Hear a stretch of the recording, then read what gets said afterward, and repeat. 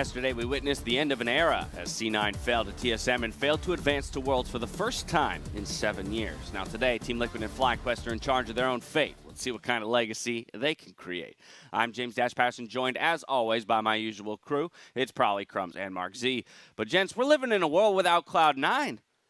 And I don't know if that's the world I want to live in, Dash, where the most dominant spring champion doesn't get to make it to Worlds. Feels bad, but alas, the better teams improved, and we'll move on. Yeah, I mean, I definitely agree that the better teams moved on, but when you just look at how good they were earlier on in the year, it's insane. 35-2, they lost 2 games, one regular season, one in postseason, and then they won the first 9 of summer.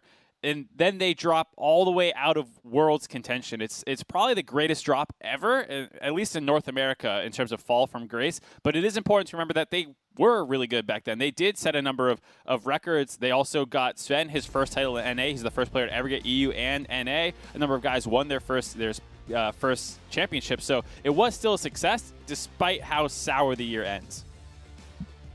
I think that's the key there, right, is that it did end on a sour note, but it's good to reflect on all of the dominance that Cloud9 did display throughout the year, pushing a lot of the teams that we now see in a position to represent North America in ways that maybe they would have never expected. But just reflecting on that series yesterday, probably thoughts on TSM ending that losing streak and qualifying for Worlds in the first time in 2 years.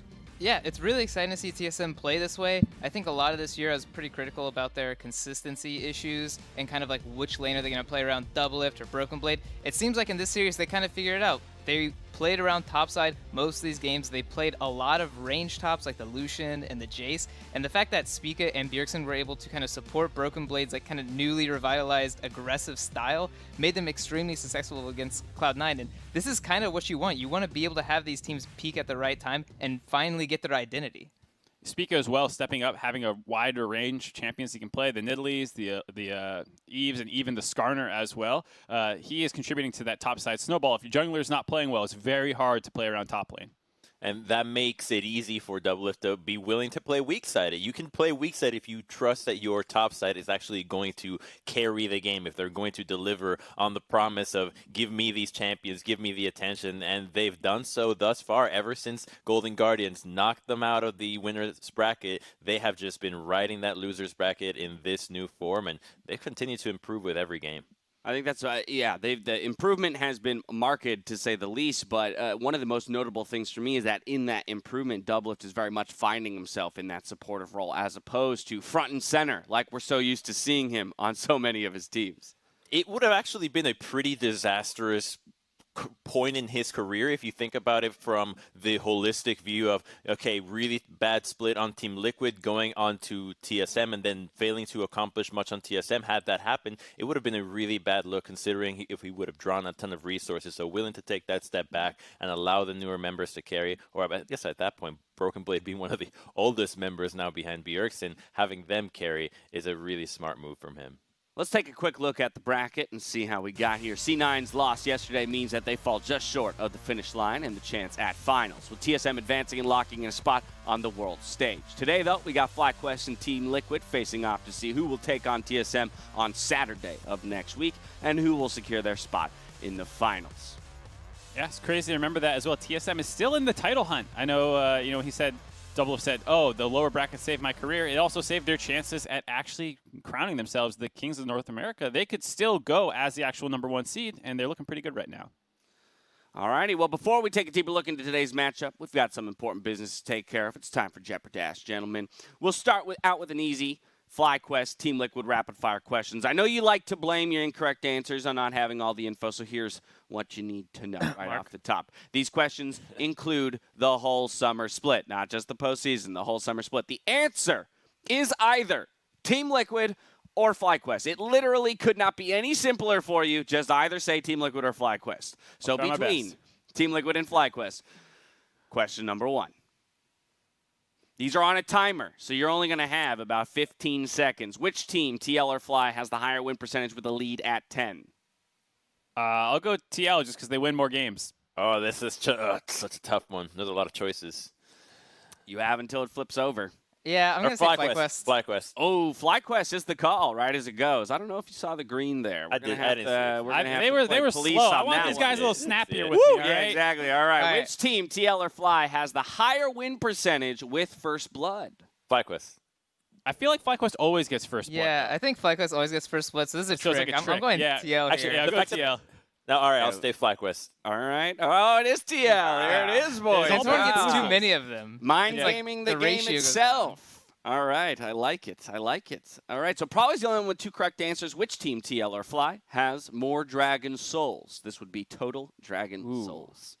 Since this is full split, right, including Yeah. regular season, Yeah. so go Team TL. Liquid had really bad Dragon Control for a while. It's got to be FlyQuest. There Fly it has is. just played more games. They have played so many more playoff. They have played more playoff games. That's another one I like. I was thinking that they Crumb's were calling bad out in there. the Yeah, middle of the I think they were split, bad yeah. at Dragon Control. Or Which I think TL was team bad then. has a higher Baron percentage?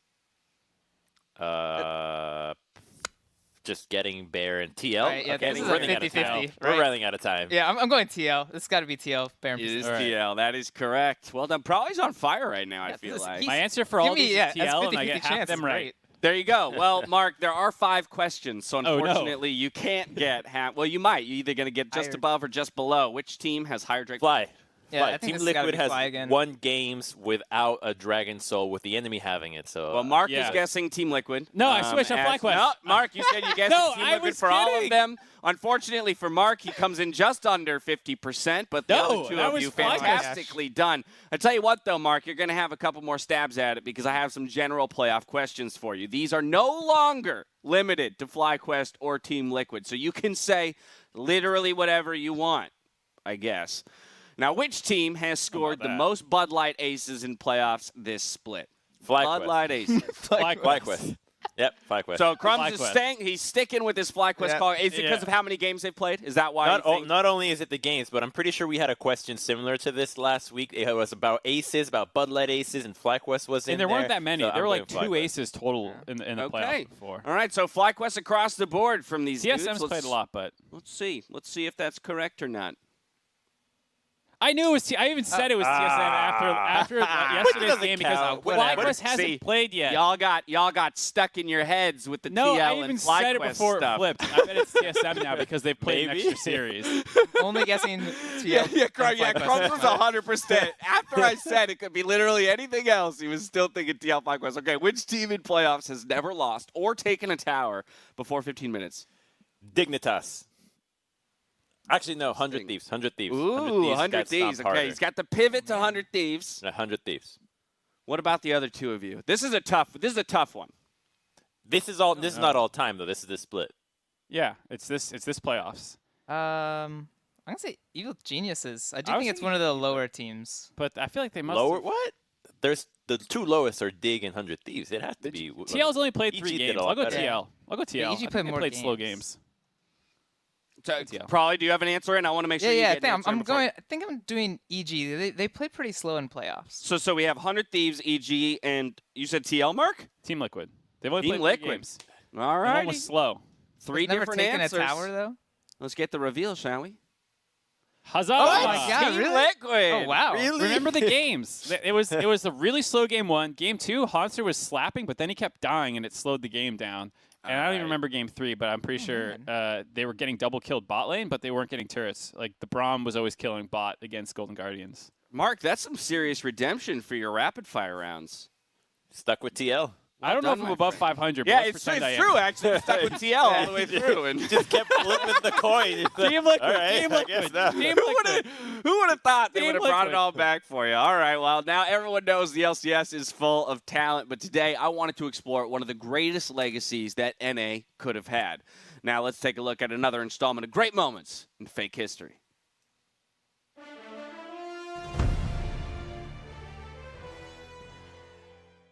In the spring 2017 finals, TSM went up 2 games against Cloud9, but Cloud9 fought back and took TSM to Game 5.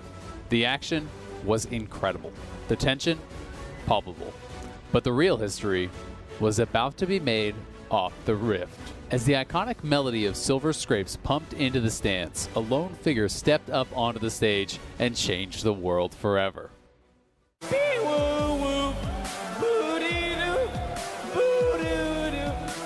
It's said that for those in attendance that day, there was a tear in every eye and a hand over every ear. Mark caught the attention of Glenn Goldstein, the producer behind such hits as the American National Anthem and Who Let the Dogs Out. He knew a once-in-a-generation talent when he saw one. With Goldstein's help, Mark would become an instant sensation, and his cover of both Silver Scrapes and later Ed Sheeran's The Shape of You would rocket Mark to the top of most charts. But it wasn't all champagne wishes and caviar dreams for Mark, and as his fame in the music world increased, tensions rose within the LCS, as Mark attempted to split his attention between music and League of Legends. Mark would only allow his correct predictions to be aired, demanded at least one nap per live segment, refused to analyze any game with Umbrella Nomicon in it, or a fifth pick Renekton. Mark's increasingly ridiculous demands put strain on his friendships and the State Farm analyst desk. It became clear it was time to part ways. Now going by the Mark Z, Mark went all in on his stream. But after a series of flops, he discovered his producer had been embezzling his money. Zimmerman was broke. Never one to admit defeat, Mark picked himself up and vowed to work his way back to the top. He got a gig working on the Emerald Lounge on the Carnival Cruise Line, allowing Mark an opportunity to do what he loves, perform. As for the LCS, well, turns out Mark leaving was just about the best thing that could have ever happened to the broadcast. Viewership tripled, advertising dollars quadrupled after the league became sponsored by the US Mint, and LCS teams, well, they won a record straight 5 World Championship titles. Sing along with me. This has once again been great moments from fake history. Mark, what are you still doing here? Didn't you hear? If you weren't here, I 5 love the straight idea. worlds. Parallel Universe Mark has a great idea about demanding naps, and I'm gonna take one right now. I've agreed that's a great ask out of my producers. I'm taking a nap. I'm over it. Oh, what could have been. Forget What that could have been segment. here in North America. Mark's going to take a nap. We're going to take a quick breather. When we return, you'll see us here for more LCS Countdown.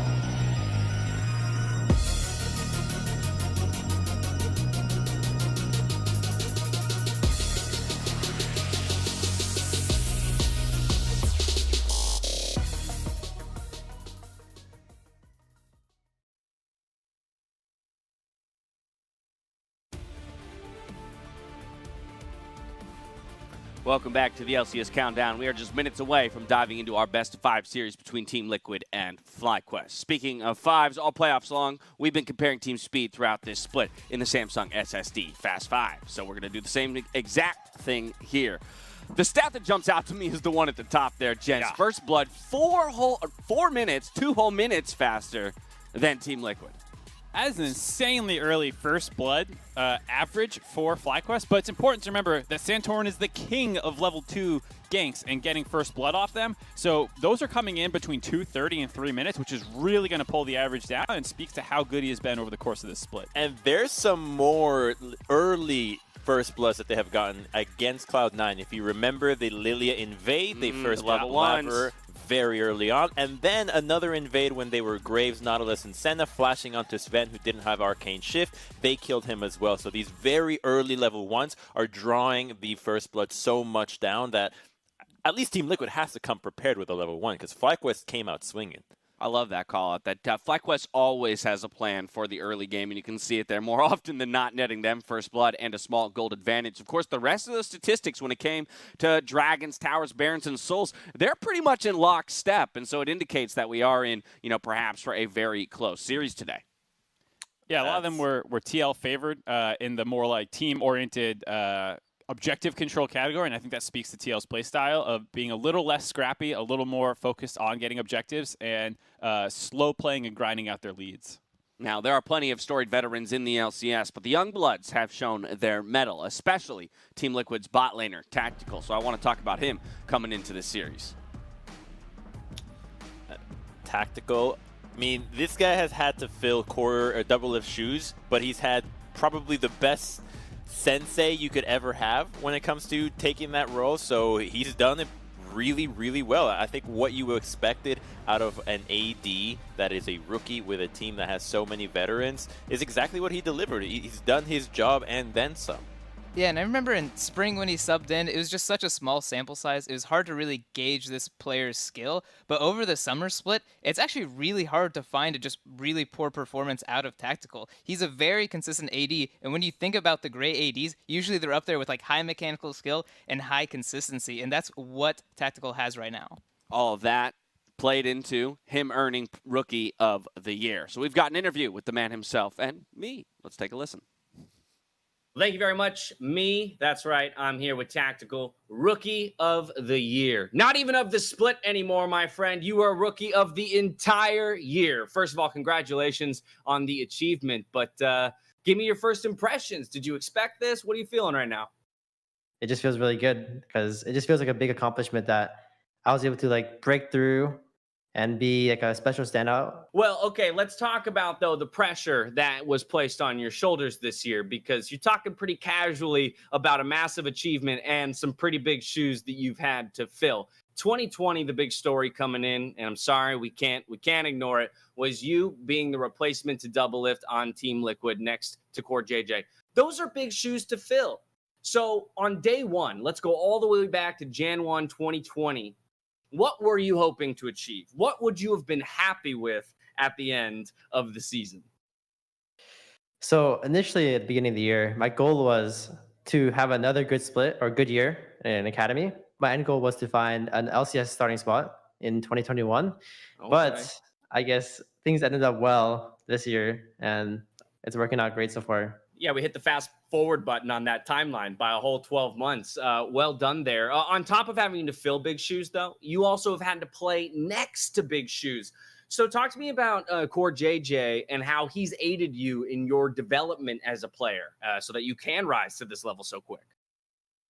So I think he's very patient, nice. He's like the perfect teacher almost. He's like really good at explaining how he thinks about the game or his thought processes. So it helps me line up our ideas together. And I think a lot of times we agree on most situations. So it doesn't take that long to come to a good conclusion between us. Fair enough. Fair enough. Well, you know, when we talk to rookies all the time, we're talking about the veterans next to you, right? And I'm sure, you know, hey, some credit where credit's due. They're experienced players, and I'm sure he's helped you learn. But I don't think often enough we talk to the rookies about what effect they've had on the rest of their team. So as one of the, younger guys in the league, as one of the, the fresh blood, how do you feel, NA is going? Like, what is your goal for the region? How do you hope to kind of push and ultimately grow the region, like someone, Core JJ has done? I think that I just need to bring a high level gameplay to the table, because I do think there might be a lack of like super high level gameplay overall. Maybe because I'm surrounded by so many veterans that I've been spoiled by a lot of good gameplay and we've been doing well. But I've noticed that the gap can be quite big sometimes depending on performances during games. So I want to just raise the bar of the gameplay in NA. All right. Let's talk mindset going into the weekend, though. As I mentioned, you've already locked up a world spot, but we still want to win the LCS. And to do that, we got to get through FlyQuest to make it to the finals. How are you feeling about that matchup? Because most people expected you to be going up against Cloud9 here, but we had that 3-2 victory from FlyQuest. Yeah, it was a surprise for us too, actually. We thought the Cloud9 was going to beat Fly, but since we ended up playing against Fly, I'd say our team is doing pretty well right now. We're kind of chill, so I'm not too worried. And it really just depends on who shows up. What are you feeling? Are you feeling a smash of a series, or are you thinking that this FlyQuest, who's impressed a lot of people in playoffs, is going to play you guys close? I say if we win one game, we'd probably take it all 3-0. Woo! Ladies and gentlemen, there it is. Rookie of the Year Tactical. Congratulations again, my friend. Thank you for the interview. Best of luck in your series ahead of you. 3-0 is the call. There it is. All right, dude. You have a good one, all right? All right, thank you. Thank you. All right, from here, we're heading back to the desk to intro that very match. 3-0 is the call if they take the first game. Some great insight from a very talented player and a charming interviewer. But now I'd like to dial in on today's matchup between Team Liquid and FlyQuest, where the teams hold a 1-1 record against each other in the regular season. Now, in a Verizon post-game interview after the series with EG, Solo mentioned they didn't really see Team Liquid as a threat in playoffs, Crumbs. Not at all. We were joking about how Solo. we need to make it look really hard against EG so that TL would pick us, because we knew that we would whoop TL's ass so bad if they picked us, and we'd be the freest finals run. But this is just gonna be a tough task beating C9. I think they're the best team, so we'll just have to do our best and see what happens. I mean, one side thinks it's going to be a 3-0. The other one thinks it's going to be a stomp. Somebody's wrong here. Somebody's wrong. Really wrong. Yeah. Not just a little wrong.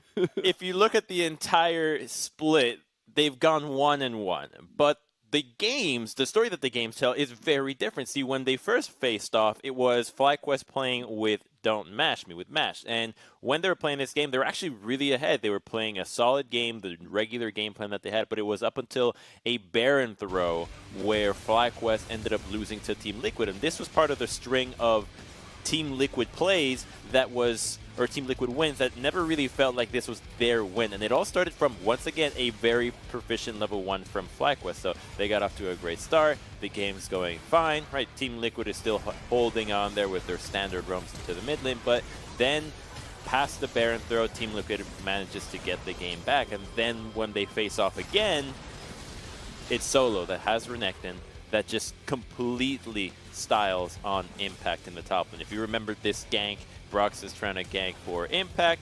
Impact dies to the minion aggro, and if you are ever playing top lane against a Renekton and the wave is pushing back after you've died to him, you can basically FF15 at that point. That's what happened here. So FlyQuest has shown to have at least some advantage against Team Liquid all season long, which is why I felt like Solo could say that this is going to be a lopsided game for them, because they have played them already and it's been fairly easy both times. Well, as you say, somebody's got to be wrong in their prediction, but I like the call-outs to all the advantages that FlyQuest might find, as well as rehashing some of that history between these two teams. But it's all about looking at those lane matchups just like we did yesterday. I had the three of you target each lane and tell me where you think the advantage lies. And while the groupings are all similar, there seems to be a little bit of discrepancy across some of these lanes. I think it's also really close. Like in a lot of these positions, it is pretty right next to the middle. But I think in general, it feels like top lane and top side of the map is going to go a little bit in favor of FlyQuest, and bot side should be a little bit in favor of Team Liquid.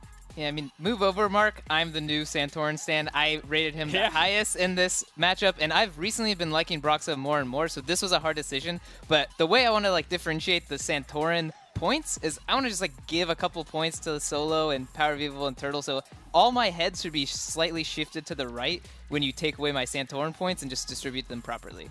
Right. So your point is that Santorin's effect over Bumps Broxah everything. actually bumps all of his lane performance. In TL's isolation, I think like Core JJ and Tactical can outperform the bot lane. Same thing with Jensen versus Evil in isolation. But this game is not played that way. I think Santorin's going to make his mark. But if Santorin is shut down, I do expect these lanes to start going in TL's favor.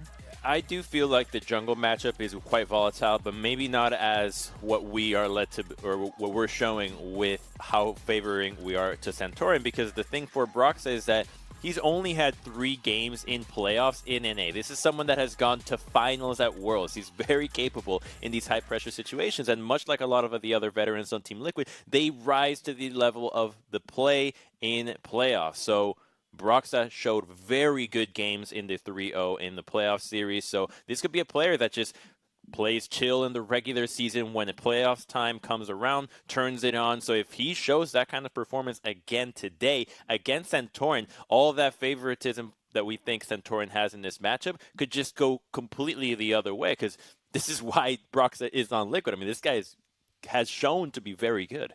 Yeah, Mark, we talk about advantages topside for FlyQuest. Let's go to the mid lane, where it seems to be the most contentious, perhaps most even in terms of the matchup.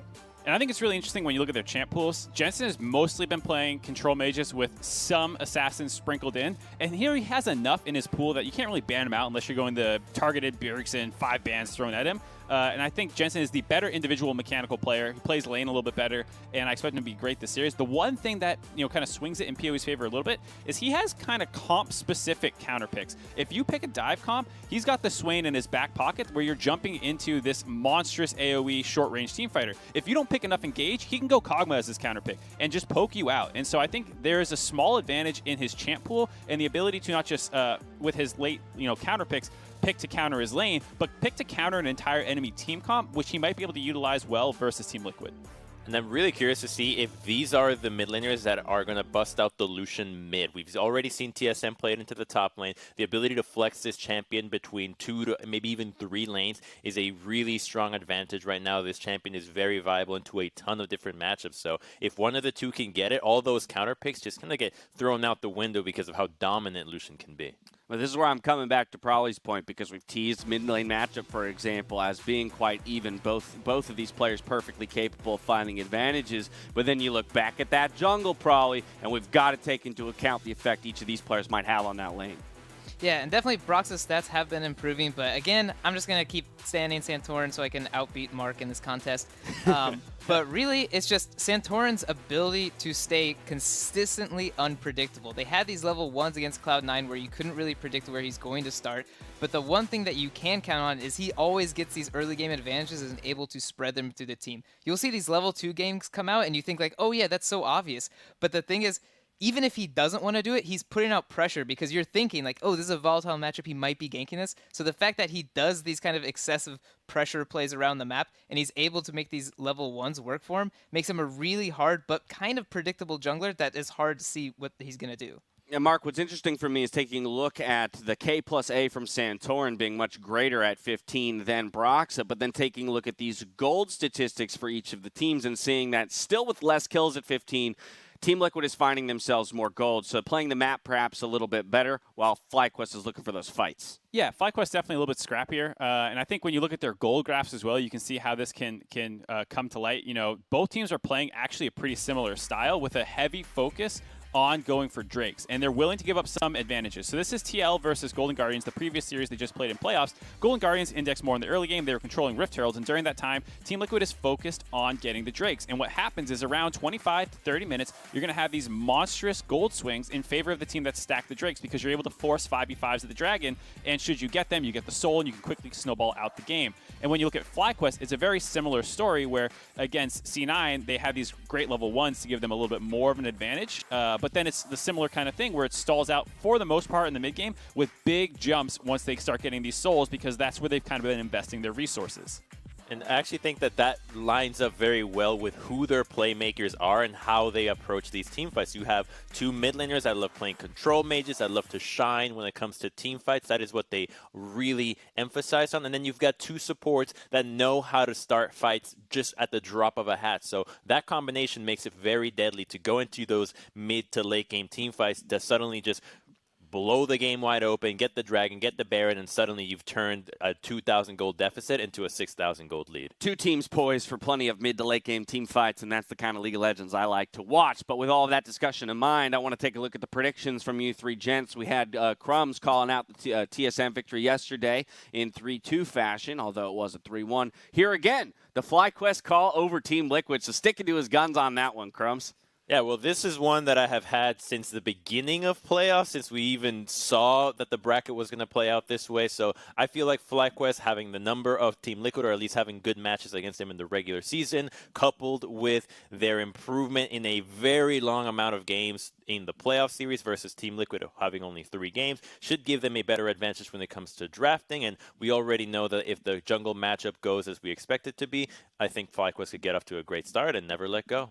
All right. Well, Prolly and Mark are going with the sure thing, the predicted winner of the series. Being right, FlyQuest, you the know, call I can from only Crumbs. say Team Liquid. Yeah. There it is, exactly. Let's hand it We know over what to happens when freaking you don't. Azale It's worked.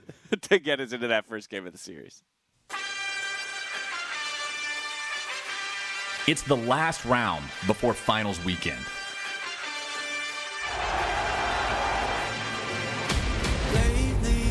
FlyQuest, they came in second place back in spring, but that was Cloud9's split.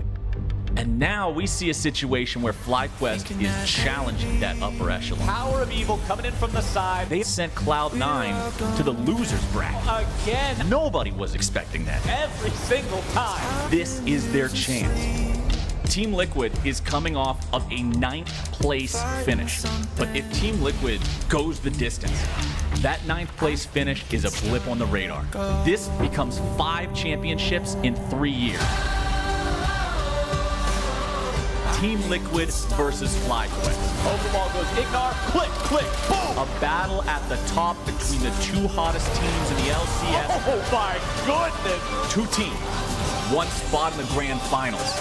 Concert is deleted by Broxer and Impact. Team Liquid looking so clean.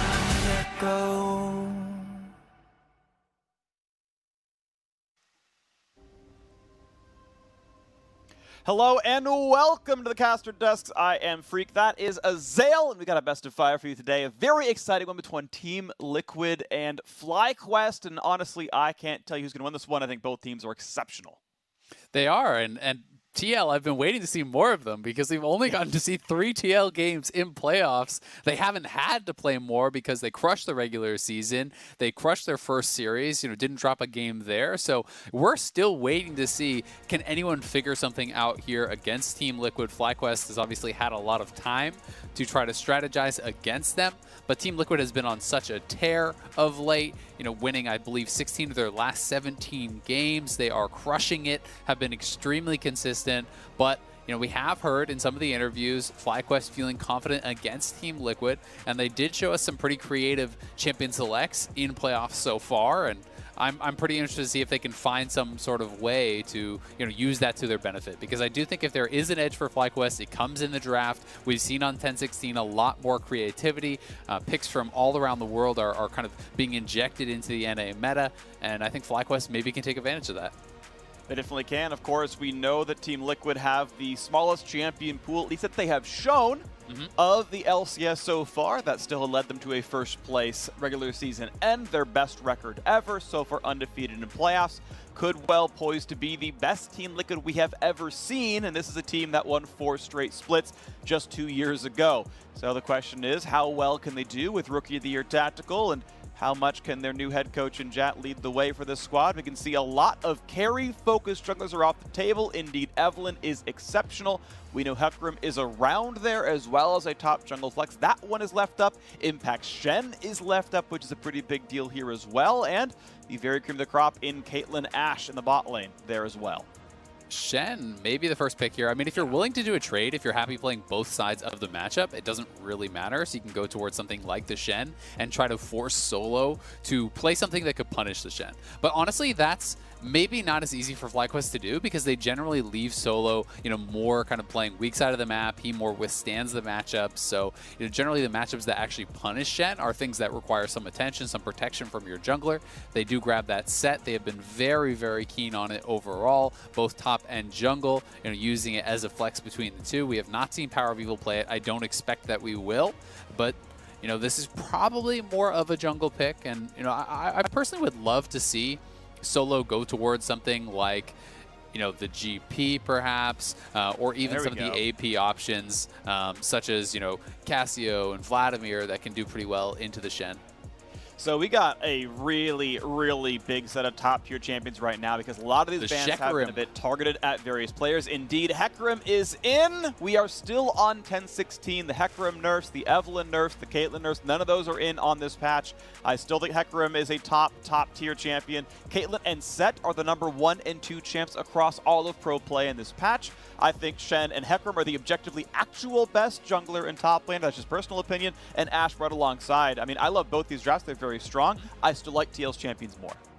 And this is a new pick for TL, so we'll see how Broxah is going to be able to pilot it. It's a lot about not just those picks in isolation, it's about the combo. Shen Hecarim is a very, very powerful backline diving combo, so I'm going to be interested to see if TL wants to draft more dive alongside them. You ult into the backline with the Hecarim, the Shen stand united on top of you. You get right on top of the AD carry, fear them up with the ultimate into a taunt. That can be a very, very tough combo to deal with for Wild Turtle on this Caitlyn, and that is kind of what they are looking to do. I will say though, generally speaking, Hecarim needs to stay ahead of the pace of the game. A Hecarim playing from behind, it's generally pretty difficult to succeed, so we may see Broxah trying to really power farm because Hecarim does have a great clear. I like the Morgana ban here though. There is not parity in the picks and bans, as we have potentially jungles match, top lane for TL, support pick for FlyQuest, and they could ban out the Tahm Kench here as well if they want to deny some more of those safety style picks to be paired alongside that Ashe. But you could also be worried about something like a Bard if you wanted to deny playmaking, but will be the Tahm Kench. Alrighty, so yeah, defensive bans coming through right now, and one thing I look at the TL squad is that they are very physical heavy. Shen is a physical damage top laner. Obviously, Hecarim and Ashe are the same for their respective roles, but thankfully for Jensen, he's number 2 in damage share for all mid laners in playoffs so far, so obviously he can easily bring in a magic damage mid laner in case you're worried about FlyQuest frontline stacking armor. Most likely Santor and Sett can be pretty good right there. We'll see what their top lane counterpick is going to be, because at this point, as FlyQuest see 2 top lane bans against them, they can counterpick top, and they can wait and counterpick mid here as well if it's important to them, as they dropped off the bans to make sure that Caitlyn Thresh can be an unanswered bottom lane. Could look very good in the laning phase for FlyQuest if they play the draft right. My guess is they just go Ornn. I do think that you could go towards a Vladimir or something like that, but I'm not sure that they're willing to play that sort of a style. It's more of a step away from the kind of picks that they have been comfortable in doing. Mordekaiser and GP are the 2 strong matchups into Shen that FlyQuest has already shown, so that's why those are getting banned out. But it is going to be the Azir blind, so FlyQuest obviously has some sort of conditional counterpick. They want to see what else Team Liquid has in store before they do go for it. And that is going to be pretty interesting, but I will say I'll be a bit disappointed from FlyQuest if it's just like a last pick Renekton or Ornn and you showed your mid lane for nothing. Well, it looks to me a lot of this like it is FlyQuest really trying to push down Team jungle as champion pool. Yeah, I mean, could easily happen there as well. The set can still move, so they want to wait for that one a little bit longer on top of this, especially if it's a spicier pick. But, they banned out all the big popular impact champions outside of the Shen, which he's been playing more recently. They banned out Broxah's 2 biggest champions. They took away and banned away Jensen's top 2 here as well. Going to put him onto his second Akali game of the year. He played it before the buffs, just before playoffs, and now brings it out again in playoffs in their most important match so far this year. And it's going to be buffed Akali, which we have seen do very, very well across the world. It's a good champ. It really is, and we did see a pretty impressive game from Jensen in his Akali game. He was 9-0-8. It was against Immortals. I will say, in that game, despite Jensen having an incredible individual performance, Team Liquid did look less comfortable, though, because it was such a different style, right? They didn't have that Azir or Orianna to kind of play front to back. It is a different style of game that you have to play out. It's not just the change from Jensen, but Jensen was fantastic with the flanks in that game, finding good angles to get towards that back line. And it is, in fact, going to be that last pick Ornn here. So I will say I am pretty disappointed with the pick order from FlyQuest. I do think that there's no reason you can't just blind that and then allow Power of Evil to get a more preferential matchup. Perhaps he would have preferred the Orianna or something along those lines into the Akali. It does generally deal with the Shroud a lot better. So yeah, that is something to consider, but good playmaking on CoreJJ. He's going to be over on that Blitzcrank. Blitzcrank Thresh is an interesting matchup. You can actually try to time your hook. When Thresh goes for a hook, you can hook in the Thresh and actually target him. So a lot of playmaking ability here, a lot of engage and dive for TL. They are moving outside their normal comfort zone in this first game against FlyQuest. All right, well, champs are locked in. Jensen, the LCS leader in most games played on Akali. We're getting ready for game one. Let's get it started.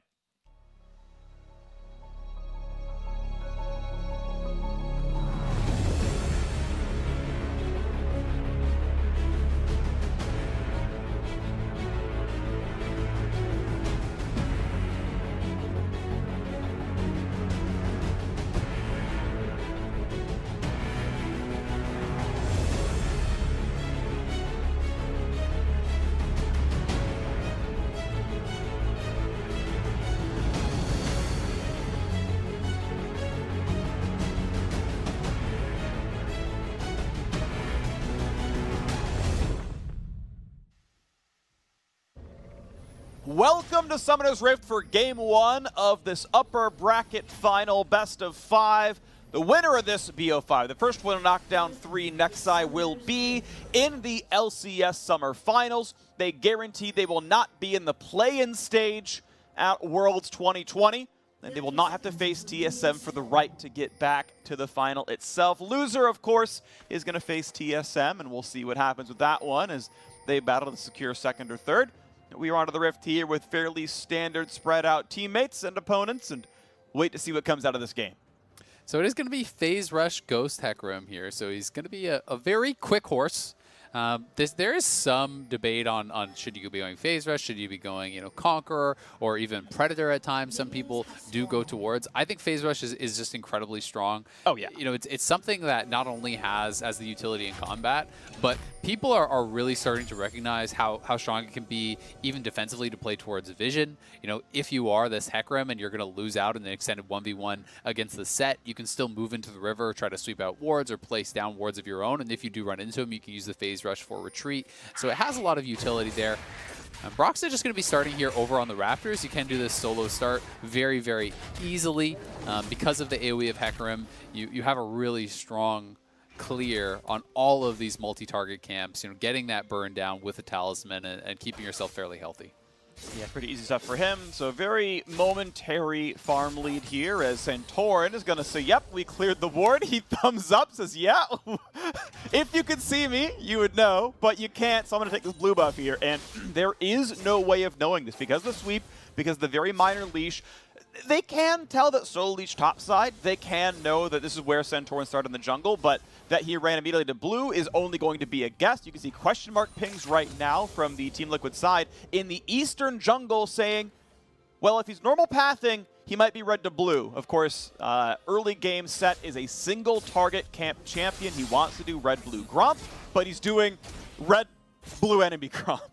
So something that I really want to point out here, so FlyQuest has been so good with their level 1s and their pre-game planning. This is another instance of that because as you say, not only is it that you would have to guess on the side of TL where he was, they had a ward in the Tribrush in the river that would have actually covered that path. And then at the timing where Broxah could have snuck around that ward and gone down through the bottom lane Tribrush up towards the blue buff, Ignar moved out of lane immediately to put a ward there. So they knew exactly where Broxah could have come from, what timings he could have been there at, and because of that, Santorin has full knowledge that he stole away those camps. All of his camps are still remaining, and they will get a significant lead off of, again, really smart pathing from Santorin, really clever early game planning and warding. Yes, those wards did not come into play this game, but they had both sides, both exits and paths that Broxah could have possibly used, and that just speaks to how intelligent they are with these early game jungle starts. And Team Liquid don't technically know yet this has happened. They still have not seen those two camps or seen any wards in Santorin. He will figure it out eventually, and, you know, it's not like he's down in camps, right? Brox has gotten a recall off and is down at most one camp. Now sees they're gone and says, hey, at some point this guy around took my top jungle. He's got his chickens back. The Krugs are coming fairly soon. This is not going to be a death sentence for Broxa. He's, again, down a camp while getting a recall off. He's totally fine overall, but this is the state we are in right now where Santorin got to get the camps he wanted. And the lead will extend from here, right? You know, once you clear out these camps and you start having nothing to do as the jungler, that is when Sett is going to be pulling ahead, because Sett is going to have extra camps remaining on his side of the map. He also has more options on where he would go. But Santorin still not recalling. He's actually just sneaking down here on the bottom lane. They didn't see him with Hawkshot. This is the play. This is the play. Can they get it? No. But it was a nice try. There's maybe you flash play and Hook. They're going to go for the flash stun. They're going for every play right now to CoreJJ. Hook is down, though, which means all they're going to get is his flash. Couple of autos won't gonna land. Wild Turtle cannot land the Q on his target, and CoreJJ will walk out, only burning flash and heal for 3 summoners on the FlyQuest side. Yeah, very well done. They're able to survive that gank, but I still think it was a worthwhile attempt from FlyQuest, because had that Piltover Peacemaker actually connected, I do believe it gets the killing blow on CoreJJ. So, you know, very aggressive pathing here. You know, unlikely that you would expect Sett down there at that timing. They didn't spot him with the Hawkshot. They didn't really know where he was, and he hadn't even recalled yet. So, you know, does get a little bit of a farm advantage. Is able to blow some of the summoners down there. Yeah. And critically, you're still going to be pretty happy with the trade overall, because both the flashes are available there for Wild Turtle and Ignar. And this is going to mean CoreJJ can't really play aggressively or posture aggressively whatsoever in this 2v2 now. I do want to point out that it feels like there was some level of miscommunication on the FlyQuest side, because if you have 3 forms of CC with, you know, Sett and Thresh and the exhaust, a Caitlyn trap better land at some point, and it felt like none of them ever did. So I'm not sure if they were on cooldown, if they got pulled out of range or what, but I would have liked to see that happen. If he lands a single trap, Core is always dead. So unfortunately that one. Regardless, we can take a look at the various lanes. As you mentioned, the jungle difference will grow over time. Santorin got a gank off and his own first recall, and he's up a camp right now with very little left for the Hecarim to do. He'll cycle back to his chickens pretty soon. In the mid lane, we've got equal farm between these laners, both of them level 6, and in the top lane, pretty much the exact same boat here. So very, very close game 1, somewhat as expected. And we'll see if FlyQuest, who are the kings of First Blood, can get that happen in this game again. So something interesting to note about this mid lane matchup is even when Akali goes into the Shroud, you know, if you hit her with your Q, it does give you that little shadow reveal, and then you can actually try to auto her by autoing a minion and then having the soldier stab through in that small line AoE to actually connect with Akali. So, you know, there are some ways to attack the Akali with the Azir in this matchup, even when she's in the Shroud. Akali also has to be worried about any potential Azir ultimate to scoop her out of the Shroud. FlyQuest, though, on this Dragon, looks like they'll be able to finish it before TL gets here. 4v4, Jensen just TV'd back in, and they're going for the play. We've got Shen coming to the top as well. It's going to be a 5-on-5 already. Brox getting low, though, has to get right back away as more healing comes through, but now the Ornhorn signals is going to find one target. Core cannot get away easily. Hooks in one, gets some health. It's going to be first blood in first for FlyQuest. Solely needs a single auto attack and cannot get it. He flashed in and could not find Broxa. So it is a 2-for-1 as Team Liquid have found a second kill in this fight, and now FlyQuest are forced one away. Power of Evil does get himself back out, but it is 2 deaths, Santorin and Solo both dropping in the FlyQuest side. Broxa with just a hair of HP there, barely able to escape. We'll see if Jensen can sidestep this hook. Good hook from Fog. Going to be an easy flay set up there as well. A lot of CC. Jensen tries to jump backwards. 2 autos will kill and turns invisible just in time to walk away, but that is TP down. No easy way to sustain that one. It did seem like Impact had a misclick on this because he actually ulted the Blitzcrank, I do believe, instead of the Hecarim who was diving forward. And I think this fight could have looked pretty different had he had the ult. Yeah, there's the ultimate right onto CoreJJ. You want that on the Hecarim. I mean, the Hecarim is diving the backline. Immediately, Broxa is pushed out because he doesn't have that Stay United. And there's also not a good position for Impact to get that immediate taunt off. So FlyQuest go forward. A good turnaround, though, from TL. Broxa barely able to escape that last auto attack. Not quite getting enough damage down to finish him off. And Tactical and Jensen were getting a lot of damage out in the meantime. So TL come away from that with a slight gold advantage. But first blood on the Azir. Dragon over to FlyQuest. I think they're going to be pretty happy with it. Yeah, the Dragon is actually pretty good for the early game as well. When your they have arrow. Are longest. Good flash by Turtle, gets it down in time, and now Team Liquid, can you be answered to? There's the flash in for the flay. Tactical is slowed, exhausted. Nice stun coming through. That's going to be 1 kill, and CoreJJ, will it be the next one? About 3 seconds of the next crowd control is up. Core is still running, and they want this dive. There's the flay, there's the punch, there's the 2 kills in the bot lane, and FlyQuest strike back. Great job there from Ignar, finding the flash flay. Yes, the flash was forced off of Turtle with a really nice arrow there from Tactical because he hit level 6 on the timing. Ignar was not with him. But because TL went aggressive towards Turtle, trying to exploit the fact that Ignar was in the river, it gave an easy in for FlyQuest. Santorin was pathing down there. Ignar finds the angle with the flash flay plus lantern. And once they're up on top of the Ash, as well as that flashless splits, just not much of an option for them to really turn around and fight that. Damage back and forth, grasp created by both top laners, and ultimately Impact gets some decent damage with Demolish. Of course, Ornn is not terribly threatening, gets to knock down a turret plate up on that side of the map. I believe that is the first turret plate of the game, which Impact graciously got for himself up there after TPing back the top lane. After that bot lane fight, close game overall, 100 gold separates these teams. A bit of extra farm on some sides, and you can see 11 CSD in the top lane, answered a little bit now. As the second round of the jungle camps are up, blue buff is here, delayed a little bit, but will be handed over to Jensen. Gotta say, it does feel good to have blue on Hecarim. Just doesn't need it quite so badly on Akali, but it's still gonna help the lane. The energy regen, I think, sometimes is underrated on these types of champions because Akali does, until you get presence of mind stacks on Akali, your energy is pretty low, and you don't always have the ability to kind of spam out the Qs to actually match the wave clear of someone like the Azir. So this is going to help him out a fair bit, and Broxah should be okay without that mana. He has some flat mana from the Sheen he purchased early on. It's also going to help his burst, and he is over on this Rift Herald, but has been spotted by a ward. I don't think he knows that's there, though. I think he tried to sweep for it. We saw him walk back and pop Squire's Bloom, but it might not matter. Ignar's around, of course. This man roams 24/7. Tactical's actually already left the bottom lane, so bot lane is going to have no one in it, and Teal's going to have to answer for this. There's an entire wave or two it's going to be lost. It's going to be an easy turret plate for Wild Turtle. They can see Jensen. They, of course, can see Broxah, so they know he is safe. They know only eventually the bot lane can show up, and so Turtle is going to get 2 plates for this one. The actual cannon is gone. And Team Liquid roamed Ash up to maybe contest for the Rift Herald and lost about 2 waves and 2 plates because of it. Yeah, exactly. When you actually add up all the gold that they lost from the waves, plus the experience that they lost, plus those 2 plates, you're expecting to get about 2 plates, 2.5 plates with that Rift Herald, but Turtle has already gotten that in solo gold on the Caitlyn, so to me that's already more valuable. Then when you add in the cannon and then the experience and from the minions that was actually lost, I think it becomes even more so. Yes, there's that little bit of gold you get for killing off the Herald, but unless TL can get more, CoreJJ. A lot of CC, pretty easy hits there. Flash over the wall. Hook is going to pull in Santorin, but he's going to be tanky. Puts on the shield. Shen coming back over. That means the flash away to stay alive. Health bar low. No more CC available onto him. Santorin's going to just get away from this one. Ultimately trading cooldowns back and forth. And the Shen ulti, by the way, was canceled.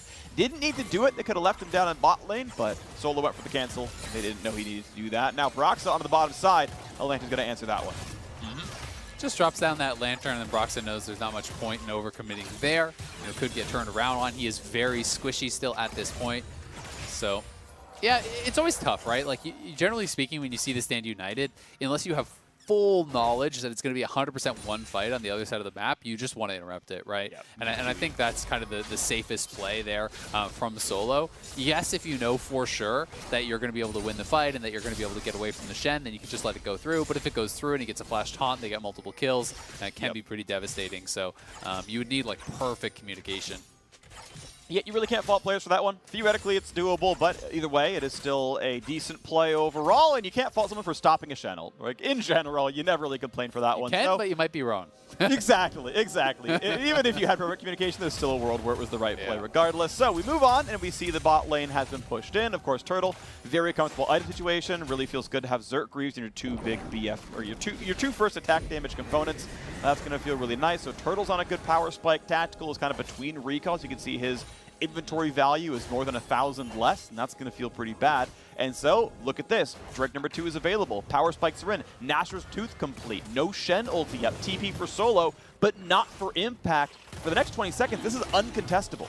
Yeah, and TL actually committed the Rift Herald there mid lane to try to get priority on the Dragon Pit, but they're still just going to lose the Dragon. So you're not able to actually get really much of anything from that. They did get the 2 plates, of course, and that was danger. Jensen. Oh my gosh, he predicted a flash or a jump backwards, and that is such danger. But Turtle's going to stay alive. Arrow on the front line, Aftershock turns off. Here comes the dive in the back line. Nice double stun comes through. Can they keep him alive? They dunk one more as well, and Turtle just cannot be caught. The shell of his team is too strong. strong. Ignar gets away with the flash as well. Summoners are burned. Flash is the same, but it's another kill for FlyQuest. Wow, very close to taking down both of the FlyQuest bottom lane, but they get neither of them. And the Stand United being forced earlier ends up being so relevant there.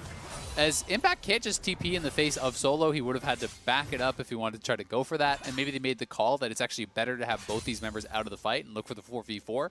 But in the end, FlyQuest gets another dragon here and does get away with it, not losing anyone in the process. So very well done by them. And a really pretty interesting stat that I actually found, while digging a bit into Dragon Soul, is that all of the 4 remaining playoff teams coming into this weekend, so TSM, C9, as well as FlyQuest and TL, none of them have lost a game where they have a 3-0 Dragon lead. And FlyQuest is approaching that. It's obviously partially due to the fact that if you're able to get access to the Dragons, you may already be winning. But it's also, I think, due to the fact that Dragons force you to take fights that you don't otherwise want to take. But we'll have to pause that as TL may have found a pick here. All right, Ignar plays backwards. Aftershock gets some durability. He is flashless, though, and still being chased. And a 1v4 is not a kill you can give away. Jensen gets to secure the last hit. The team stops hitting. And 300 more gold in the mid laner there as Jensen's got a good start. 2-0-1 on Akali. I gotta say, that is a weird place for him to be. Like, look at where everyone else is on the map, right? Turtle's going topside, and maybe he was trying to get some vision down for the Ornn before the lane swap came through. But it does seem strange with Dragon not up for 3 minutes to actually be playing around in that river without vision, with no one from your team even on that side of the map. So gives up a pretty easy kill over to Jensen, who is a very dangerous person to be giving kills to. If Akali gets too far ahead, you can really dominate the game. Talked about the fact that Jensen was popping off in his last Akali game against Immortals. You do not want to put him in a position where he can just one combo your backline. TP topside.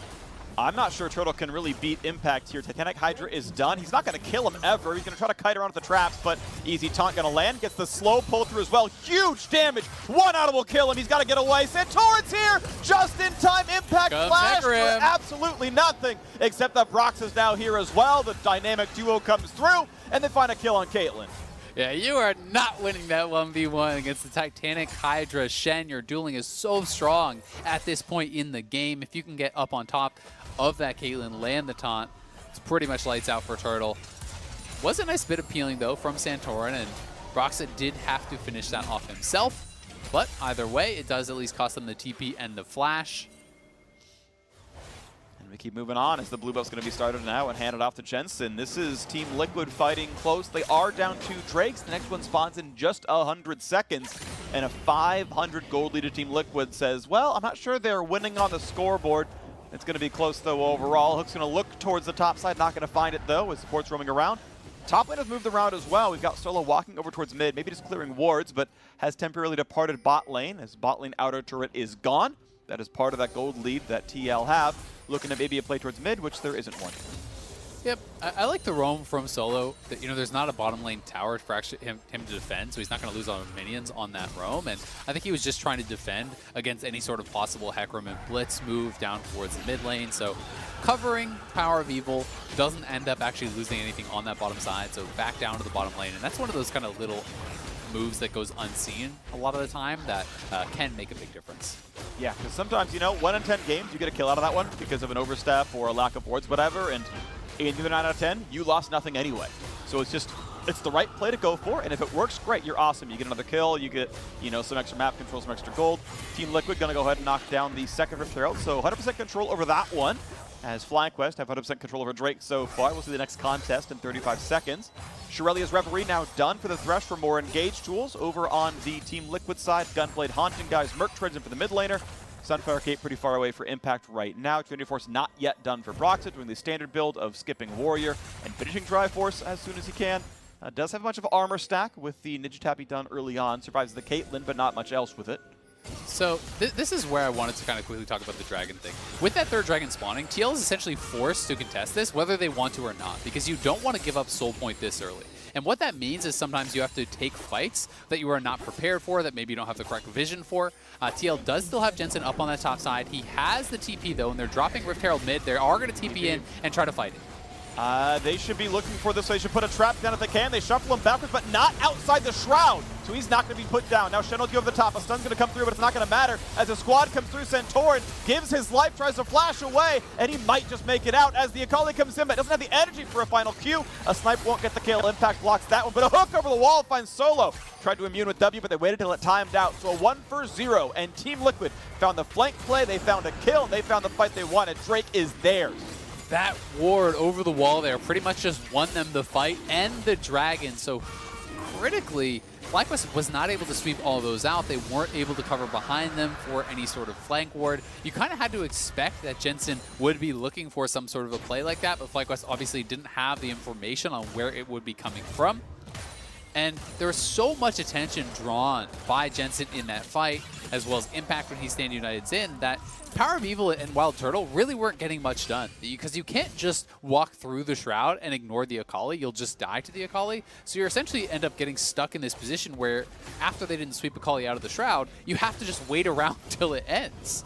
Which means that Tactical and Brox and everyone else on TL is really getting a lot of damage out during that time, and you're pretty much doing nothing. Alrighty, well, now you've got Team Liquid feeling really comfortable, though. 2,300 gold lead. All 3 outer turrets got claimed. You know, we had a stat that said, hey, there's a team in playoffs that hasn't killed or lost a turret all playoffs long in the first 15 minutes. That was Team Liquid. I believe this is still the case. The turret died after plates fell by quite a bit down in bot lane. Mid fell, top fell, and look at this. Look at the gold lead, 2,500, feeling very comfortable now. They're not worried about Dragons anytime soon. They are stacking the Infernal Drakes, and FlyQuest have to know about the comeback in this game. They do. FlyQuest does have really good scaling, though, and good 5v5, so they have the ability to sit back and to withstand some of this. You know, Team Liquid is miles away from a soul, so that is not yet a concern. But we will see if TL can continue to extend the advantage, because they have incredible dive, incredible engage. If you can actually find Turtle, you know, pre-QSS, he's basically just dead to any sort of an Ash Arrow or engage that does find him. With Hecarim Shen combo going in, Akali to follow that up, it is really tough to itemize, you know, appropriately to survive both, because without any MR, you may just get one-shot by the Akali, but at the same time, you know, things like the Hex Shrinker aren't going to really help you out that much against all the damage that Hecarim can put through. And we'll see. I mean, backline access can always be scary, and sometimes people get bursted out, so we'll see what they can do about this one as we look around for the next part of this game. Of course, it's 21 minutes in, so Baron is alive, and that means Team Liquid, who are in the driver's seat now, especially for JJ. He sounds the horn. He walks into the jungle. Wow, look at that. He actually did sound the horn. I was like, are you ahead of me? What's happening here? No, I was like, I mean, just he was a car. Like, it was there in the driver's seat. Then I saw like a car skin, and I was like, well, he's got a horn when he presses W, and then he did it, and I was like, yes. Is that like the caster blessing, the opposite of the caster curse? Yeah. You will press W at some point, Core JJ. I got it right. He pressed his buttons. He's a witch. Special. All right. Well, we have put some words down. Team Liquid into this 1-3-1. They are looking for an Ash Arrow, perhaps, over on a Turtle. Remember, no QSS, no cleanse, so Ash Arrow can be pretty devastating. But for now, it feels like they're pretty happy to just move out into this 1-3-1, and then when someone answers the side lanes, they can move in and get vision. They see Azir up on that top side, so TL move Jensen down. They have a 4-man squad around Baron, and this is kind of the advantage that they are trying to get. By forcing people to answer those side lane waves, they know that they have a numbers advantage, which nets them vision control. And this is kind of that slow, methodical gameplay that TL is very well known for. They're really good with their vision control. They're really good at slowly squeezing out small advantages and generally just playing very risk averse. So they often kind of put the pressure on their opponents simply by, you know, not giving up big mistakes and saying, all right, you need to force something. You need to be the ones that make something happen. And then from those positions, TL usually just wins the team fights. Yeah, I mean, honestly, in the number 1 and number 2 CS per minute players in the LCS are Team Liquid's mid and bottom laner. They are pretty far ahead of everyone else for 3rd and 4th and beyond, and like this team just farms very well. They earn all their gold. They contest once they finally have to, but they are very consistent. Risk-averse. Yeah. I mean, both things, really. They're risk-averse and consistent about it. That, you know, they end up making the right choice in the long term, and they end up coming out ahead. This is, again, Team Liquid off their best split ever so far. This is sort of objectively true when you look at records. This is their best split ever. And they're coming off of a beginning of an undefeated run through playoffs so far. They're looking at a 4-0 so far as a road into the finals. We'll see if that's going to continue on, but it may well happen here. As next Drake spawns in 30 seconds, this is the TL game plan. Since the last Drake spawn, where they got that 1 kill, they finished the other 2 turrets and then waited for Drake number 4. Yep, and things are looking pretty good for them, but still, they do have to be careful because, you know, if you look for that sort of engage or flank on the Akali and you do get scooped out of the Shroud, there is a high amount of damage between the Azir and Caitlyn. There's incredible scaling there. There's a lot of frontline in CC, but Ignar gets caught out. He's just dead again. Immediately gone, no CC for the Aftershock, and that is suddenly a 5v4 at the perfect time. Goodbye, Drake number 2 is TL's. Nice pick there, honestly. They just find him moving up, try to get some vision. And they're going to get an easy kill, an easy dragon. That's going to mean FlyQuest pushed back here once more. We'll have to give up more map control. But the Orin items are starting to come through. You can see the Molten Edge there for Wild Turtle. The Large Rod picked up for Power of Evil, so he's going to be working towards a Death Cap. That can get upgraded, and you start to really erase some of that gold lead with the additional stats that Orin is going to be bringing for you. But it's going to come down to execution. TL has the ability to find a lot of picks. They have the ability to dive, to flank. And FlyQuest is going to have to be really, really careful about that because anytime you don't have vision and are playing against Blitzcrank, it is really tough to go anywhere on the map and feel safe.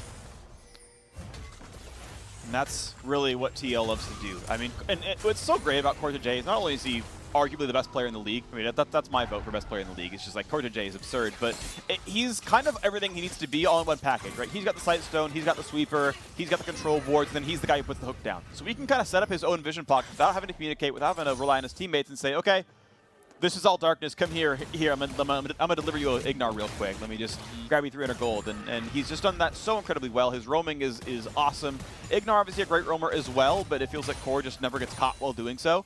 Yeah. And Ignar sometimes a little bit too far forward, and some of that is Core's vision play. Yeah, I would agree. And also, I mean, just look at the inventories on the two teams. Compare the amount of pink wards in inventory right now, right? It's a pretty stark difference. There's 3 sweepers over on TL, so they're very focused on vision denial, and they're sitting on 7 pink wards right now. 1 just got placed. You know, they had 8 previously. Should be able to back out of that no problem. But, you know, that is a tremendous amount of emphasis on vision control. That speaks to a very clear game plan, something that has been emphasized by their coaching staff, who, you know, was coaching staff of the split in summer here. And, you know, they clearly are going to be willing to drop pink wards anytime they see any sort of ward plays, you know, deny that. They're trying to really focus on keeping these big pockets of darkness, places that CoreJJ knows he's not spotted and can look for hooks from, places that Tactical knows they cannot see him and he can look for these Ash arrows. And that is really, really critical to their game plan, because if both teams can just see each other and you just walk straight forward in 5v5, Team Liquid does have, I think, a pretty big disadvantage in the comps. Farming continues on as inventories continue to fill out here. 3rd item on the way for Tactical. Leandri's done, and the Void Staff isn't too far away for Jensen. They just can't walk in, though. Like, they don't know where Blitz is, and they know that he could be over the wall. If you step forward to try to kill that, you just get hooked in, you're dead. So, like, look how far back Team Liquid has pinned them at this point. It's honestly pretty impressive, and they kind of have to wait till they see more people on the waves. They're using Santorin, which, this is pretty smart, honestly. They send in Santorin first, and then if you have Ignar behind him, instead of him being the one to check, then he can always be there with that Lantern. Yeah, put up the shield, ult if he has to, grab the Lantern afterwards. He's going to be okay overall. The squad is there, and no problems here. Level 16 in for Impact. First to do that before Solo is a bit of damage towards the front line. Broxah's looking to go. Can't find it yet. Broxah, yeah, waiting around on the wings. Jensen nearby as well. Solo's beholden himself over, but ultimately there isn't a play to be had. Tactical can easily flash out from the ulti of Solo. Nothing to be picked up there. And just waiting for the scaling to keep on going. As you mentioned a while ago, FlyQuest scaling pretty solid. We're waiting for the last few Ornn upgrades. Death Cap is maybe about 1,000 gold away till that one's in there. NLR should come in before too long for Power of Evil. And that'll be a nice one. As you mentioned, the Molten Age is done. Wild Turtle going for a lower DPS build. Just wants to get the individual autos. The ability to, like, hit Jensen once and back out can sometimes be useful, but standing and fighting, of course, nice when you're hitting a Shen. So we'll see how that one plays out over time. He's moving on towards his 3rd item regardless. And I feel like in a lot of these fights, he's probably going to be spending a lot of time running anyway. So, you know, maybe emphasizing the added range that the Rapid Fire can give you if you think that you're only going to get an auto here, an auto there, and you're going to be fleeing from this Hecarim Akali Shen combo. That can definitely make some sense. And it did help him to siege in that mid lane tower as well. You know, anytime he could just step up and get that kind of safer long range auto. So, both have their merit. Nice sidestep. Yep, not window shopping. It's a nice thing is that, it's also a mirror, that sort of planar portal, so he looks back and there's an arrow coming, sidestep. It really helps. So, like, imagine League the first person shooter. Yeah, you just get screwed over by the recall animation. This one can see behind it, the other one can't. Wow, broken. Yeah, Turtles is playing Valorant, first person. Yeah, I mean, he's Cypher, right? He's just like, oh, no, I was in the camera the whole time. I saw this coming, no big deal. We're hopped out, easy headshot, we're done. It's the right character for it anyway.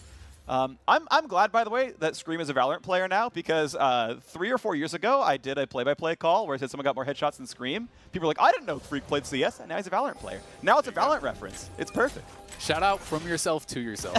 Shout out from myself to myself from the past. That's a self-high five. Which is very... It's a very you move. That's a very me move. It's Pulsefire Caitlyn, okay? It's a past shout-out. Did you hear that great play-by-play that I made? It was awesome. Yeah, and I was actually just teasing the first-person shooter that Riot made. I wasn't, actually. I don't even think I knew back then. Both on to the game, though. Yes. For a Dragon. Important best of 5. Dragon's live in 7 seconds. We're back on track now. Infernal Drake number 3 is spawning. An Impact on the other side of the fight's going to get chased out. No easy CC onto him, though. He's going to walk away, no problem. Jensen on that side of the fight as well. So FlyQuest bundled together. Team Liquid on the flanks. Melee's on one side. Melee's on the other. Really, the only ranged champion is Tactical here, and it's going to force them back into their own jungle. At what point do FlyQuest stand their ground? Slow into Impact, jump over the wall for Ignar. He's at half health. Flash for the play. The stun comes in as well. Here comes the backline dive. But enough time has been bought. A nice stun comes across from the top laner as well. Here comes the dive into Broxa. Gets feared up. Will be knocked down. 1 for 0. And Wild Turtle is healthy. He's going for Core next up as well. Gets over the arrow. Here comes the snipe. And Shen's going to save him. Is there anything more now as Ignar wants to bring the team in, but not just yet. It's going to be pushed out of the base, and that's going to be the time to push in now for the Drake number 3. Glad for FlyQuest. Comes Ornn. And Ornn is in. Solo gets an easy slow. The flash away for Tactical.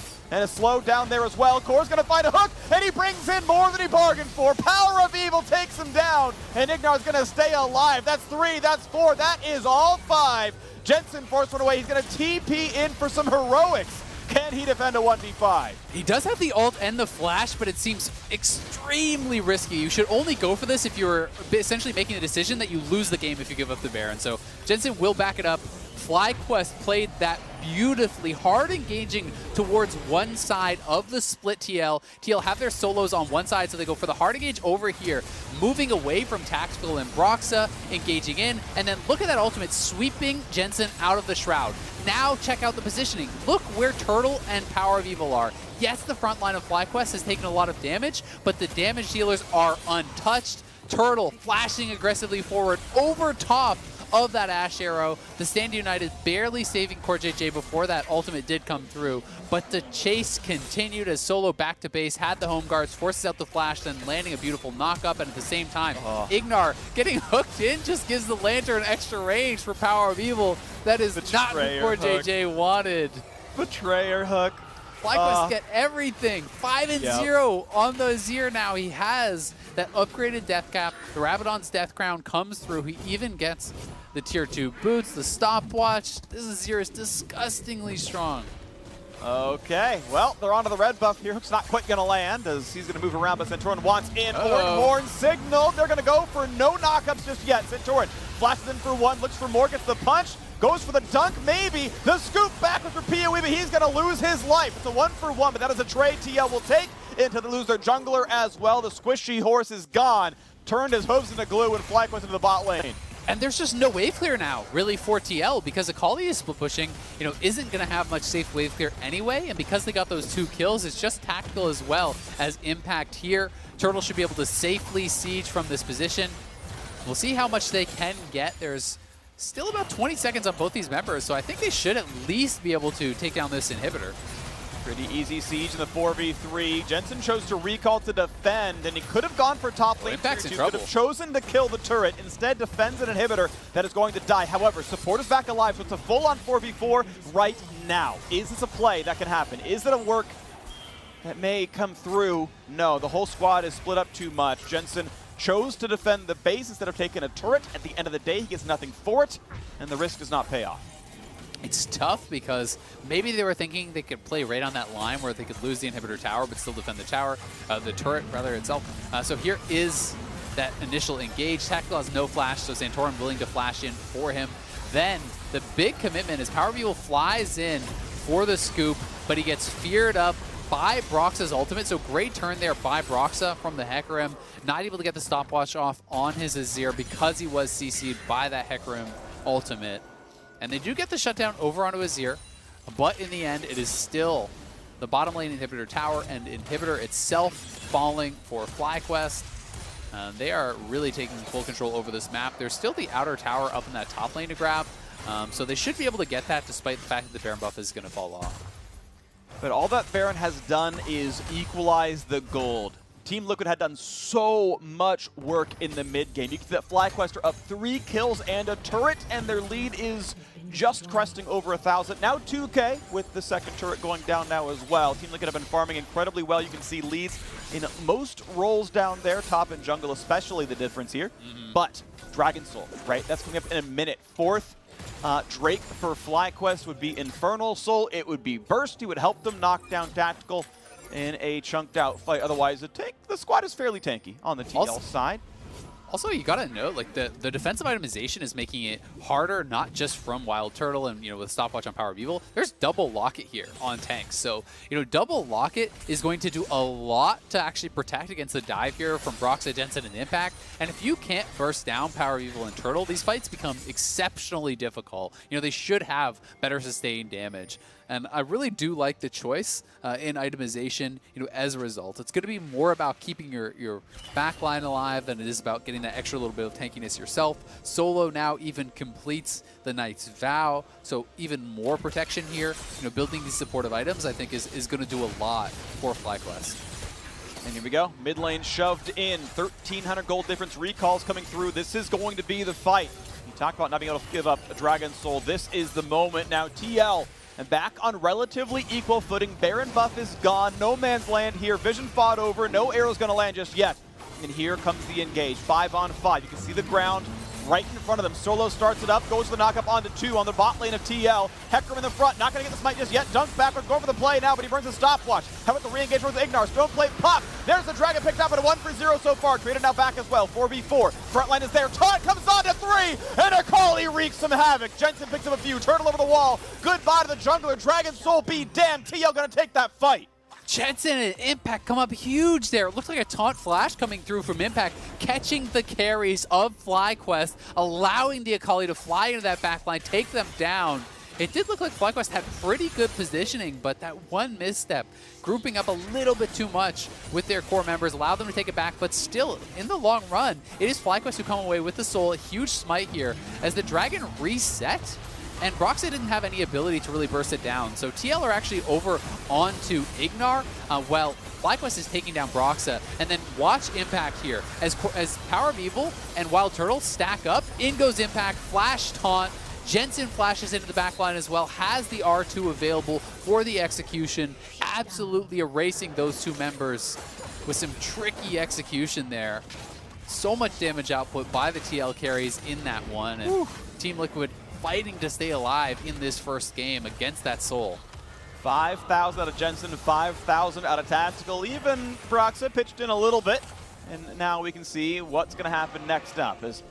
Well, Baron is alive. FlyQuest have some more damage, but the Dragon Soul does not keep Power of Evil alive against an Assassin. And we have seen what Impact and Jensen have done together. And we'll see a re-engage towards Broxah now as well. Stuns come across. They try to find Akali. Can they scoop her out? They might be able to. And 1,000 gold goes to Wild Turtle just in time to play for Baron. And the Stand United is gone. There's no TP. They killed him through it, so they have no response here. It's a 3v5 for TL. Shen is not even moving. Big hook, though, means they're going to find themselves a kill into Ignar and FlyQuest. Okay, that's still a 4v4 where you are favored. Dead mid laner versus dead support, sure. But that pick is big for Core JJ. It gives them the chance, maybe looking for the fight. They're not going to do so. No damage without Jensen. It means Baron is picked up. But it does mean that mid can be pushed in, bot can be pushed in, and TL can play a little bit around this.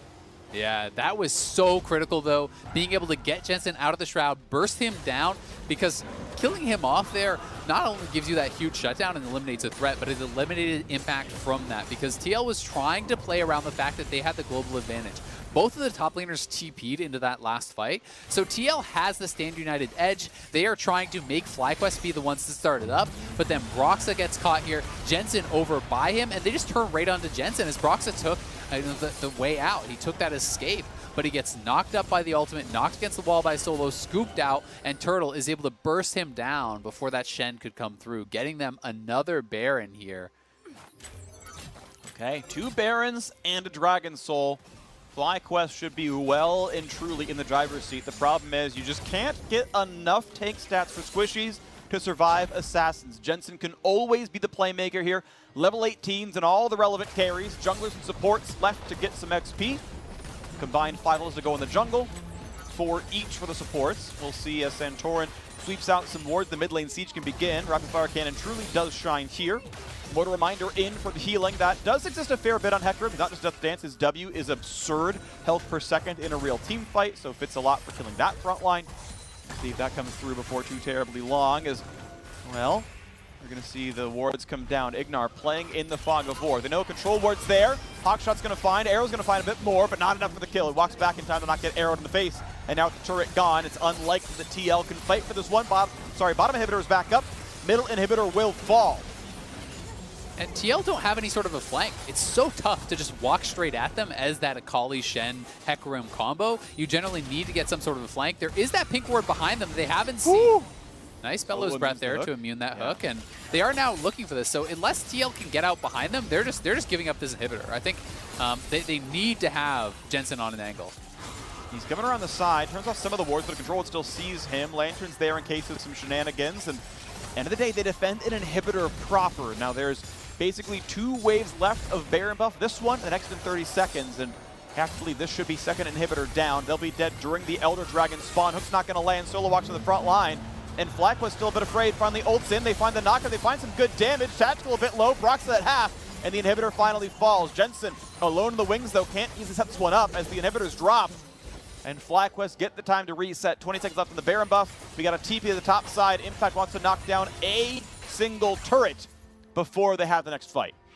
He will be able to do it, so it's the TP for that tower, and he's comfortable to do this because he still has the Stand United available, so not feeling like he can't expend that right now.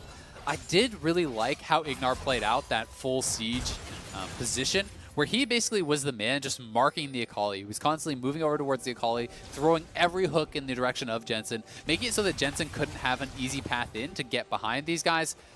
Now we'll see. Impact may be caught out here, and there's some low damage members over onto him. Taunts to buy some time. Flash to get away from the knockup, but Santorin can still find it. They're not going to find the Orin Horn, but they are going to find the rest of this one. As Impact is going to be slowed in place, scooped up towards the wall, and he is going to drop.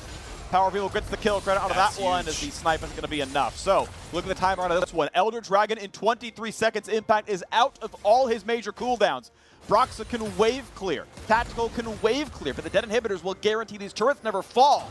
And so in a 5v4, it's time for FlyQuest to take their killing play. That's Elder.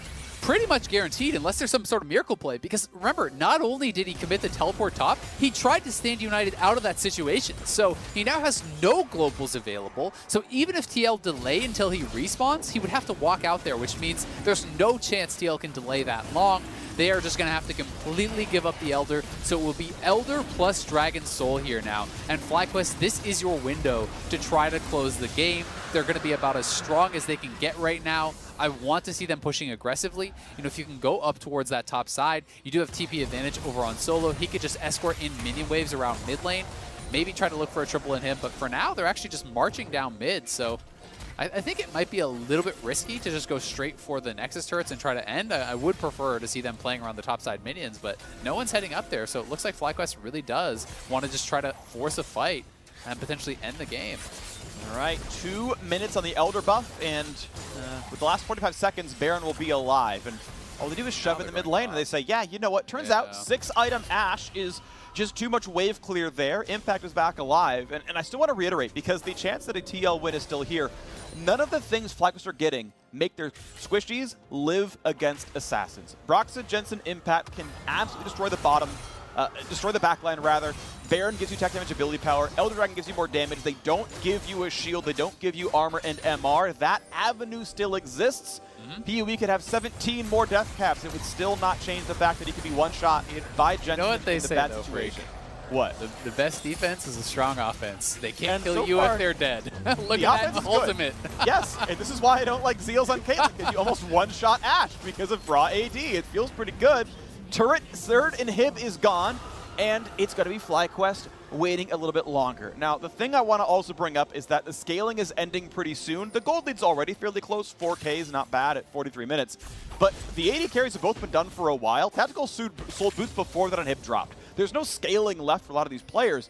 It's just, okay, Baron setup. Okay, Solo's going to show in mid. Hawkshot sees us. Yes, we're indeed doing this. Great. Senior Edit is back up, but hey, minions are flooding into your base, and it's time for the third Baron of the game for FlyQuest. And they still have the Elder buff. That is really critical here. Shen is down on that bottom side. I don't think TL will be able to even contest. And this is where it gets so difficult. Look at all these supers coming in through that top lane. When you have 3 open inhibitors, you know, all those super minions are spawning in every lane at the same time. You Baron buff those up, and sometimes you don't even have to fight your opponent because they can't deal with all of the Baroned up super minions that are flooding in here. They have to give so much attention over to this that just allows this rapid fire Caitlyn to poke away at the tower. Time for the winning push. 10 seconds of Elder Dragon buff. 10 seconds to get this fight, and they're going to wait. They're going to block. They're going to let the wave get cleared. They had Elder buff, and they're unwilling to dive onto the turret. They're going to take their time and wait it out and rely on Baron instead. Let mid push in. Let bot push in. Now, mid has respawned, so the double waves aren't coming anymore. It's single waves on the sides from here on out, and unless mid can get knocked back down, shouldn't be hard. They've got Baron, and it's a 5-on-5 with a gold lead, so that's going to get dropped pretty quickly, but it's still going to be respectable. They got to watch for hooks. They got to watch for plays. As Solo's forced to jump back, Ignar could be a target. Solo's actually losing a lot of health, immunes a bit of the stun, but now hooked right back in. Has to be careful. Fly in for Jensen, flashes the safety, stays alive, goes back to invisibility. Ward comes down, and FlyQuest are defending territory inside the mid lane, waiting for supers, but bot lane has respawned as well. Mid lane is just now sending minions back. And so Solo TP's back down, has the health bar yet again. FlyQuest due to the siege. Still a minute 45 on the Red Bull Baron. Looking to knock down yet another inhibitor. Turret number 7, I think, or inhib number 7 on this one is going to be knocked down. Easy grab. Top lane flooding in now as well. Baron buff 130 to go. Still playing it very, very slow. Very, very safe. Playing TL's own game. Stun's going to land on the Jensen. Go for the stun, go for the hook. Can't quite get it yet. But here comes a pullback on a Solo. Could be a big target. Tries to be immune. Tries to get low. And he will, in fact, drop. Tactical finds the first kill. The 6-item build working out for him. But FlyQuest will siege the 4v5. They have minions to be the 5th man. They have the turrets falling down. They take the fight. They go for the play. Hook's not going to land. Core could have killed Wild Turtle, but instead Turtle is free-firing. Goes for Tactical, trading the blows back and forth, and PoE against 2. Impact to do it all. The minions inside the base. The Nexus is laid bare. He's going to try, but Brox and Impact are here. Tries to go for the play, tries to shuffle back, but he's going to run out of health. Team Liquid, oh, we're going to find one, and the minions are still there. PoE will get aced, but the minions, the 6th man, FlyQuest, while they're all dead, take down game 1.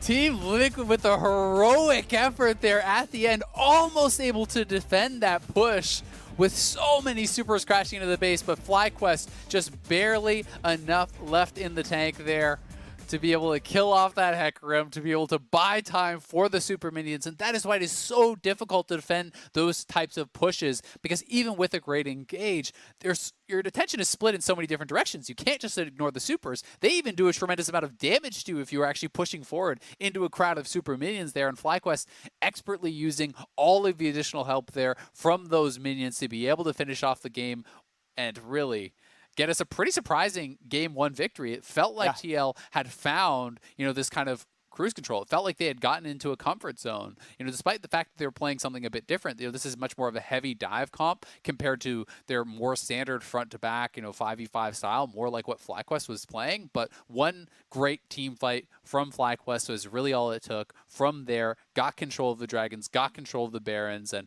eventually were able to grind TL out of this game 1.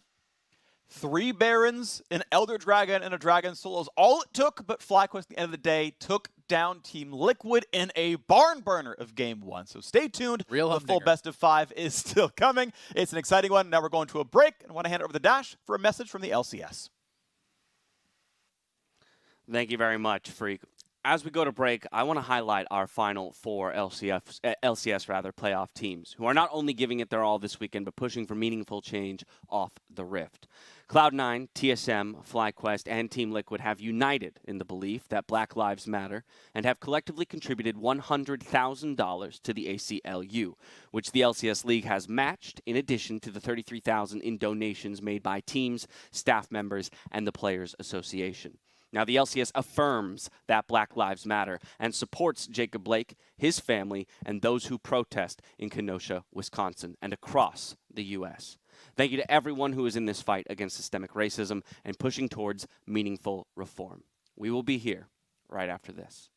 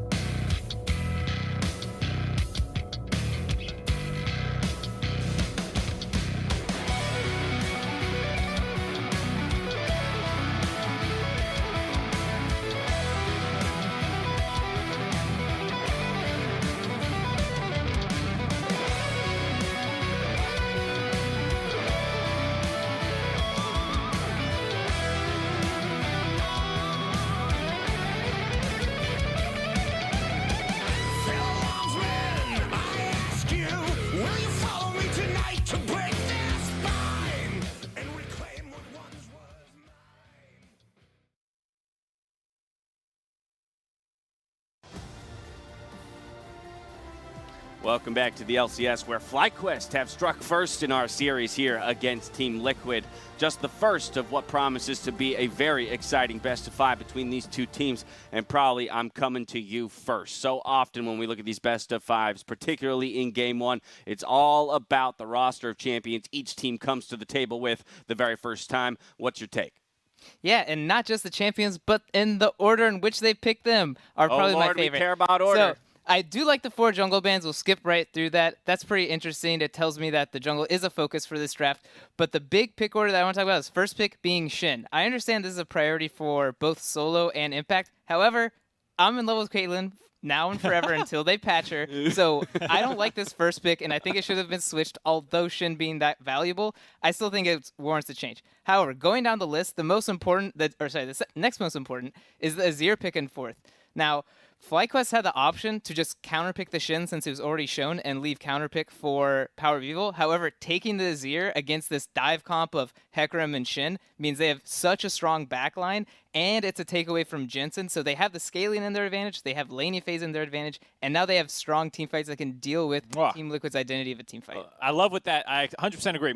Perfect analysis there from Prawley. Well, I actually ended up liking Team Liquid's comp here because it all fits the same identity of you're actually diving, right? Everybody's trying to dive. You've got a Shen ultimate, you've got a decent laning phase, and FlyQuest has only 2 threats, Azir and Caitlyn. So if the dive just throws everything at those 2 targets and gets one of them and gets the other one out of the fight, you've already won. So I think that it made a lot of sense for what Team Liquid had. They just were not able to execute, and they got to the point where FlyQuest was able to deal with the engage very well, which frankly was just mechanically outplayed. Like, it was a mechanical outplay that PoE had to consistently peel the dive from Team Liquid. Well, that Azir pick would come up huge with the Shurima wall, to keep that dive comp away from the backline in multiple cases. I want to get into the gameplay itself, though, because as this one was perfectly back and forth, it all started with our featured matchup in the jungle. Let's take a look at those early paths. And once again, it's FlyQuest with a smart, I'll call this a level 1, even though it's not technically level 1. It's a mirror invade down to the bot side. The clear that Brox is going for here was a pretty common clear back in the day when people would rush their Predator boots on different champions like Gragas, and I believe Olaf also used to do a clear like this. A number of junglers actually did. And you go clear your bot side, go for a recall, and then go to top side. I think Santorin had a beat on this and goes for the invade right after red buff, despite not really getting many wards or support in favor of going for this. And from there, he's able to set the jungler behind a little bit. I think it was a really smart play and just speaks again to how prepped FlyQuest is. If you see Broxah doing this, he's playing Hecarim and solo queue. You can check what routes he's doing, and I'm sure this was something that a lot of people are doing in solo queue on these champions. I kid you not, I was watching him 2 days ago in solo queue, talking to him while he made this exact same route. 3 camps on blue side, red side, base into top. So maybe Centaurion's a fan as well. A little tier 1 sub out of him. You know what I love, too? I don't know if you guys caught it. But as Santorin was strolling up that the ramp towards the blue buff, he emotes where there would normally be a ward there. So just in case it was warded on the invade, he's like, sure, I'll flash my emote, the double thumbs up to let him know I'm coming in. So perfectly planned out by FlyQuest to get things started in that regard. And it was also FlyQuest that had a lot of focus around the bot lane, particularly. And we've talked about how later in the summer split, the development of meta has really driven a bot lane focus around the drag. And FlyQuest is living up to that. Yeah, I think this speaks a lot to Ignar. I had them actually pretty close. Despite how good CoreJJ is, I do think Ignar has been fantastic when he's on. When FlyQuest is playing well and Ignar's on a good champion, he is just as effective at taking over the game as CoreJJ is. I think CoreJJ has been more consistent over the course of the split, not having to deal with roster swaps in the bot lane or whatnot, but we need to remember how good Ignar is, and a lot of these plays combo with the Caitlyn that they were able to sneak away on red side, like probably highlighted in the draft, gave them a power point to make a ton of plays in the bot lane and control objectives because they got the first couple Drakes. And for me, it's Ignar and Santorin that combined are catching Team Liquid off guard, because 2 out of these 3 fights, and even at the end of that one, every time that these plays are made into the bottom lane, Broxah is in the bottom quadrant for Team Liquid. So they are ready. They are just not as prepared or as quick to the fight as FlyQuest is. So both junglers seem to have a read of where the action is going to be. It's just that Santorin and Ignar are executing on it sooner, and so the Hecarim is left without an opportunity to counter or even just be there initially. So I think that the proactivity out of FlyQuest really showed through in the laning phase. Yeah, I mean, that's why I really like Santorin as a jungler, because, yeah, you see a Blitz Thresh lane, someone's gonna die if you just leave that on an island. So Santorin, I think, recognizes, and he's like, all right, well, Blitz either is never gonna hook, and therefore my bot lane's gonna win, or I'm gonna abuse the Lantern ganks. And look at that team jungle proximity at the bottom, 27.9 to 49.6. We almost have double from Santorin, and I think a lot of this was just him pairing up with Ignar. And a lot of times we see the Thresh picked, and it's usually just, a safety net. You can save your teammates or you get those hooks, but we rarely see the constant Flash Lantern Flay initiate ganks the way that Santorin and Ignar do, and I think that's what makes this pick so important for the team. Yeah, and Broxah did recover from that level 1 pretty well, all things considered. He had a couple of kills and assists at 15. He was able to get involved in plays, but he was kind of on the back foot and being more reactive, I think, because of that level 1 and also just the higher tempo and the control around bot lane, like Prolly was saying. So all things considered, I thought Broxah held up pretty well, and the issues really came for Team Liquid more in the mid game and team fighting. Right, yeah, and we're about to take a look at one of those mid to late game team fights, which goes the way of FlyQuest. Before we do, though, I do want to call out exactly as you mentioned, Mark, kind of the stab back from TL. They were actually in a gold lead, 3 turrets to 0 at one point, but probably walk me through this late game team fight. Yeah, so this is exactly how Team Liquid wants to set up a fight. They want to be on 2 different angles and be able to lure FlyQuest in. However, FlyQuest does not dedicate to the Drake yet, and Impact gets too close, so this allows FlyQuest to collapse on one side of the flank. So this is a really good position. Ignar flashes forward, and this is about to be the turn. Team Liquid's still on both sides of the team fight, so this is not great for FlyQuest. So FlyQuest, Power Evil scoops to the other side and pushes Akali back, and now if you look at the fight, all of Team Liquid's in front of FlyQuest. This is exactly how they want to fight. Now when Hecarim goes in, Caitlyn and Azir both have time just to shred him when he comes in, and now they just get to chase them down. So this is the kind of fight that FlyQuest was losing earlier on because they were too dedicated into the river and allowed Team Liquid to get these flanks. But as the game went on, FlyQuest learned, okay, we need to pull back, avoid their initial engage, collapse on a flank, and then push them in front of us. It was absolutely beautiful team fighting for FlyQuest, and I thought, like Pro was saying, Team Liquid had the right initial idea, but they still ended up in quite a few front-to-back team fights, and that's naturally how this team wants to play more often than not. Team Liquid's at their best in front-to-back normally. They just had a different champion play style, and I wouldn't mind seeing them change it up a little bit more. Maybe that means taking the Azir earlier on, but this is definitely not the forte that we had seen out of Team Liquid all year long. This was something that they started experimenting with more in the later portions of the split, but it's not quite their bread and butter. I'm really glad you brought that one up because normally you don't see a Shen team start a fight with Shen in the fight, right? He's usually split pushing, so that was an anomaly that does not play into the wheelhouse of how you want to use these globals to outnumber your opposition. So, I mean, Tactical did a great job in just using Solo as a beat stick there to boost those damage numbers. Just insane amount of DPS, but it actually is just FlyQuest doing the same gold graph dance that Mark showed in the pregame of just chilling, maybe losing, maybe going down 2 to 4K, and then suddenly you win that big mid-game team fight. You get Dragon, you get Baron. The game is blown wide open.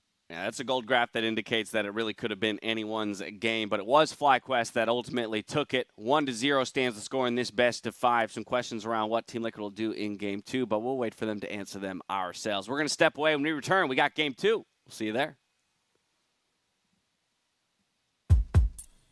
Welcome to Assist of the Day, presented by State Farm. Santorin was on a roll right out of the gates versus Cloud9's Blabber. To pile the pressure on, the invade started early, and Santorin galloped to an early lead. They are not stopping anytime soon. Santorin leading the charge. He hits him with the big old W from the Lilia. That's the second kill of the game here for FlyQuest. 2 deaths.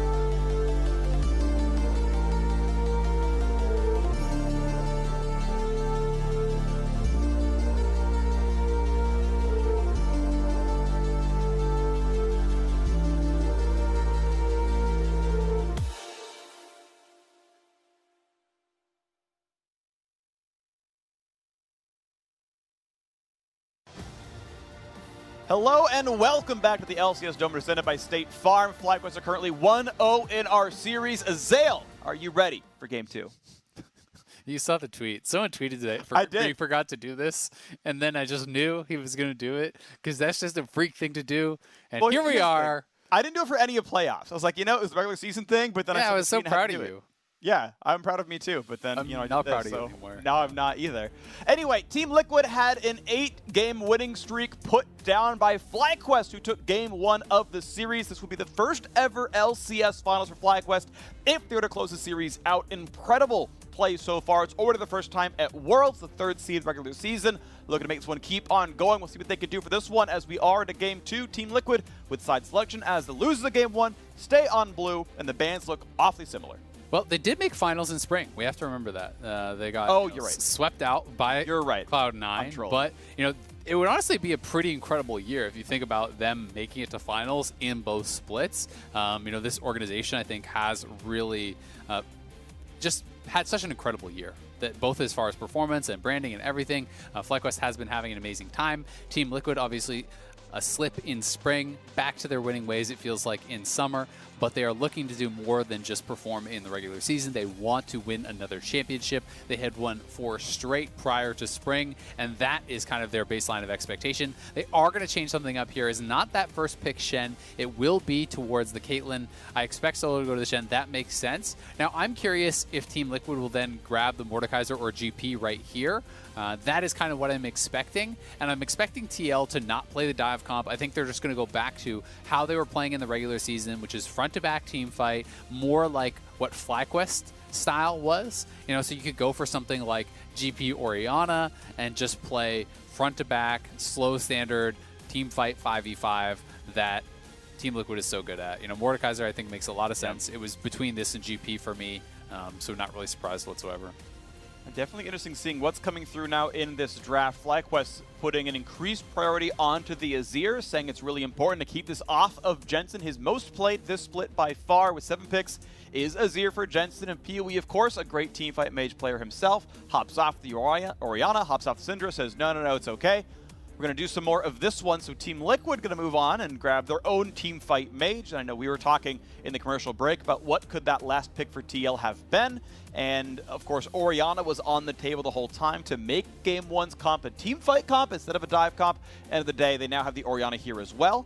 And, of course, I think you have to answer with Ashe here. You have to grab that before it's too late. Otherwise, the AD carry tier list drops off a cliff. And so this is always the lock-in, I think. Yep, unless you're willing to go down to like the Jhin or whatever, or you want to play something super aggressive like Lucian or Kalista, maybe, but that really doesn't feel like FlyQuest style. So everything going very much to expectation, I would say, especially on TL style. Something I kind of notice when I'm watching them is I do think that they are individually very proficient on these different style of champions. Like Broxah piloted the Hecarim well, and Jensen's a great Akali, but their team as a whole looks less comfortable when they are playing that style. So makes sense to see them just go back to the way they have won for years and years. Front to back, 5v5. FlyQuest may just want to try to ban out Morgana, Tahm Kench, go towards the Thresh again. That was very successful for them last time, but of course Team Liquid would have the last ban, to be able to answer that with a Thresh ban if they are at all concerned about that pick, because it was very successful in enabling Ignar to really get things done. Interesting to see. Team Liquid respects Hecarim as the best jungler in the game, and I'm going to guess they have scrim data for probably scrimming FlyQuest some throughout the back half of the year and into the early playoff setup as well, because Hecarim has not yet been seen on Santorin's champion pool, but is banned away here by TL. Of course, they early picked it. Blue 2-3 in the first game there as well, saying, no, we're going to keep that off Santorin. Santorin drops off the Olaf as the next one down after Lee Sin Graves, and yeah, and we're going to see what comes next. I think it could be an Eve ban, honestly. I think that Shen as well as Eve is also a really, really strong combo. Eve got banned. Exactly. It got banned in the first game as well. Or sorry, excuse me. It was already banned out in the first half.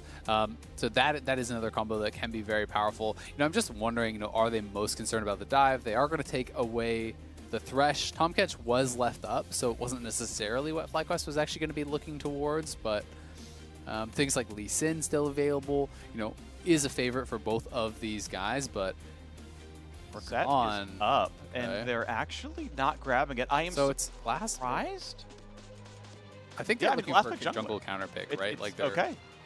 They're essentially, I think, looking for some sort of a winning matchup for Santorin, I think, and that is why they're not going to go for the set here. I mean, set I think is strong. I think that the set was enabled pretty heavily by the Thresh as well, with entrance into a lot of these ganks. Caitlyn Lux, I really like. This is incredibly powerful. I tend to actually think this is probably the strongest laning duo that's played in pro play, maybe just in the game period right now. Agreed. It has so much zoning, especially when you're going up against the Rakan. Rakan adds almost nothing to this lane without gank assistance. You can't just go in. And this lane, if it has push, is so incredibly hard to lane against, because if they get the push, what they will do is they'll set up traps on one side of the tower, they will drop the Lucent Singularity, the Lux E on the other side of the tower, and you just have nowhere to step without being harassed. You have nowhere to step to safely farm. If you try to squeeze past a gap in a trap, you can easily get hit by a binding. It is going to be Volibear for Broxah, so pretty safe standard style of pick. We could see something like the Kindred if you wanted to go for something that is more of a scaling pick and has a bit of an advantage here. Kha'Zix would be interesting, for the added dive alongside the Shen. You have the Stand United on the Kha'Zix, you have the Rakan to come through. I've been seeing this pick played some in the LEC as well as in some of the other regions. There are a lot of squishy members over on the Team Liquid side. Generally, Kha'Zix feels pretty feast or famine to me, but I do think alongside Rakan and Shen, you have the dive buddies there. You have the ability to get going in this game, but it does feel like it would be pretty difficult to win any sort of a 1v1 against the Volibear, who is going to be tanky enough to kind of withstand your burst and has a pretty strong clear himself. But we'll see what Santorin can get done with this. It is going to be his first play on the champion this split, and I'm trying to remember if there's even been a single Kha'Zix play in the LCS this split. I tend to think I want to say yes, but we could get it confirmed. Yeah, there may have been one here or there. Yeah. Regardless, a very exciting thing. We get last pick for Santorin to play Kha'Zix into this one. I want to see if TL can be split up enough that he can find the isolated damage. Kha'Zix is good because of the isolated Q, dealing more than double damage there on targets. And you have to, of course, get that one to happen. Of course, the gank assist can be good as well. You've got fairly reliable CC in a couple of slows, so we'll see if that can come through. Regardless, we are on to the Rift for Game 2. We are back to Team Liquid playing a team fight-focused composition. 4 LCS titles in the last 5 splits, a blip in spring, but back to the top performer in summer. Can they do it again is the question. Meanwhile, FlyQuest are on their way to maybe their second LCS final and their first ever title.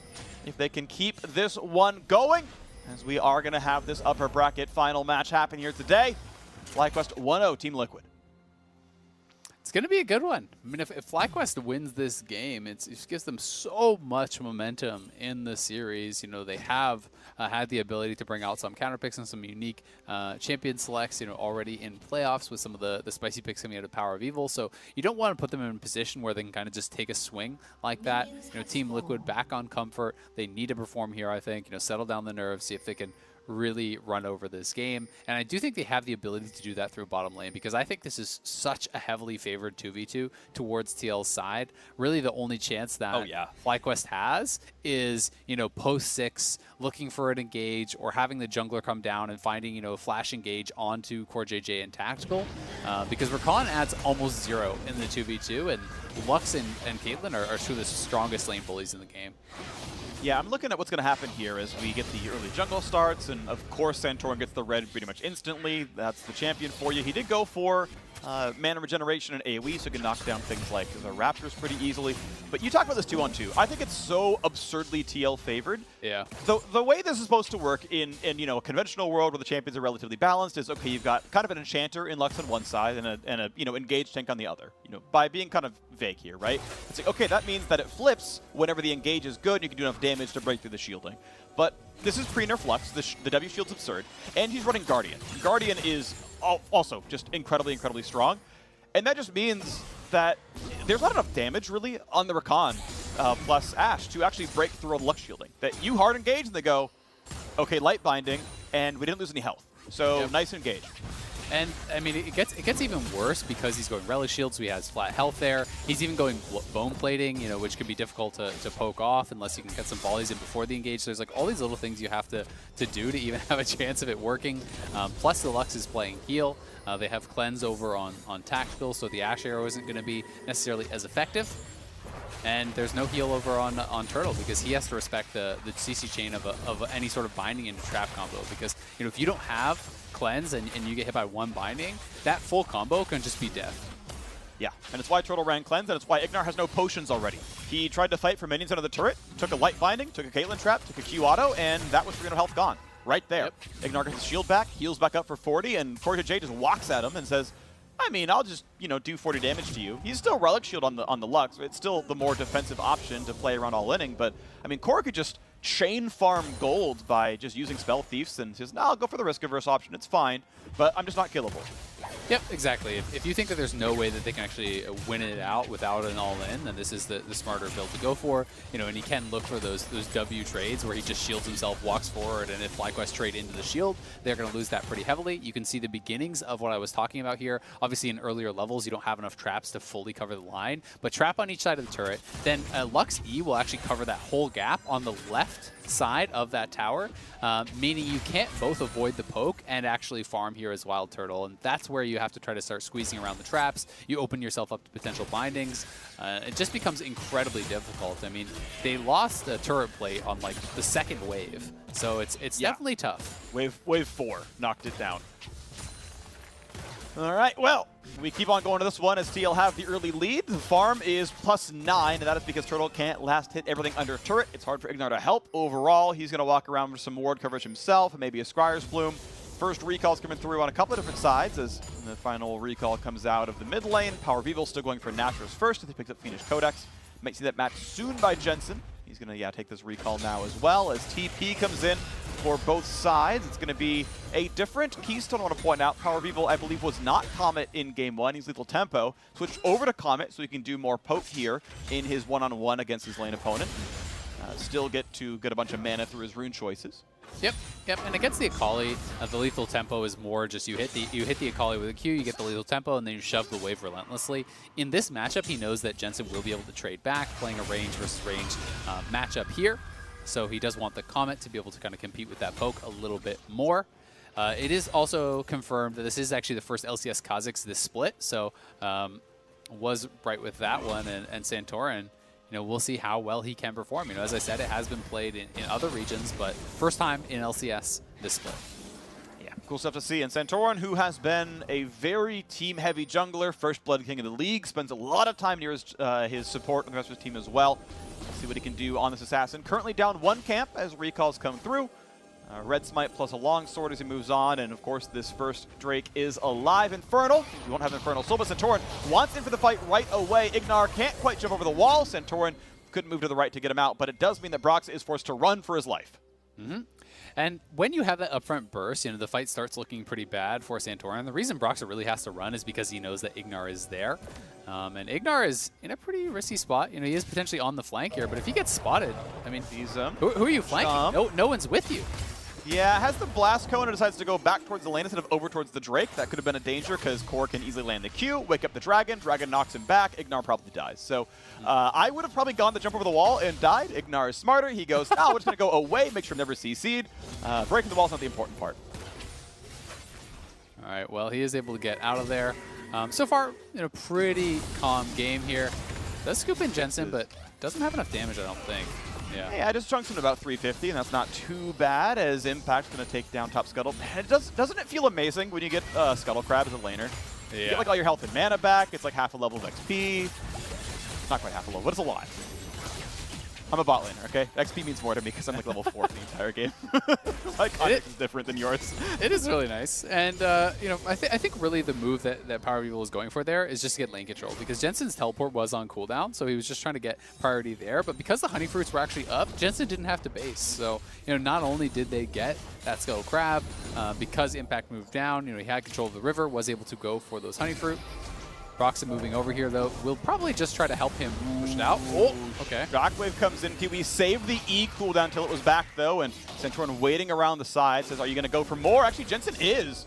Gets hit, gets slowed, puts the ward down, sees Santorin with it, and backs right off. They need to push us in. You know, I kind of want Santorin to move over with PoE, because if they could have actually defended that a little bit more, they could have potentially set up a freeze and forced Jensen to stay around. Because the reason Broxah comes there is obviously, yes, he's hoping to get a kill, but really, realistically, you're just trying to push in the wave to allow Jensen to reset. Because Jensen has no teleport, had no mana, low health, so he needed to go back to base, and that's why they tried to get it pushed into the tower there.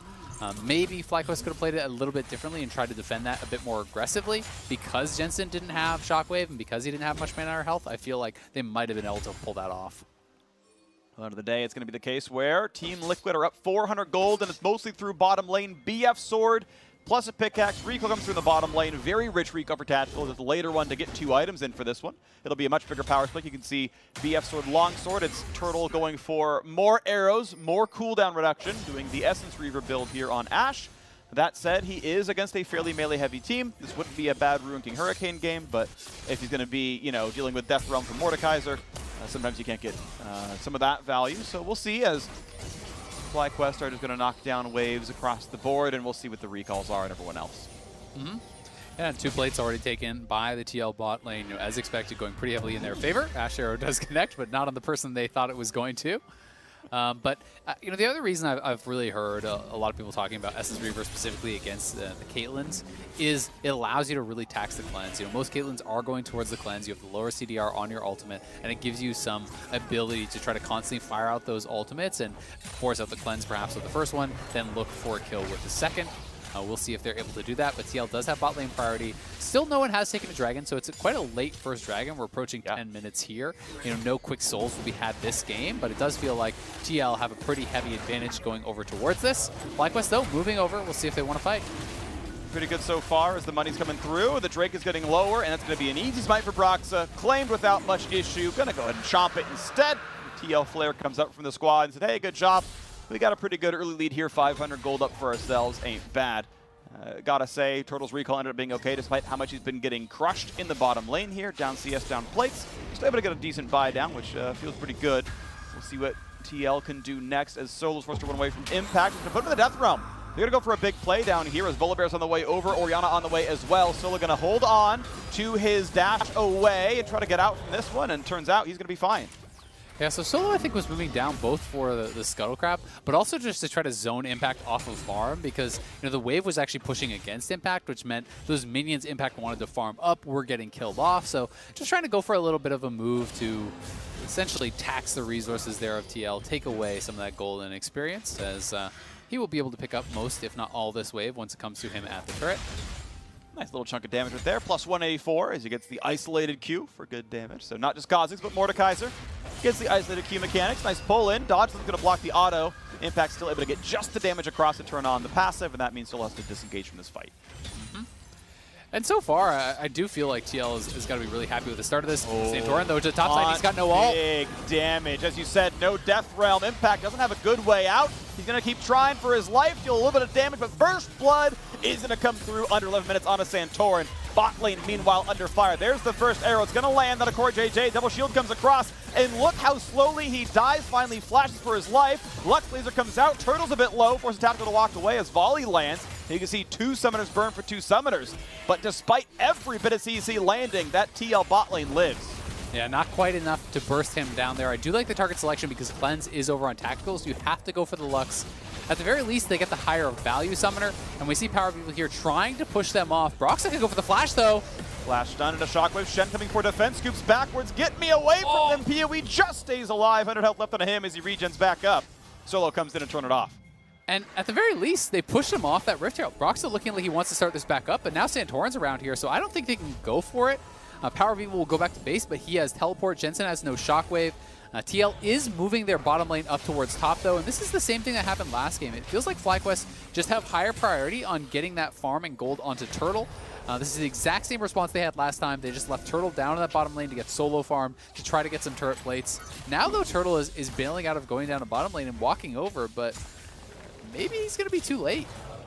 And he's got Xerxes, so at least he runs fast, but no arrow up right now. In fact, he's out of most summoners, so we'll see if he can do anything, but he's on the way. It's about 5 seconds out until he can be a part of this fight. Cole comes in, Ignar getting low. Gotta watch out for this one. He's in the Death Realm. Ignar cannot live through this. Impact should pretty much always get this kill. There's the Q-Slam. There's the stats. They're ready to go. Good Smite steal, but FlyQuest cannot easily grab the Herald itself. A flash backwards. Brox's not going to find more than just that stun.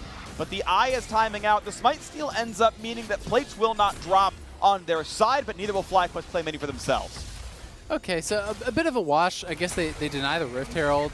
They do lose their support, but they don't get all of the farm on the bot side that they could have gotten from sending Turtle down. It did feel like a bit of a split decision there, though, as Turtle was heading out of base straight down to bottom lane, and then they made the late call to rotate him up towards that Rift Herald to try to get something back. And with Impact picking up plates on the back end of this, it's definitely slightly favored for TL. But here it is one more time. Ignar trying to move forward to try to create some zone of threat. Solo tanking up a little bit of that damage, but Ignar getting put into the Death Realm. And then it's up to the Smite Steal here from Santorin, who does find the opportunity to go in, land the Smite, and then just go for the straight-up retreat. At that point, yeah, flash away from Solo keeps him alive on the way out, and end of the day, didn't want to be CC chained through Caitlyn. His dodge zone was down, otherwise you're safe to take that one. Just press QW and you can immune that for a while. It's actually one of the really big things. This is something that's going to be, I think, very useful for Shen down the line, is putting down the dodge zone lets you play around the, Caitlyn traps your TP shenanigans. Because it shows up in time that, the dodge zone shows up almost before you do. In a lot of cases with Stand United, you just jam that button and it will be there for you. And you can do a lot to keep someone alive through dangerous situations. Very auto-attack focused. Here comes the binding combo. This time around, though, Cupcake didn't quite come down in time, and Ignar, with Merc Treads as a result, gets out. Oh, Broxit just barely sidestepped. Santorin got the red steal. He's got very large numbers of slows. There's a shield. There's an ult away. Santorin flash to get away from no CC, but Jensen's on the way, Korra's on the way, just barely won't land the binding, and a red steal and an escape for FlyQuest jungler. I think he was worried about the Lux binding coming through. I'm not sure if it was Lux E or a binding coming out from CoreJJ, but it looked like that was when he was flashing, seeing that Tactical's ultimate was coming through. Had Wild Turtle's arrow landed, definitely would have been that kill on Santorin. It was very close to getting it. In the end, they do have to flash defensively, but they will get priority over this Dragon Pit. Broxa had to use his ult defensively and went back to base, so FlyQuest grab a Dragon for themselves and do even it up as far as that goes. And this game, again, is very close. Relatively slow-paced in this early stage, but TL now, I think, are on a better comp for their sort of style compared to last game. They're not the ones that have to make the aggressive plays. They can sit back. They can just comfortably, farm it up and look for the front to back 5v5s where I think they really excel. And generally speaking, though Ignar has maybe higher potential to make a big play happen, just Lux shields across the whole team with the support Lux just become insanely valuable later in the game. He's rushing towards what's potentially an Athene's, could be going towards a Mikhail's or something for the Ash Arrow, but, when you have that Athene's, it's so easy to charge it up and then just throw out this max shield across your team, hit multiple members, and get incredible value. Yeah, I mean, we've seen how well that's worked before. I remember last week with the Golden Guardians TSM series, Huhi had an incredible Lux game overall. I expect CoreJJ to do a lot of this as well. Now, that said, of course, he is not on a big playmaker. Things like his Rakan and Blitzcrank have done so much work for the squad. He makes Tahm Kench look exciting. In this case, Korra is going to be, to be honest, mostly on shield duty, and sometimes that can be a squander of his talents. You get less light binding playmaking than you get, Rakan ult flank playmaking. May still be the right comp. As you mentioned, TL have very, very good team fight instincts. They've got good carries in all the roles, and you're going to see as they are knocking the turret down here, it's yet again another post-15-minute first turret of the game. They keep their 5-game playoff streak of no turrets fall for either side of the pre-15. I will track that for the rest of playoffs if I can, because I found that so compelling. I'll track it during Worlds too, just there you go. On the way. Yeah. It is interesting, right? And it really says a lot about their playstyle. They also have some of the least bloody, if not the least bloody games in the LCS with, very low combined kills per minute, but they're going for the engage on Jensen. Big knockup, big charm. Jensen gets away, just barely. Shockwave re-engaged on a 3. PoE gets flashed on over the wall, and Broxa finds that kill. And he's going to find a slow. He's going to find more. This could be 3 picked up. Santorin's got no way out, nor does Ignar. The shields come in. And he's just going to put in the auto attacks. CoreJJ knocks that one down. A 3 for 0 off the FlyQuest dive. That is the potential of those defensive shields coming through here from TL. The Lux shield coming across, the Seraph shield coming across, and Jensen with the Command Protect as well became incredibly tanky there. And when they fail that dive, they lose so much for it. Because it even looked like it was a shutdown, perhaps from the farm advantage over on Power of Evil, because I saw 550 gold pop up. So 3 kills plus a shutdown there is enormous. A lot of assists on the Jensen, who Seraph has already done here as well. It's just adding and adding and adding, and man, they just cannot kill these champions off. Defensive options working well, Mercut's working well, and you can see now the turrets all in a row. Dropping. Bot lane fell. They moved Tactical and CoreJJ top side. Top lane fell. He's on huge items here. Infinity Edge, Berserker's Greaves, going towards the next crit item. We'll see when that comes through, but he is just demolishing structures right now, and the gold lead is ballooning to 3,000 already. And things looking really good for TL, because when you're playing this style of composition, kind of similar to what it was like for TL last time, when you're playing Kha'Zix as well as Rakan, you need to have the upfront damage. You need to be strong enough that when you dive in there, you can get those kills.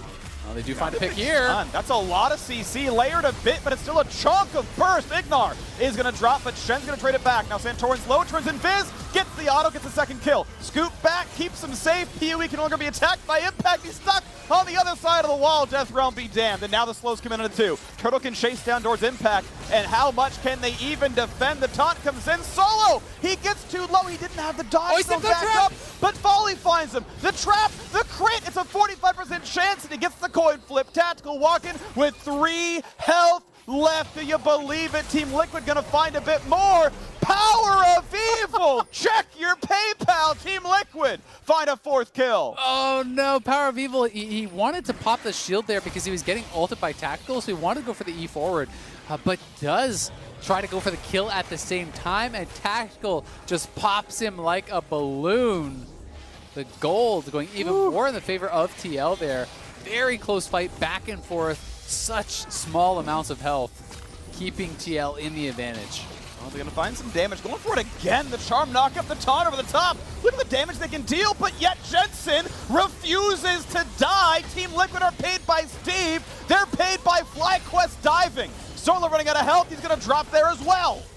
Oh man, just barely not enough health every single time, it feels like. In that last fight even, sure they killed him, but it required so much to actually get the kill. This is 3 straight hard engages onto Jensen. They've only got the kill 1 single time. That Lux paying dividends. The defensive shielding coming out from Orianna really paying off big time too. And FlyQuest, this is one of those situations where you're like, if I just had 1 more longsword, if I just had a couple hundred more gold, Jensen would die the first time, Jensen would die the second time, Jensen would die the third time.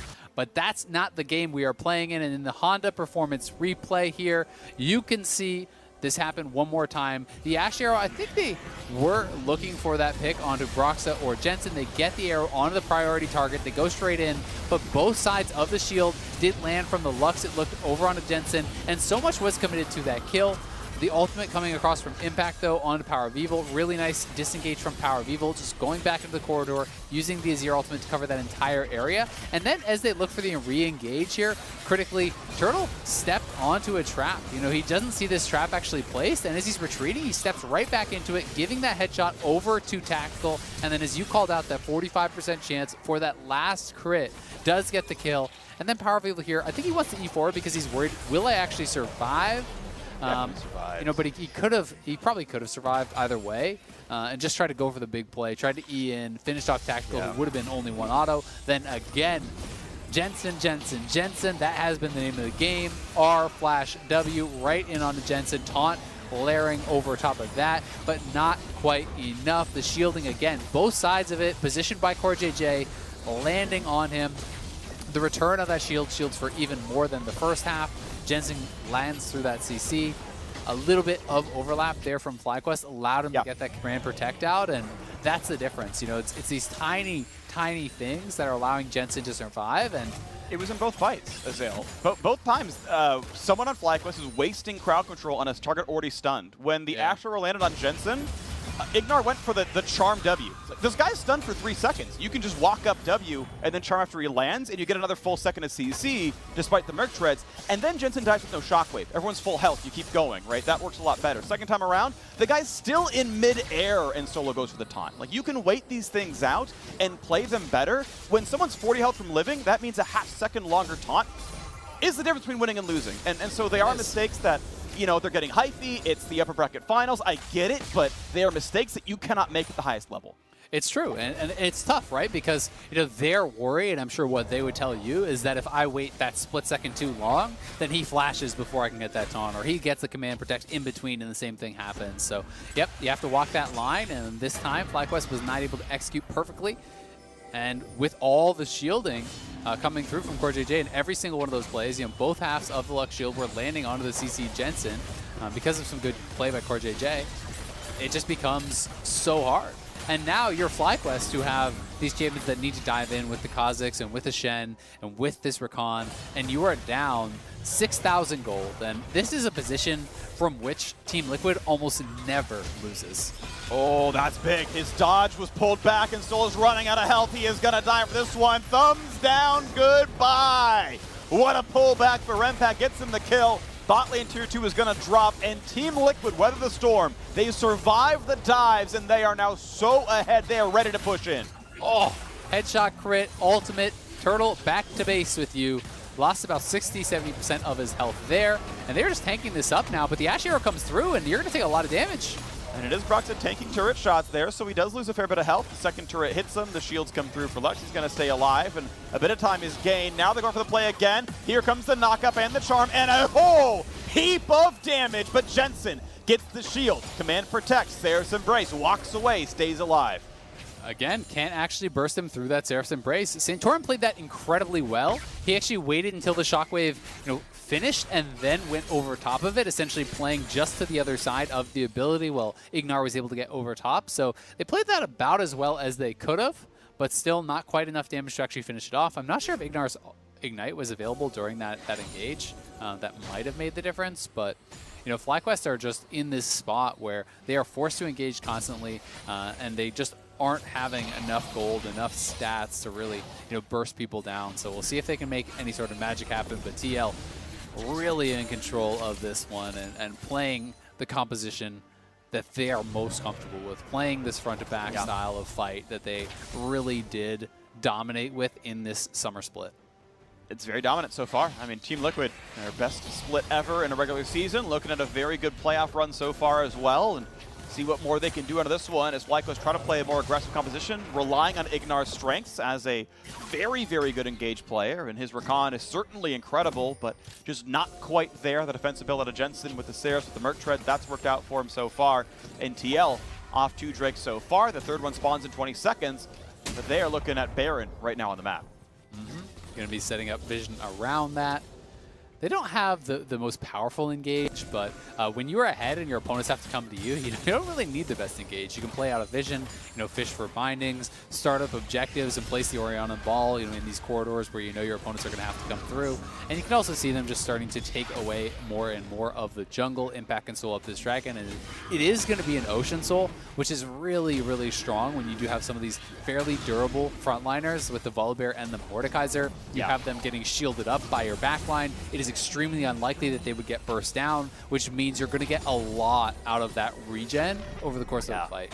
It means you win conventional fights, and it means that you've got to one-shot Jensen, because otherwise he's going to regen his health back on a failed play. So Drake is picked up, soloed by Impact. Nicely done there. He's happy at his 6,000 gold lead. Double Ocean Drake's going to help him regen as he waits around the map as well. Slowly regenning through ability damage as well. And now we can see that the Baron vision is gone. Team Liquid own the top river, and we'll see where they want to play around it. Yep, they also have really low risk when they're actually starting up a Baron, because you have a true tank with a Volibear, and then Lux and Orianna shields being spammed out constantly across your team. Ignar does have an angle on a flank, but he is separated from his squad.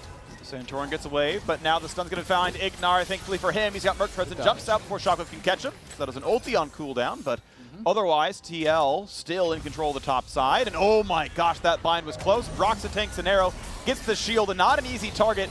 He could have, I believe, tried to go for the scoop on PUE side. It wouldn't have worked well for him, though.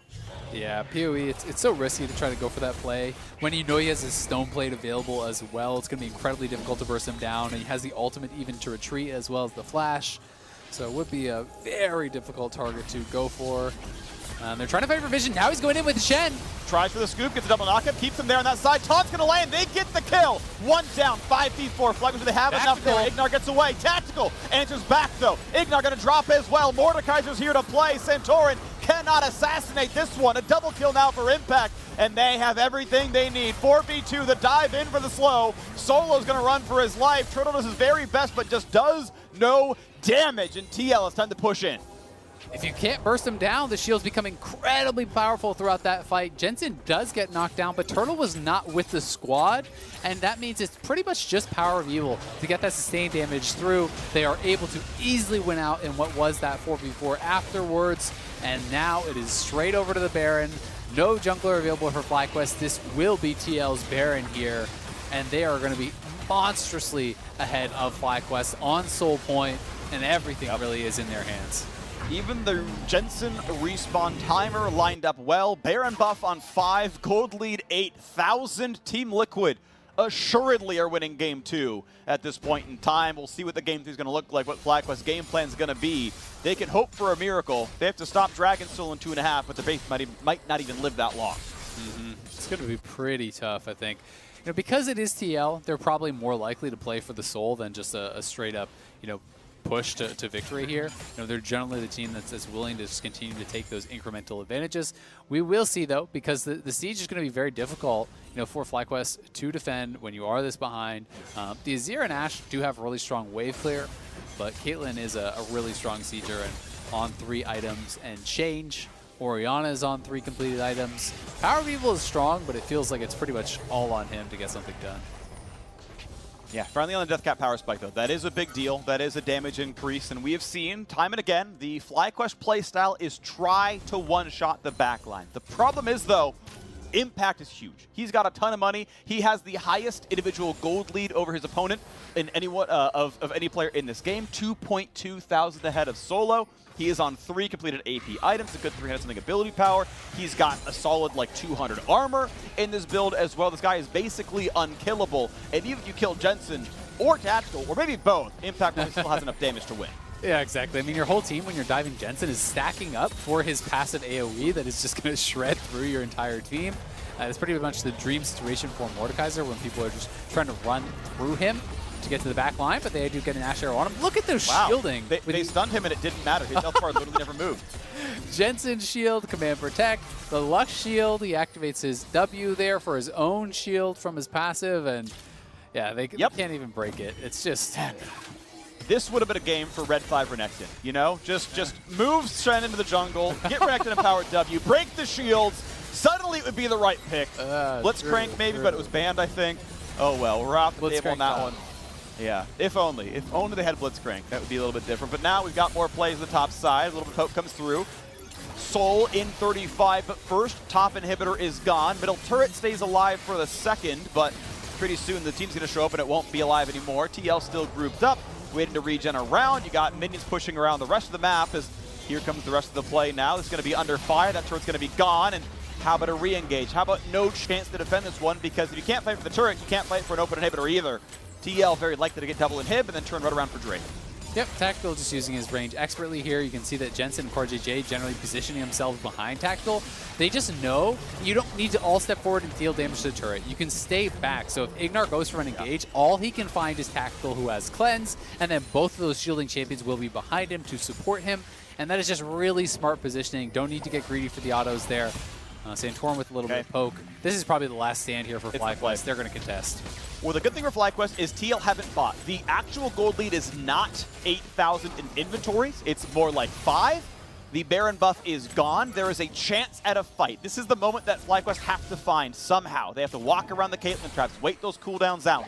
didn't go Reaver, so it's not, a ton of traps coming down too quickly. Tactical Mana Pool at half. PoE puts up a play to look for the arrow. They can't find it. They get damage on Jensen. Santorin flashes back out. How about the re-engage now? Ignar's in the Death Realm. He should not survive impact, but he can kite for a while. Needs to buy about 4 more seconds. He might just do so. Pops to Zhonya's. 1 for 0 though. Santorin has dropped down. Impact traded back though. It's a 4v4. So in the front line, doesn't have the dodge zone, cannot survive the Caitlyn. And that is a 2 for 1 now. The frontliners are gone. FlyQuest lost their top laner. They lost their jungler. TL are 4v3. A big root. Burst towards Ignar, gets him very, very low as well. And Tactical wants Turtle. He's going to find that one. Crit shot dead. And Ignar is going to drop to the snipe as well. It is a 4v1 with super minions in the base. Who needs a Dragon Soul? They're going to get your next. Is Team Liquid going to win game 2? They're going to tie it up here. No chance, really, for Power of Evil to defend. Team Liquid in full control over this one. Back to comfort in game number 2 and looking so damn good. Rookie of the year, looking for their best split ever. Team Liquid looking for their 5th championship on the way to the final as they take game 2 of the upper bracket final. They got to do 2 more as they pad the KDAs. They take some time to pad out the play. Nexus will fall, and as the Nexus comes in, the minions do the last hitting as vengeance for game 1. Team Liquid this game picking for the heavy bot 2v2 advantage and being paid back in full for that by Tactical and CoreJJ. Tactical scaling up 9 kills he ends with, and CoreJJ, it seemed like every single time FlyQuest was going for an engage, he was right behind whoever was getting engaged on. Yeah. Never once being the person really to get caught out himself and burst down. He's always right behind Jensen, lands both halves of the shield, gives him just enough to survive through those close fights early on. And once they won enough of those, they created this massive gold lead to the point where, as you were saying, even if you kill Jensen as they did in that one fight, it just doesn't matter anymore because Mordekaiser is running you over. Caitlyn is running you over. There are now too many threats, and Team Liquid was positioning too effectively to ever allow FlyQuest to get that multi-man knock-up from Ignar that they would have needed to have a chance to come back.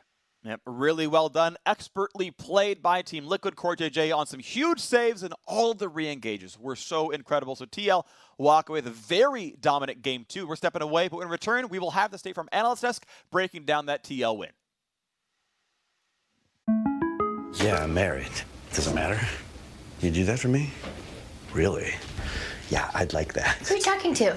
It's Jake from State Farm. Sounds like a really good deal. Jake from State Farm at 3 in the morning? Who is this? It's Jake from State Farm. What are you wearing, Jake from State Farm?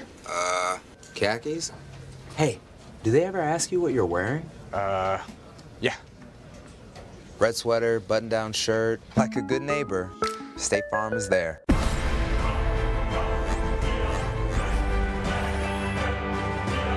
Duel your way to victory in this 1v1 League of Legends tournament.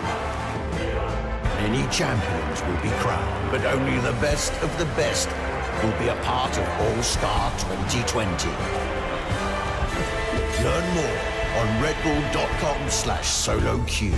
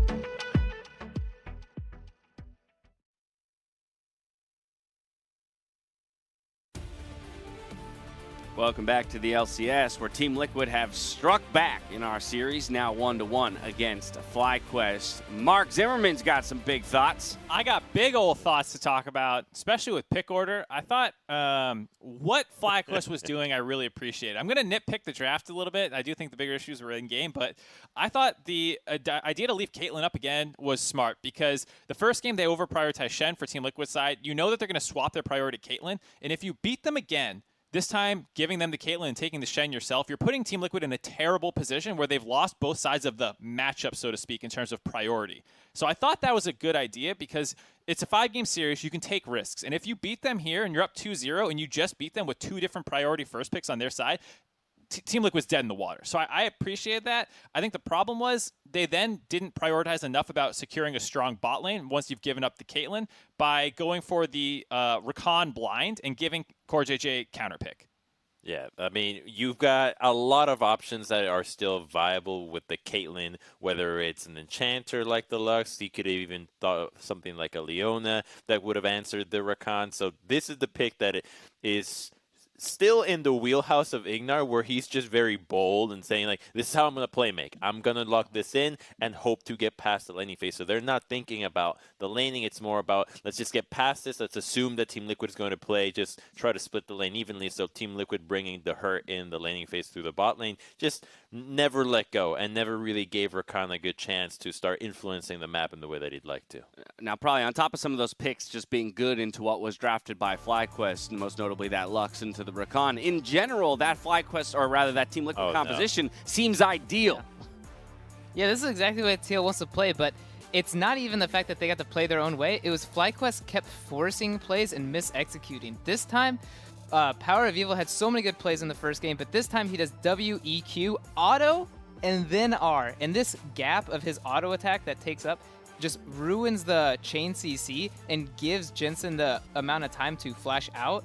And this is the kind of execution errors we start seeing from FlyQuest more, and this is very opposite of the way Team Liquid plays, where they're not the team that beats themselves. It's opposite to FlyQuest in general. We usually don't see such large mistakes when it comes to team fighting from them in this game, but this game had them all. This game really just showed that something wasn't clicking for FlyQuest, so that they maybe felt like they had to pull the trigger harder than they should, because this fight thus far, it's like, okay, you got a 1 for 2. This not was a close bad. one. Right, not bad, right? It seems pretty good. You can take the Herald, you can reset, you can start pushing, but then, okay, you trade another 1 for 1.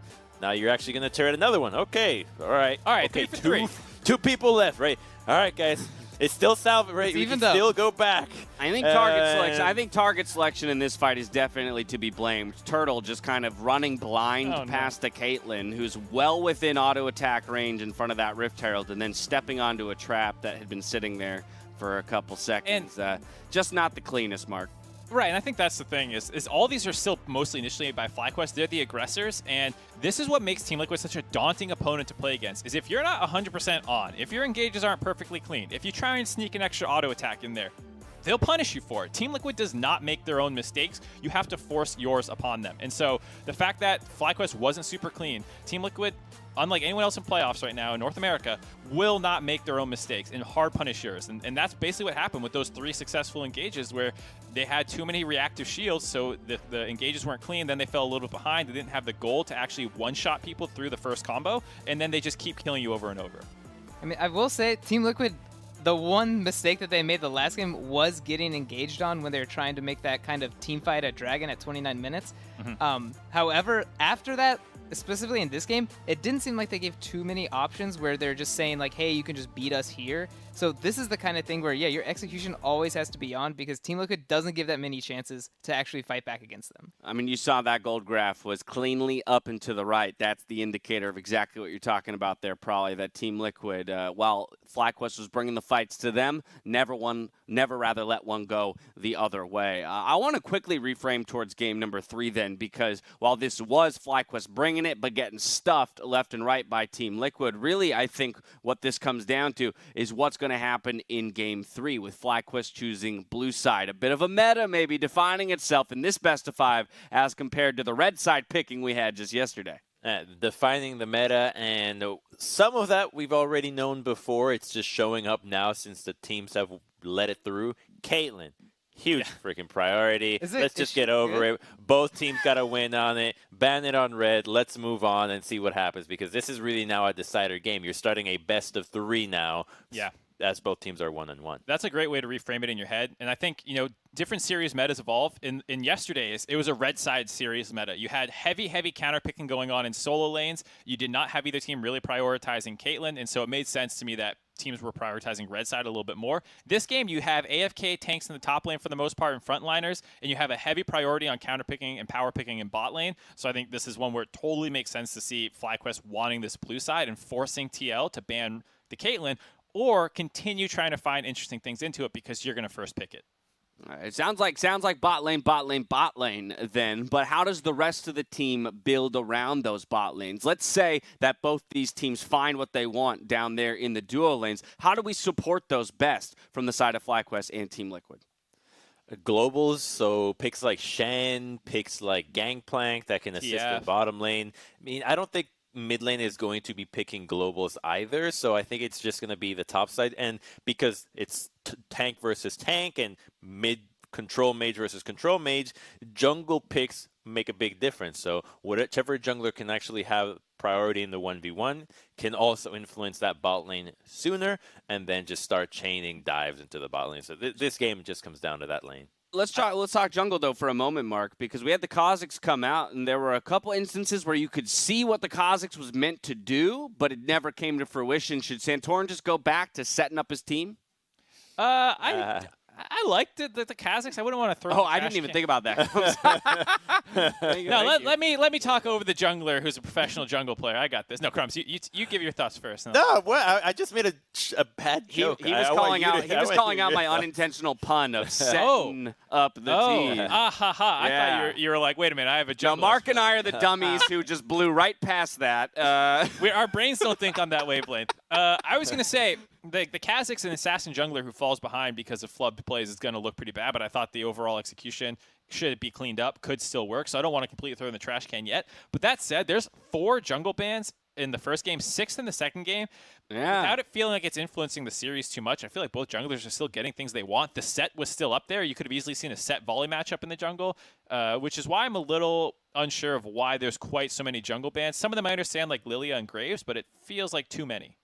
Alrighty. Too many jungle bans. Get rid of them. Maybe Ban throw something some else towards out. the bot lane. Yeah, exactly. It's all tied up 1-1 as we head into Game 3 after this short break. We'll see you back here.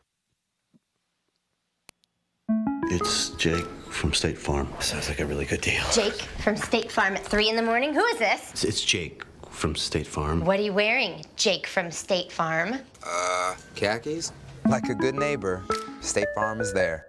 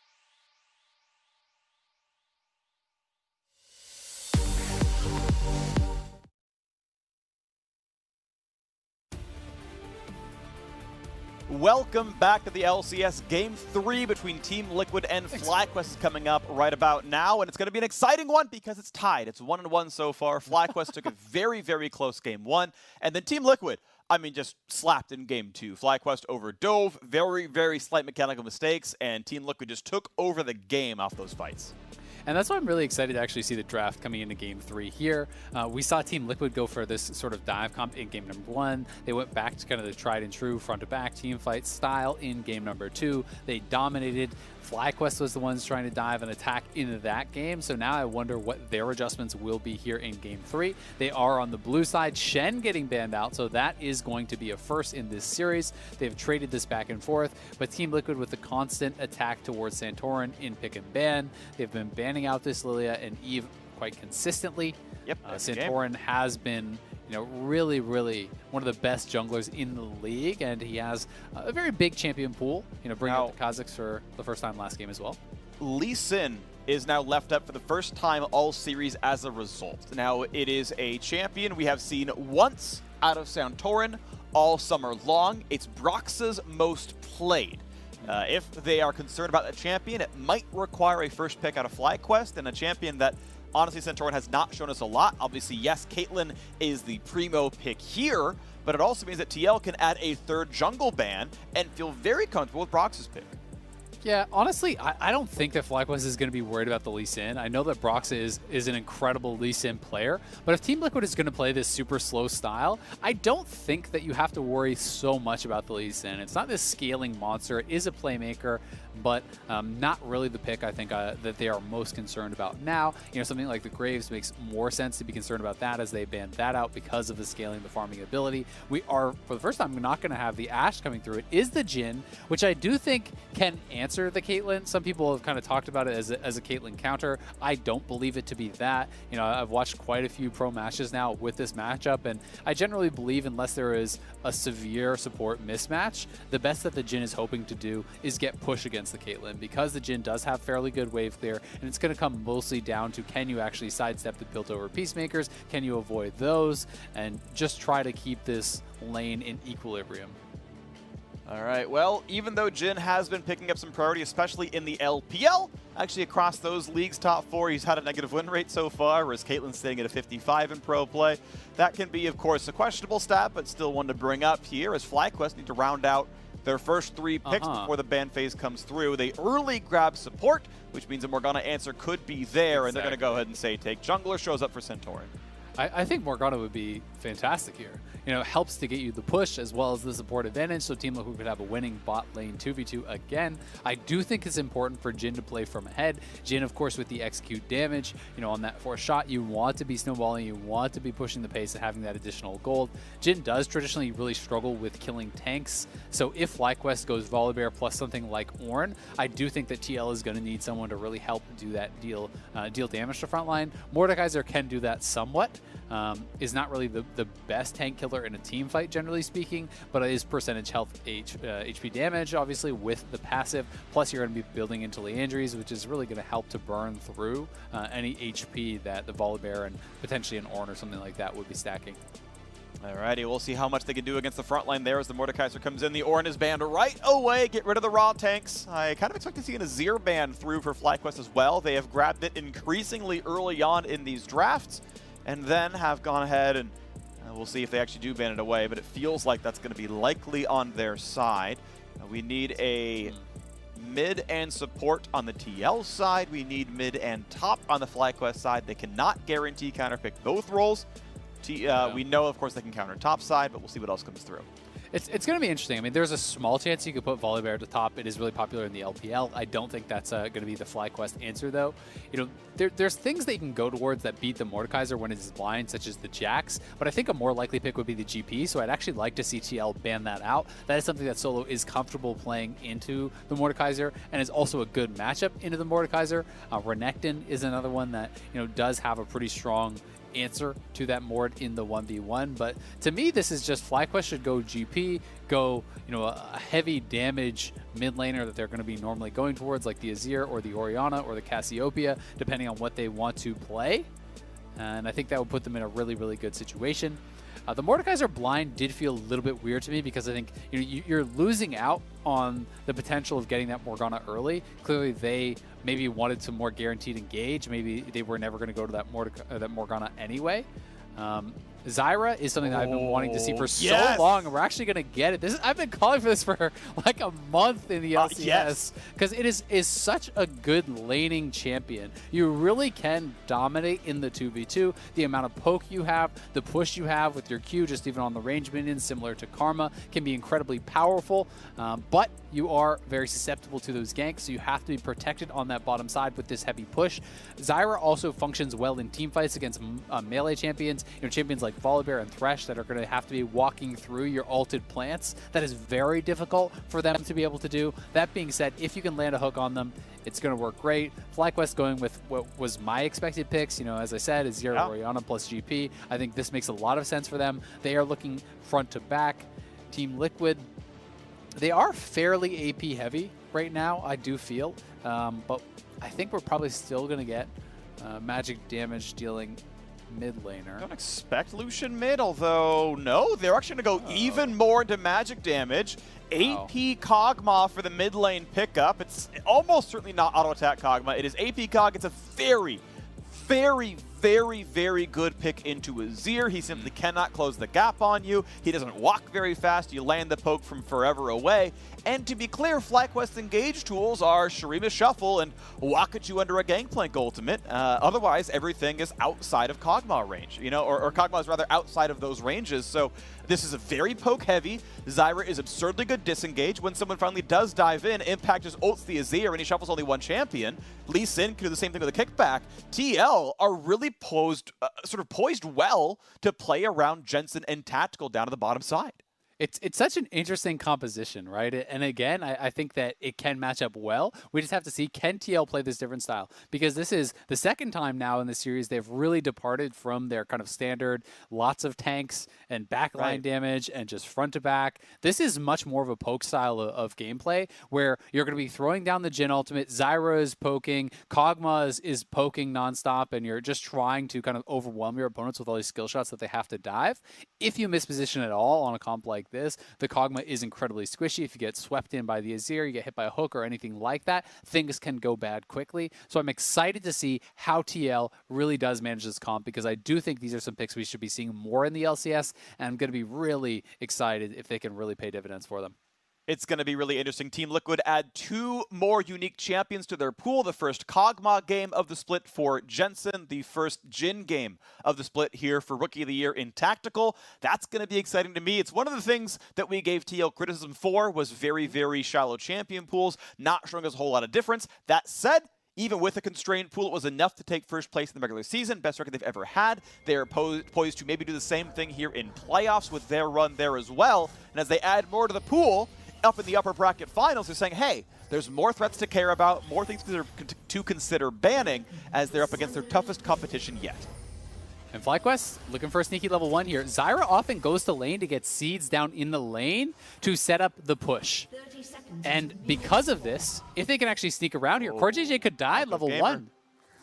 Okay. Hook from the brush. It's not good enough. Nice try, but he was sidestepping the whole time around. If that lands, Core is pretty much always dead. End of the day, they get nothing. Not going to be able to find it. I like the attempt, though.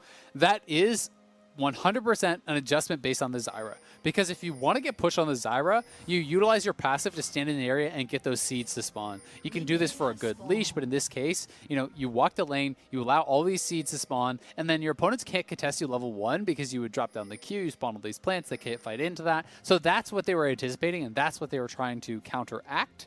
At the very least, FlyQuest denied CoreJJ from being able to put down those plants in the bottom lane, so they're not going to have as guaranteed of a push, though I do still expect Zyra plus Jhin to maintain that push in the early game, and we'll have to see how FlyQuest can hold up here, because there is the potential to all in, but we have to kind of watch how proficient CoreJJ is on this pick, because one of the interactions that's really interesting about the Zyra, and one of the reasons that I think this is specifically a great matchup into Thresh, is that if you are quick, you can place a plant in front of yourself and then immediately E for the instant spawn on a plant, and that can tank the Thresh hook pretty much every single time, as long as you hold onto a seed and you're really fast.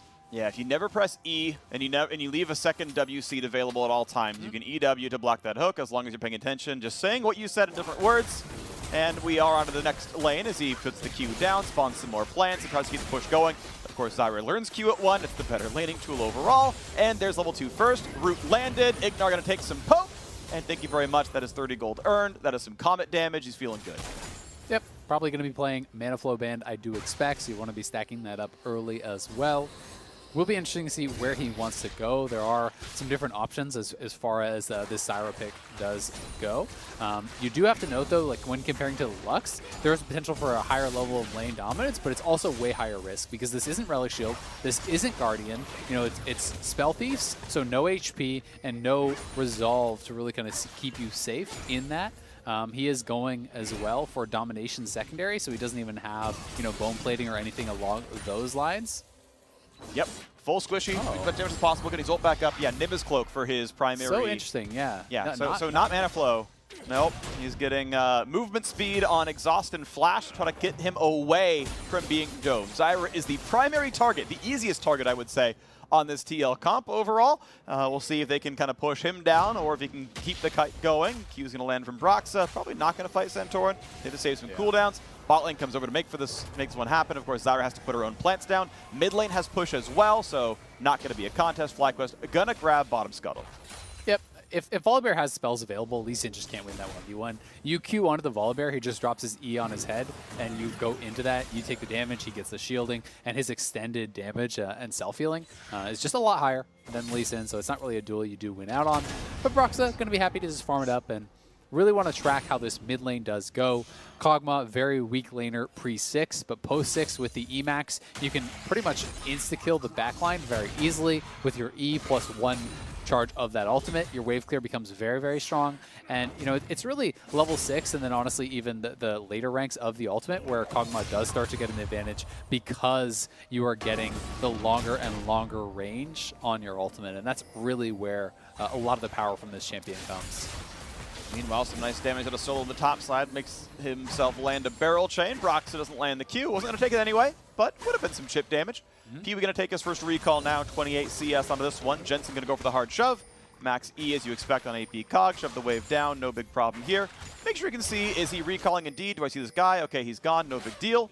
TP's come back in. We're going to get that reset coming through as, again, Fiendish Codex comes through for Power People, who's once again on the Comet for his ranged matchup. Ooh, this could be a lot of damage. He can't do anything about this one. That's going to be a good instant flash. Santorin's going to go ahead and flash for himself as well. Scoop backwards, though, means Impact is fine. And honestly, Santorin flashed to get nothing else. His Impact already flashed away. Exactly. It's just the flash for the flash there. He obviously thought they might be able to chase him down, but once the barrel chain missed, it's pretty tough. He gets the slow. This actually could well be enough. He's going to find some damage more again. Just walks right up, gets his jungler there. Santorin is deadly low, and first blood comes through. Oh, Triumph! Triumph help! You gotta be kidding! Solo can't get more than a single kill back, and he baits the counter gank. Broxah in with 2. But he does have TP, and the wave is looking pretty okay for him, so he should be able to TP back and actually fix the wave for himself. So Impact likely still will lose more. This was incredibly close, though, and this does show just how tanky Mordekaiser can get. The grass proc comes through. He actually got tagged with the E. The stun comes up, but they just don't quite have enough damage. And Conqueror gets stacked. He gets the safeguard. His healing starts to come through. When the first kill does arrive, Triumph heal coming across also, and Solo just barely finishing him off with that final Q as he went down. That was so critical, because if he dies there and Impact survives, they fully reset the wave, and he loses so much more. Instead, they both get a kill. He has the wave in his favor because he's still at his teleport, and as a result, he's up a lot of farm. Ignar gets 3 gold and a 3-second cooldown refund as the plant comes right into his face. It wasn't meant necessarily as a hook block, but it's like, hey, I should check this brush. Oh, there's a hook. Cool. Okay, great. Well, that's good to know. Earns a bit of money for himself from the Q landing, and we move back onto this game as Team Liquid are up 3 to 200 gold from laning phase. Obviously, the kill being the primary part of that one, as top lane's up in farm and Santorin the same, but hey, kills are nice as well. So Santorin, I think, first is trying to push out the TL bottom lane. Then he wants to move towards the Scuttle and potentially the Dragon. But he's trying to make sure that this Jhin Zyra lane cannot actually push up and interfere with his Dragon take. With Kog'Maw going back to base, this will not be contested at all by TL. So nice early dragon here for FlyQuest. Going to be grabbing that for themselves a couple of minutes faster than the dragon was taken last game, as we didn't see a first dragon taken in the last game until about 10 minutes. That was going to be grabbed up, and Impact with a nice play here says, hey, you know what? I know my timers. You did a blue start. Blue buff is going to be mine now. You're doing Drake. Very, very heads up to go for that one. I don't think Solo saw that coming. Going to lose the wave. So I don't know if it's worth it, to be honest with you. I actually think it was bad. It's Gold one of those advantage, plays, XP negative. Yeah, it's one of those plays where it depends how much he loses, right? If that's a cannon wave, okay, so he's not going to lose nearly as much. It's actually better than, I kind of take it back. He might still lose the cannon. He lost 1 or 2 melees, lose a range. So it's okay. You're denying a resource. You're going around even. If that wasn't a cannon wave, I would have really hated the play. But that's one of those things where sometimes people get like really big eyes for a jungle camp, and it's like a lane is pushing towards them, and they're taking their own Krugs or something, and you're denying that from your jungler and missing minions. And it's like, oh, not sure if that's a play, bro. Yeah. What's funny is actually because it was a cannon wave, it's now actually gold negative and XP positive. Yeah. Because ultimately he got CS on the back casters and he got XP on the cannon but missed gold on the cannon. So I would still say, hey, by the way, also you denied away from Azir 100 gold and 120 XP from the Azir, so also feels good for that one. And the blue buff. And the blue buff in and of itself, obviously not the most amazing thing on Mordekaiser. This is a great CC chain. You cannot net out of a root, by the way. If you cast it, you just go nowhere. So if that's coming your way, it's probably already too late. You can't really dodge that stuff. So out he goes. But we are, again, at this 400 or 500 gold lead for Team Liquid, growing it slightly as they catch some gold around the map. Pee-wee walks back into mid, catches the wave, no problem. Santorin right behind him in case Jensen goes to the play. Looks for the volleys, can't quite land it. So PoE did actually get the enemy blue buff, so that's nice for them. So they lost their blue to the Mordekaiser. Solo pushes them off of this. But Jensen not having blue is a pretty big deal for Kog'Maw. Kog'Maw is extremely mana heavy. Brox is going to go in. Shouldn't have enough damage to finish this off, but it's a nice chunk, and now it's going to make Solo a little bit nervous about any sort of potential dive coming through here. He should be okay with Volibear behind him, but still a nice little play from Brox. And how the Kog'Maw ult works, if you don't know this champion, is that your first ultimate costs about 40 mana, and it goes up increasingly every time you use an additional one within a time frame. So it becomes very, very expensive over time, and having a tremendous amount of mana plus that blue buff can allow you to just non-stop poke out from range.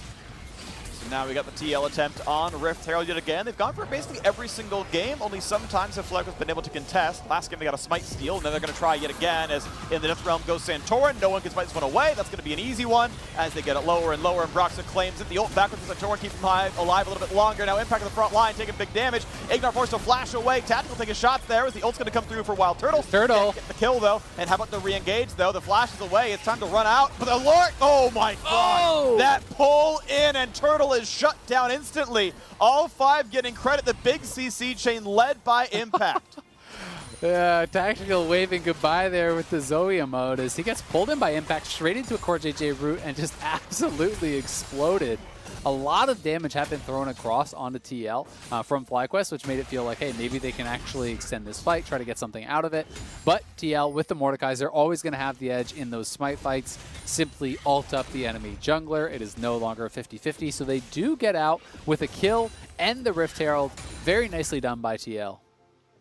And it's going to be a 600 gold lead for them as they're going to look to get more with the Herald being able to be charged in the next 3 minutes or so. They'll get another 320 or so based on the lanes are going. Knocks down this one, no big problem. Want to give Turtle and Ignar a lot of credit for doing well in what would generally be a pretty tough lane. It can be hard to sustain against this. He went Doran's Blade, not Doran's Shield. Ignar ran out of potions, but just couldn't get poked enough by the Zyra. They're holding on pretty well here. Not any turret plates for them. TL got 1 on their side. And now we get the resets coming through as Tactical goes towards his first item, Stormrazor, and his Swifties are already online as well. Yeah, it's becoming a very popular build. You generally see either Stormrazor or IE first, just kind of depending on how you want to play it out. Generally, it allows you to have better chase down and kite when you do go for the Swifties plus Stormrazor. It's really kind of emphasizing the movement in addition to that burst of move speed you do get with that fleet footwork. So it's really tough for champions like Volibear to ever close the gap. Same thing with Gangplank, if anyone wants to try to get in the melee range of you. So kind of lose out a little bit on the damage, but do get that extra utility. Good sidestep there. Control Ward's being fought over, but honestly, FlyQuest has the push. They know no one's sneaking into that rush, and so, hey, no problem. Put the autos down. Couple hundred gold is ultimately what is spent, but they're not going to finish anything just yet. We're running out of time. There's no plans. They finally walk up. Okay. CoreJJ fought for Trinket Ward. End of the day, he spent 75, gave 30 to Wild Turtle. Cash negative for him. And Santorin and Brock's going to now see each other in the river. Means there's no jungle gank on this bottom side. Turtle and Ignar still feeling very comfortable about how their 2-on-2 is going. Also worth noting that it is the Stork Boots rush here for CoreJJ, so going more heavily towards the damage. There are a few different builds that people go and support Zyra. You know, I tend to think I was, oh, nice little engage here. Big hook, but the trap's in the wrong spot. The shot's not going to land. He trapped the wrong spot, but Ignar with the Ignite gets the kill anyway. The pullback from Impact, though, big damage in a solo. Saves the Oranges, can't death roam him. Re-engage possible here in the 4v5. Santorin getting poked down. In goes the play. Not quite the hook, though. The push backwards, the ulti out of PoE keeps him alive. Broxah can't make it in. Jen's still going for the poke. Can't find enough there either as damage comes back across. Parvio loses some more health, but still no play quite to be had. And now it's time for the Ocean Drake to begin. It is a 5v4 still, but CoreJJ is back alive, running down this side of the map. And putting the health bar lower and lower. Impact still holding on to the ulti, can still Death Realm Santorin, but could the fight be won anyway? FlyQuest kind of backing in and out and in and out. CoreJJ back in the fight, has the ulti as well. When's the play happening? Death Realm looking for that one as well. A hook again. They're going to flash in for the play. CoreJJ drops again. Gets the ulti down. No, he can't actually. Can't cast a spell in time. So nothing done here. Santorin lets Ignar block the shots. Solo's at one hit from dead. He's going to flash away from the Drake and just barely stays alive. But now, can they even take this fight? A root on the mid laner. PoE gets chunked down. And the Drake. It is traded back though. FlyQuest grabbed that one. So 2 Drakes picked up. But overall, 2-1 in kills for FlyQuest. What an incredibly close fight there. TL may just get a straight-up mid-lane turret here with both these people pushing, plus the Rift Herald drop down. I think they're going to get everything on this tower. We'll see if they can actually finish it off, but still no one here to answer. So that the last plate is incredibly tanky. Not going to be able to fully finish it off, but still 4 plates for them. So do get a little bit of a gold edge, and they're going to try to look to steal away another blue buff. This is somewhat risky. Was spotted on the entrance. We'll see if anyone can get out here to punish, but it doesn't look like it's going to happen. You gonna kick you? Nah, he smites it. He's like, all right, I am under danger. We're just gonna auto smite, make sure we grab it one. They do claim the blue on Lee Sin, one of the least important ones on the team, but still good to take it away. Second blue buff steal in a row for TL on the top side. And as items come through and people spend their well-gotten gains, we can see when these spikes come through as CoreJJ build towards either Oblivion Orb or a Liandry's or a Riley's. Any of the 3 can be good. Yeah. We'll see as the bot laners duos heading towards the top side.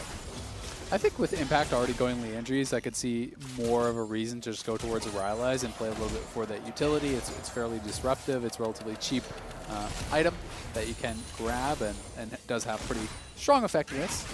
Double Spell Pen, I think, makes less sense because you're expecting some MR to come through since you have Kog'Maw and Mordekaiser as well. But that being said, there's not really an AMR right now on these squishy members. Right, so you can kind of like spike for it now, and yeah, it'll fall off later on, but you know, the first 20 minutes matter a lot, you know, and spiking at 20 and fighting for Drake 3 or something, which is going to happen in 3 minutes. FlyQuest already have 2 Drakes, and by the way, I feel like Mountain Soul is quite good here. Keep in mind that Jensen's ulti, it has an execute, right? It does bonus damage when you're low, and so the more you can kind of prolong that with your upfront durability can help, the less that the Zyra poke matters because she just hits a Mountain Soul shield, and you're like, well, that didn't do anything. We're going to go back to laning now. Like, that can actually be really impactful here, so I think it does line up pretty nicely. We'll see if that does matter long term as the top laners are fighting the bot side and the duos are fighting the top. I agree. Can matter definitely quite a lot. They are looking for this engage again on CoreJJ, who has been getting picked on a little bit over the last couple of minutes, but we did get to kind of see how both the comps want to function, right? You know, even with CoreJJ dying twice without getting his ultimate off, which I don't think you can count on happening every single fight, they still were able to poke FlyQuest members down incredibly low, and Jensen now hit level 11, so a significant increase in range on his ultimate. It gets harder and harder for champions like Azir to be able to do anything. Hook, stun, flay, jumps back, but an easy scoop onto 3, and Volibear's over the top. This time, Core got his ulti off, and it just did not matter. Jensen's gonna drop, and Volibear's gonna be low. He'll stay alive, it's not gonna be enough for the passive. And Jin W couldn't land, and here comes the squad. Yep, step up here. We're blocking these shots. There isn't a line. Just stand still. Good job. No way for Santorin to die. It's gonna time out eventually, puts in his shots, and that's gonna be an easy Herald pickup as well.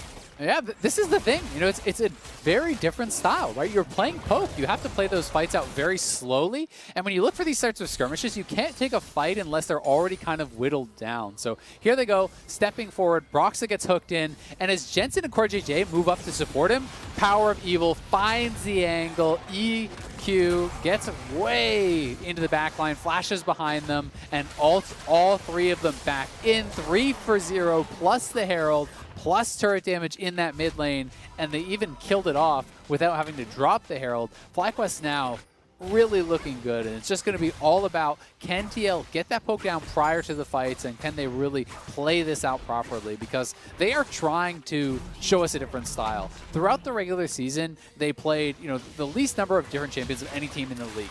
But you know, their response was, well, we're winning. Who cares, right? You know, why would we change that up? And now coming into playoffs here, they showed the same thing against Golden Guardians. Now against FlyQuest, they are showing some flexibility, but they have got to win on that different style. They have got to show us that they can dominate with it if they really want anyone to respect it as a threat in pick ban. And here's CoreJJ finding a big root. A lot of CC is there. Could be an easy hook or an easy kick, but Broxah can't find the target he wants and is ultimately just flayed out of the way instead. And I believe we have yet to see Lee Sin kick this game, as he hasn't found that target, and there's just so much easily accessed crowd control on FlyQuest. There's the Flay, there's the Volibear stun, and he just cannot find his targets here. It's really, really difficult. Ignar has been so on point with the Flays, and even Power of Evil's ultimate, that has been denying him a few times as well. They're going to drop Rift bottom, though, so TL either immediately run bot to answer this, or they guaranteed lose the tower. I always love these Rift Herald style plays, especially post-turret plates. There's no guarantee you get something out of it, so just drop it for pressure. In this case, they should be able to get the tower for free. Turtle needs to come over, though, if they want to contest this, but it looks like... Wants to get some of the turret gold, but he has to come back over now as Drake is being started. He shoves the wave in. Okay, Turret at least dies. No local gold, but it's now going to be time for the play. They're going to ulti Santorin, and it's going to be an easy smite. There we go. Grabs up. Drake number 3 finally goes TL's way, delays the soul. Solo TP's in, a little bit late to the fight. Ulti already down, and there's not really much of a play right now. FlyQuest don't have their way in. Santorin's getting low, and they found the catch on an Ignar over the wall. CoreJJ sets it up, and now it's time to run away. Be careful, Santorin could lose a lot of health. Turtle tanks the shot, so he's going to stay alive just fine with that one. Another root, though, a big one. Can they get the hook back? Can they find more? TL's getting a bit low, but they're going to find it too. Ult. Broxah, can he go for the ulti? Does not have flash, does not have good tools, and won't go for more. It is Drake picked up thanks to the Death Realm, and then it's a single kill picked up thanks to CoreJJ. The team is firing, and they're getting little advantages here on the Team Liquid side. Very well played there for TL, and I'm interested to see, is Santorin going to go towards the QSS, right? It's going to really hurt your tankiness in a straight-up fight, especially against people like the Jhin, you know, when you're building no HP and you're just building a little bit of MR there. But at the same time, if he is unwilling to go towards the QSS, and this game just becomes, wait for Dragon to spawn, then go fight at the Dragon, well, you're never going to have a 50-50. You're going to get Mordekaiser ulted every single time, and then you're depending on getting enough out of the straight-up team fight, because you're never going to get the Dragon. And keep in mind, right, the entire Team Liquid comp is built around long-range poke and stalling. So you can't play the dance, you lose the dance. You can't play the 50-50, you lose the 50-50. And if you play the all-in, they're built to disengage. You don't often win the all-in either. So I almost would have liked to see Turtle stay bot lane, shove in with Herald, take out her turret, go for tier 2. I mean, look how low that turret is right now. Imagine Turtle stayed bot lane. They said, go ahead and take a Mountain Drake, will kill 2 turrets. FlyQuest wins that trade if that's their play. As now Impact's coming in for the play with his jungler now as well. Broxah wants in. That kick was nearly a knock up there as well, but Jensen's on the chase. Rank 2 ulti finds some more into Santorin, who's going to ult just for safety. PoE's here, though. Azir's coming around. PoE might have the scoop. The ulti catches Impact. Re-engage towards Jensen. Zhonya's used. Those are the kinds of fights, the scrappy battles that FlyQuest want. They get a second turret and they get 2 unanswered kills. Anytime Jensen is in an open field like that without the rest of his team around to defend him, he has got to stay so far away, because if they get behind you, you are just doomed. And on the extended play there, they're chasing so far to try to get solo and Santorin. So Power of Evil makes a rotation, they get the kill, they get both tier 2 towers in mid and bot. So FlyQuest just opened up a very big lead here. You know, 4,000 plus gold ahead now, and it gets pretty dangerous when you're getting forced out, you know, from this losing position to try to come to areas where you can get flanked. If you're forced to check at the Baron, and FlyQuest have incredible objective damage with the Azir, because you get those 3 soldiers out, you just have a Volibear tanking up for you, and honestly, they can 2-man things like the Baron, no problem. All right. Well, look at this. 4,400 gold lead. FlyQuest have had troubles with the smites, but they have not had troubles earning gold. It's 5-1 in turrets. It's 8-5 in kills. They have shown the ability to team fight. Team Liquid have not shown the ability to answer that with this poke-heavy composition. Tactical knocks down a few minions. Turrets at half HP. Look at Not a Solo's big gold. problem. He is over 3,000 gold ahead of Impact right now. He is monstrously strong. He already has the Essence Reaver Triforce, and he's working towards the Liandry's, which is going to be, honestly a ton of damage. When you're playing a champion like the AP Kog'Maw, you're building no lifesteal, and generally speaking, you don't have any sustain from your runes. In fact, he doesn't. He has Presence of Mind as the secondary, so he has no Ravenous Hydra or anything, or Ravenous Hunter, excuse me, to try to heal up. So even just a GP ult dropped on your head with the Death's Daughter, the true damage in the mid lane or middle of that ultimate, plus the Liandry's burn and the Tix itself, like you can get chunked so low from just something like that potentially you can't even fight. And Azael, speaking of Liandry's, you mentioned this after game 1, where Team Liquid can be good at the individual champions, but everyone has to play around the style. I don't think TL needs triple Liandry's. Yeah, I don't. It makes sense on Mord. It makes sense on Kog. It makes sense on Zyra. Imagine that Liandry's is Ryle's to apply a slow so that Liandry's does double damage for his 2 other carries. Like, that's just the better item that says, look, TL, you maybe played this comp once or twice, and your analyst didn't tell you everything that you were missing, because I think there is just, like, easy advantages left on the table, and it's not the story of the game. They don't win the game because of Ryle's, but it's things where it's like, look, you're clearly not that comfortable with this comp. You're losing here to FlyQuest in game 1 with a comp you don't play very much. You're losing to FlyQuest in game 3 with a comp you don't play very much. And I'm glad TL's trying other comps, but the other comps aren't working. Well, at least not for now, and we'll see, as they do scale further. Kog'Maw, level 16 is really like the ticking time bomb, where all of a sudden, you can't even see Kog'Maw on your screen anymore, and you're dying to him.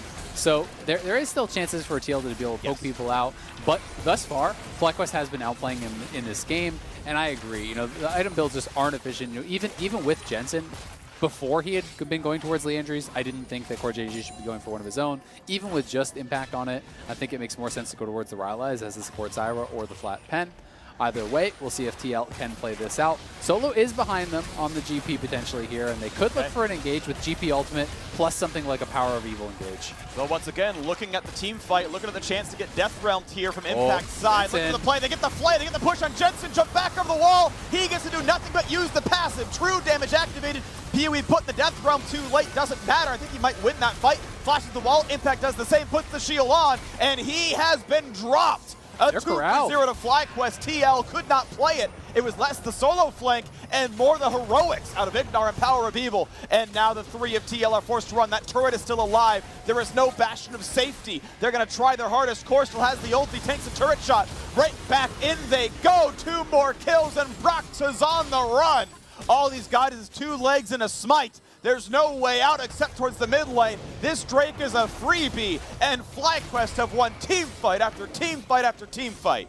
Make it 4-0, end the Dragon. FlyQuest now on Soul Point. They maybe want to make it 5-0 if Broxah gets caught here. Will be able to escape, but they can even go potentially over towards this Baron. I think they should maybe consider resetting, but there are still some res timers here. They want to at least, I think, force out some teleports, so they're going to start this up. Broxah does have Flash and Smite, so it's somewhat risky. Jensen moving out on the map here, but doesn't have vision, so if he face checks Ignar, he can just die again instantly. That is Mordekaiser running out of health rapidly. Second trap, he's going to pop into that one as well. That's a ton of damage. That is him dropping. Zhonya's is not going to help you against Caitlyn Trap. Another one comes down. All you did was burn that consumable, and FlyQuest took even more. They get the TP, they get 450 gold, and they're ready to keep moving.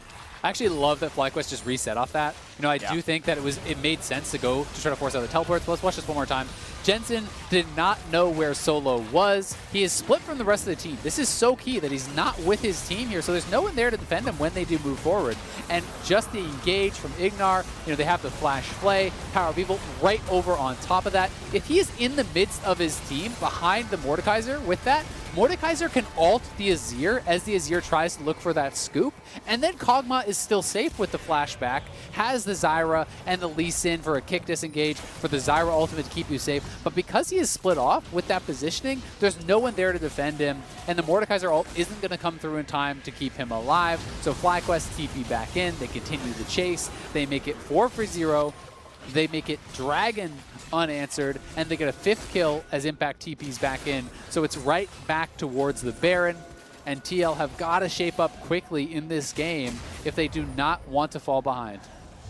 And you're going to see the attempts yet again into the jungle. 6,000 gold lead. FlyQuest in the driver's seat by far here. And they're going to move on to try to knock down Baron Nashor. We know Mountain Souls in 3 minutes 20. Jensen's game over.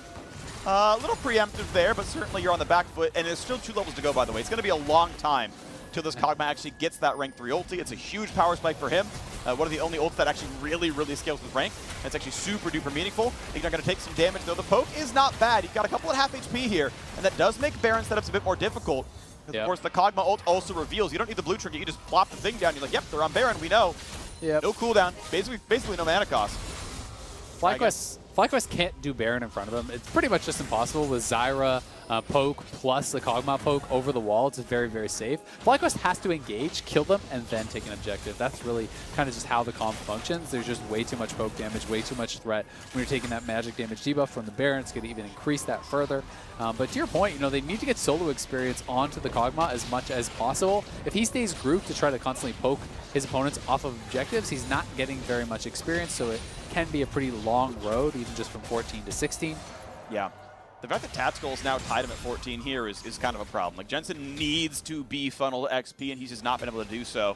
And that's definitely problematic there. Liandry's now done, finally, in for CoreJJ. Rapid Fire Cannon in for Tactical. As we have the Liandry's course for a while on Jensen's side. He's got his 2 major items, but still building towards his 3rd.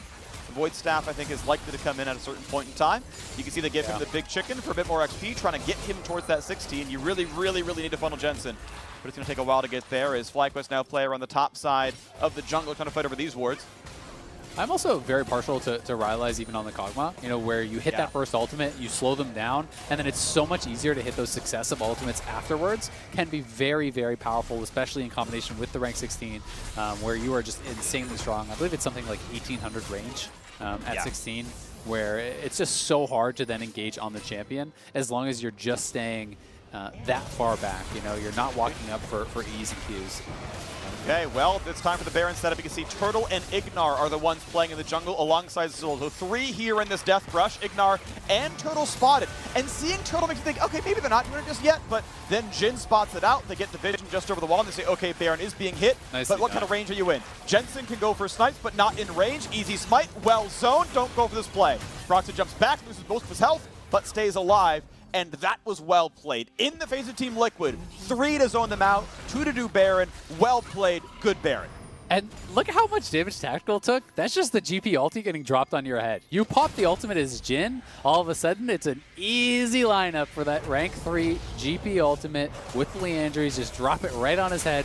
Jhin has to cancel the ultimate pretty much immediately and run away, or he'll just straight up die to that thing. It is insane how much damage it can do.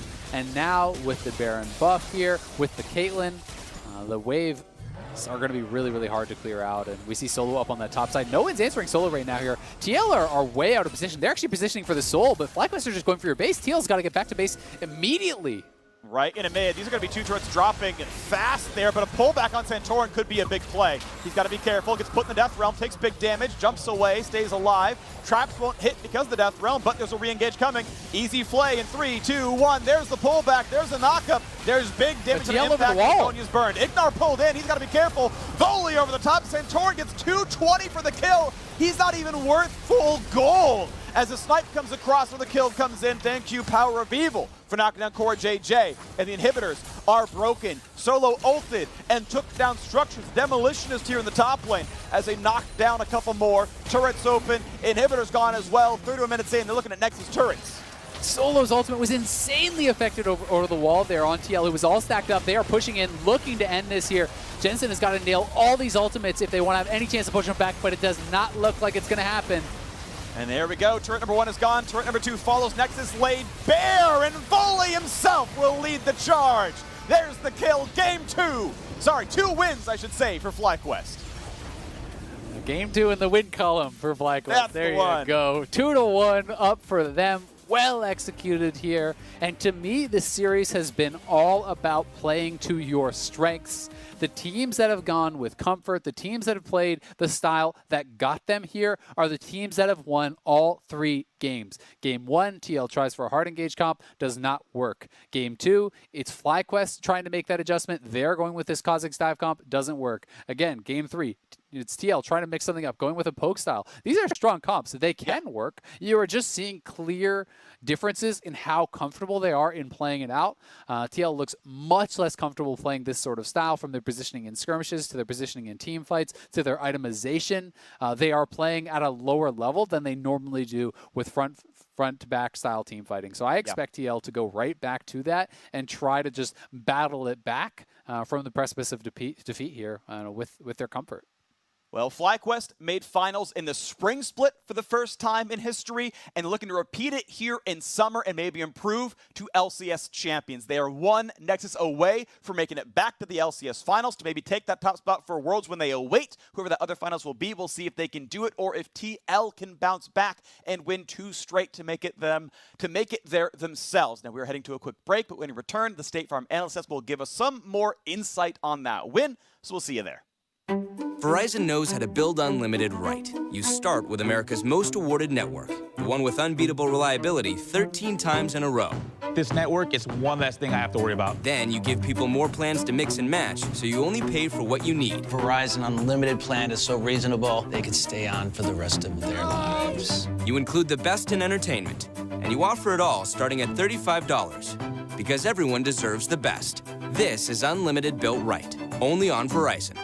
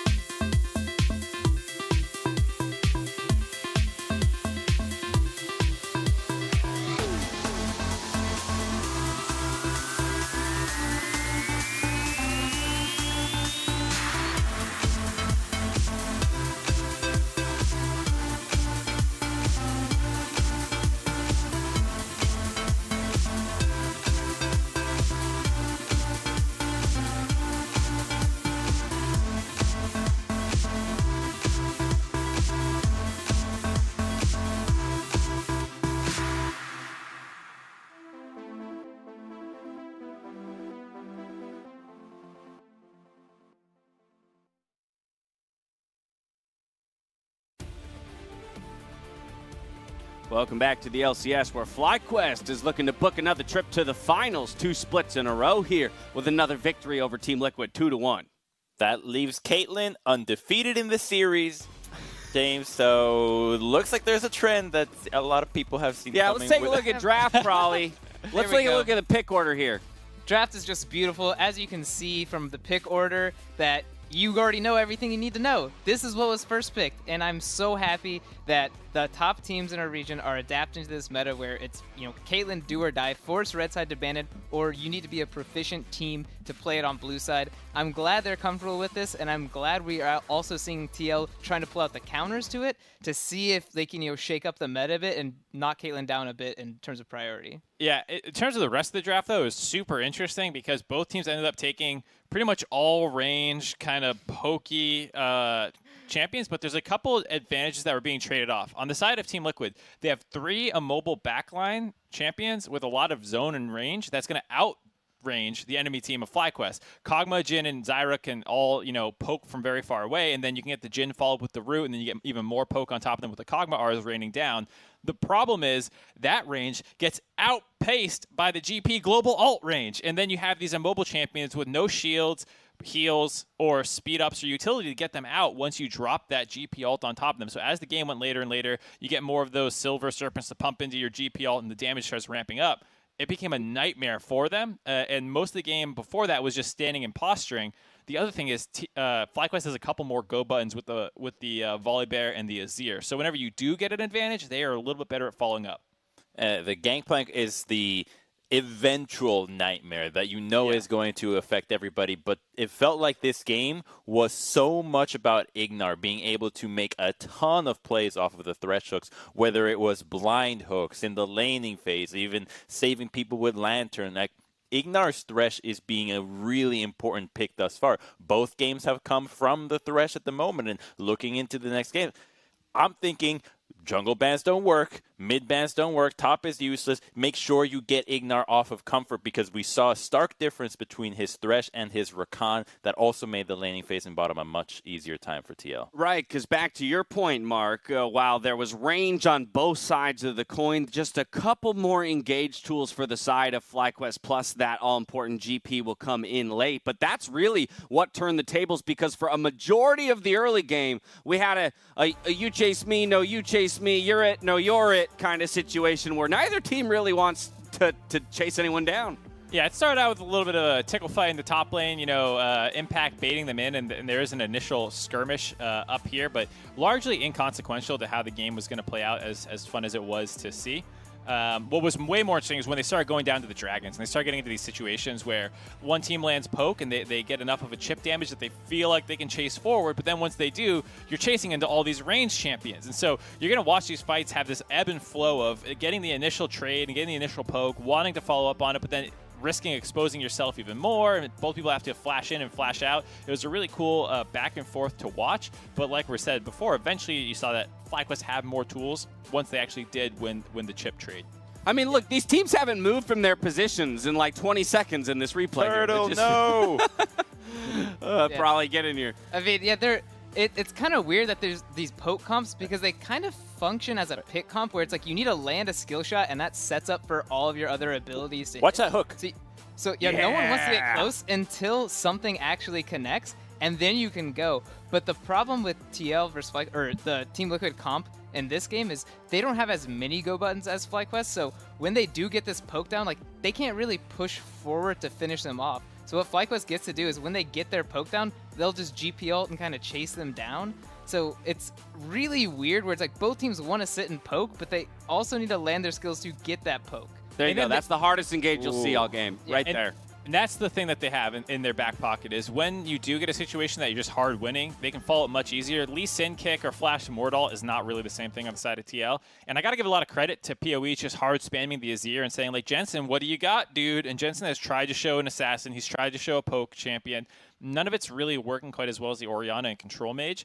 And I hope to see TL start reaching for the Azir themselves and putting PoE off of it, because he's been pretty great so far.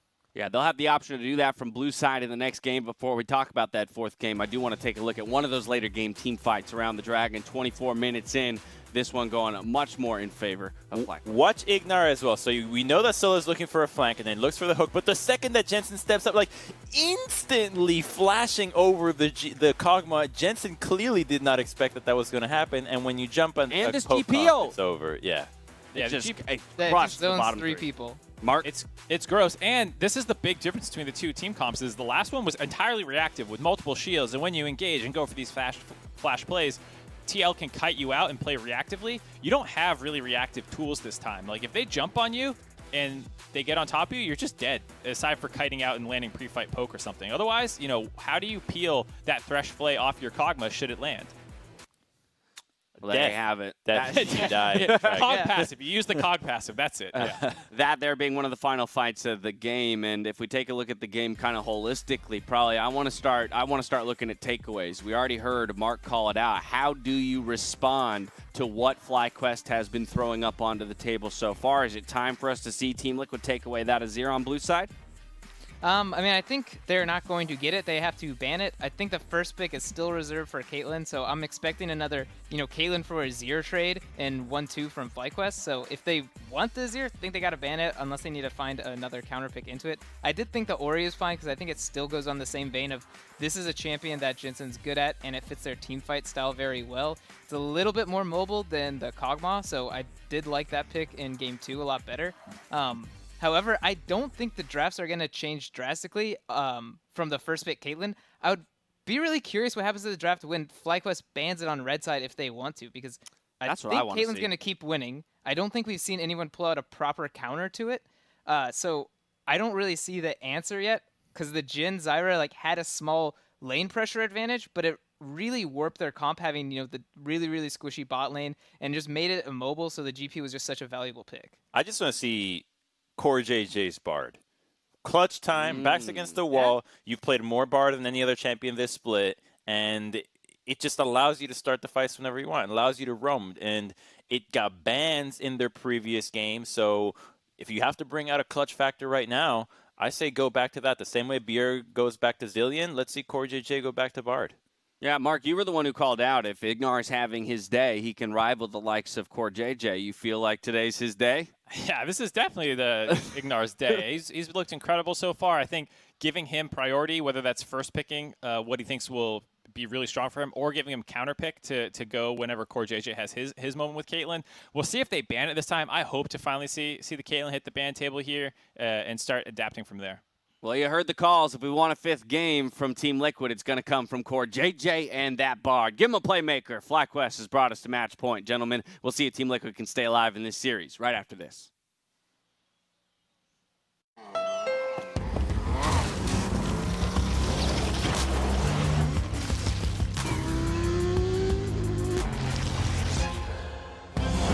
At Honda, racing is at the heart of everything we do.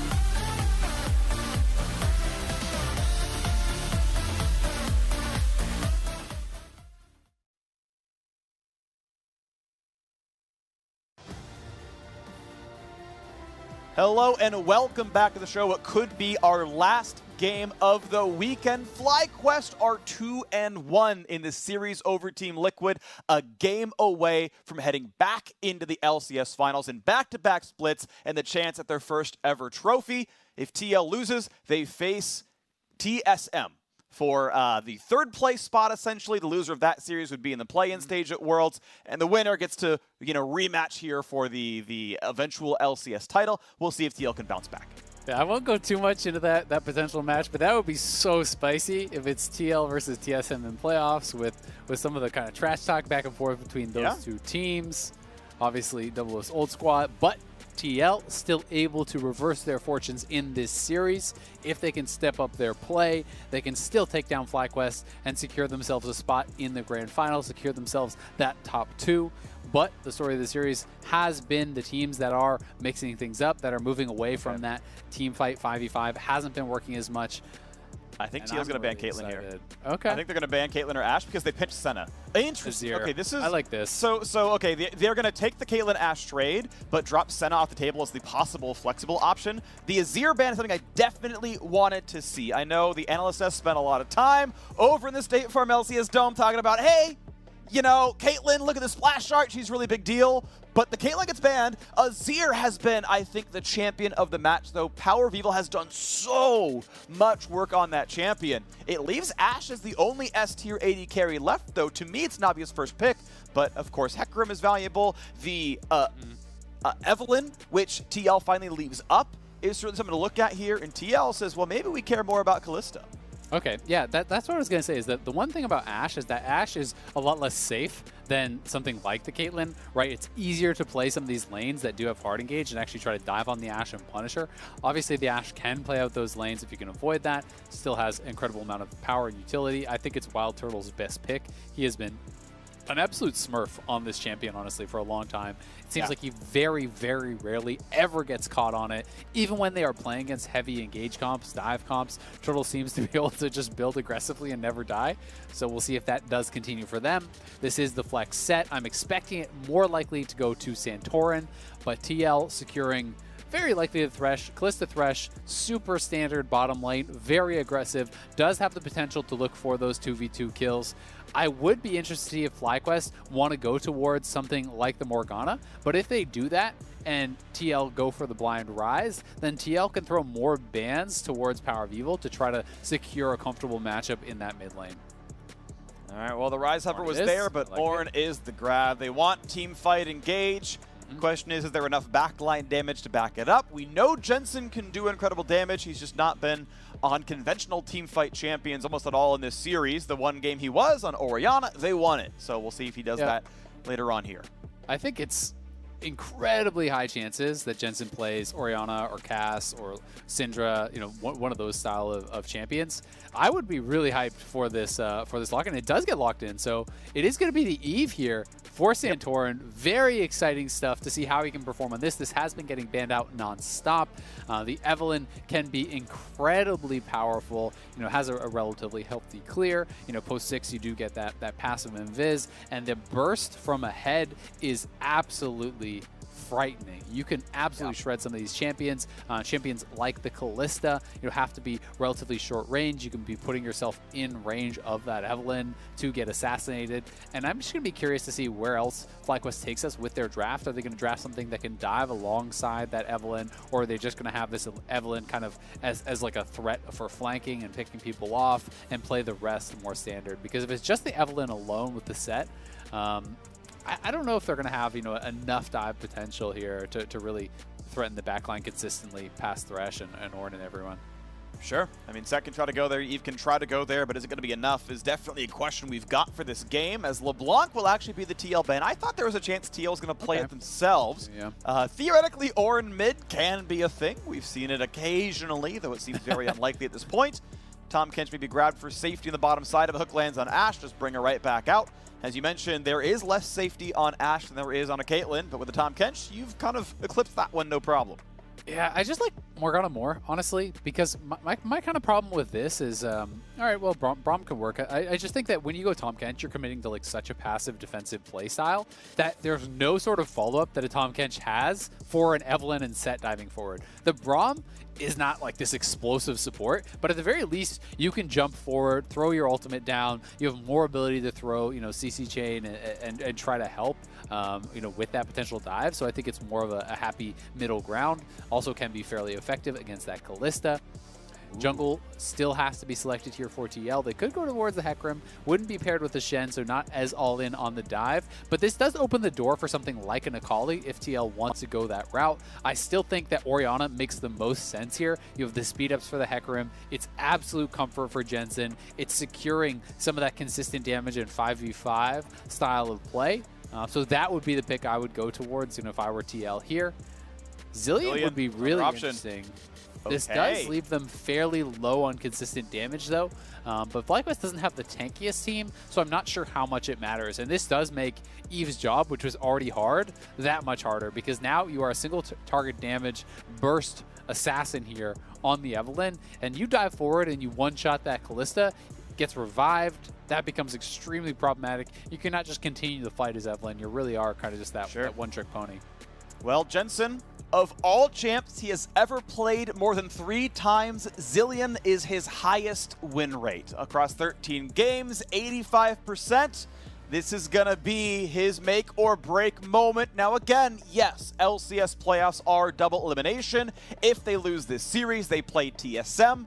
That best of 5 determines who is going into the final anyway, so that is still a possibility. TL are not completely out if this happens to them. But FlyQuest want to get back in the final. Santorin finally is allowed to play the Evelynn. Orianna comes through for Power of Evil. We'll see if we get a Lich Bane. We'll see if we get a Nashor's Tooth. We'll see what comes out of him. But FlyQuest poised to come into the final from the upper bracket for the first time if they can do it here today. We'll see if they can knock down TL 3-1.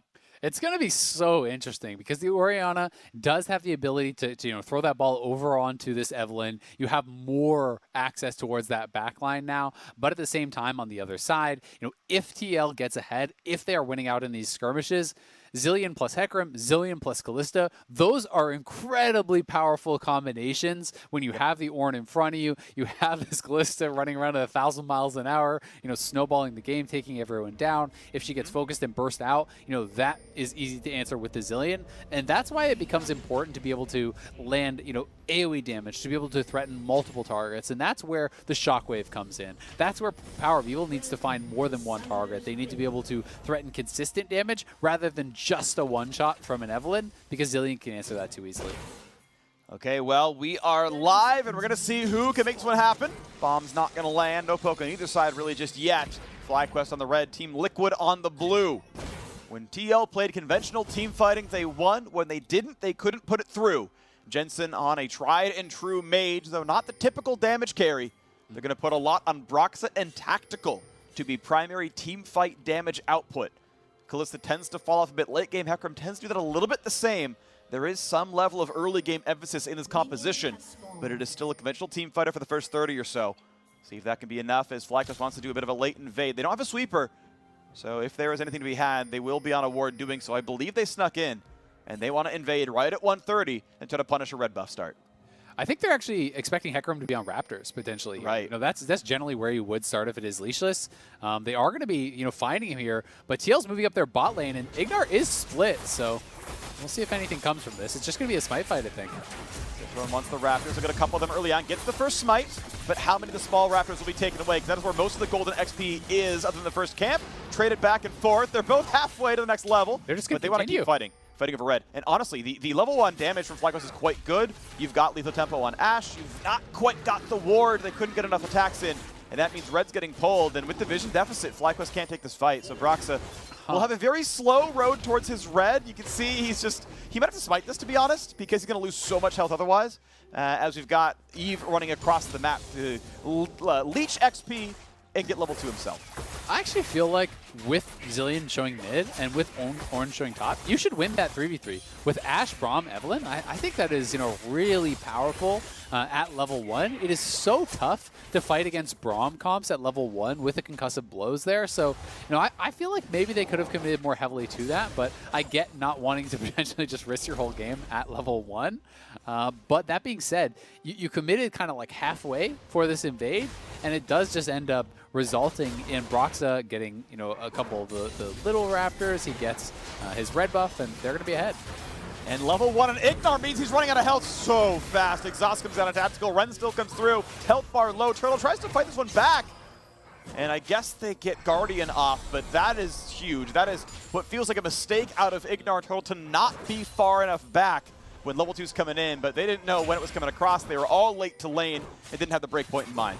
It's not the level 2 power spike from Lucian, it's Kalista. They didn't expect it, but that's something you should always be doing, counting minions, backing up when your opponents are going to get level 2 if you cannot contest it. It could have been a scenario where they thought they could finish off the last minion and then both get level 2 at the same time and maybe fight it. Maybe they were feeling like that was the type of position they're in. But in the end, that's 3 summoners down for them for just the 1 over on TL. So you take a strong 2v2 matchup that TL has, and now you have this Braum really on the back foot, and you can create the potential to pick on him with a potential gank from Broxah or something like that.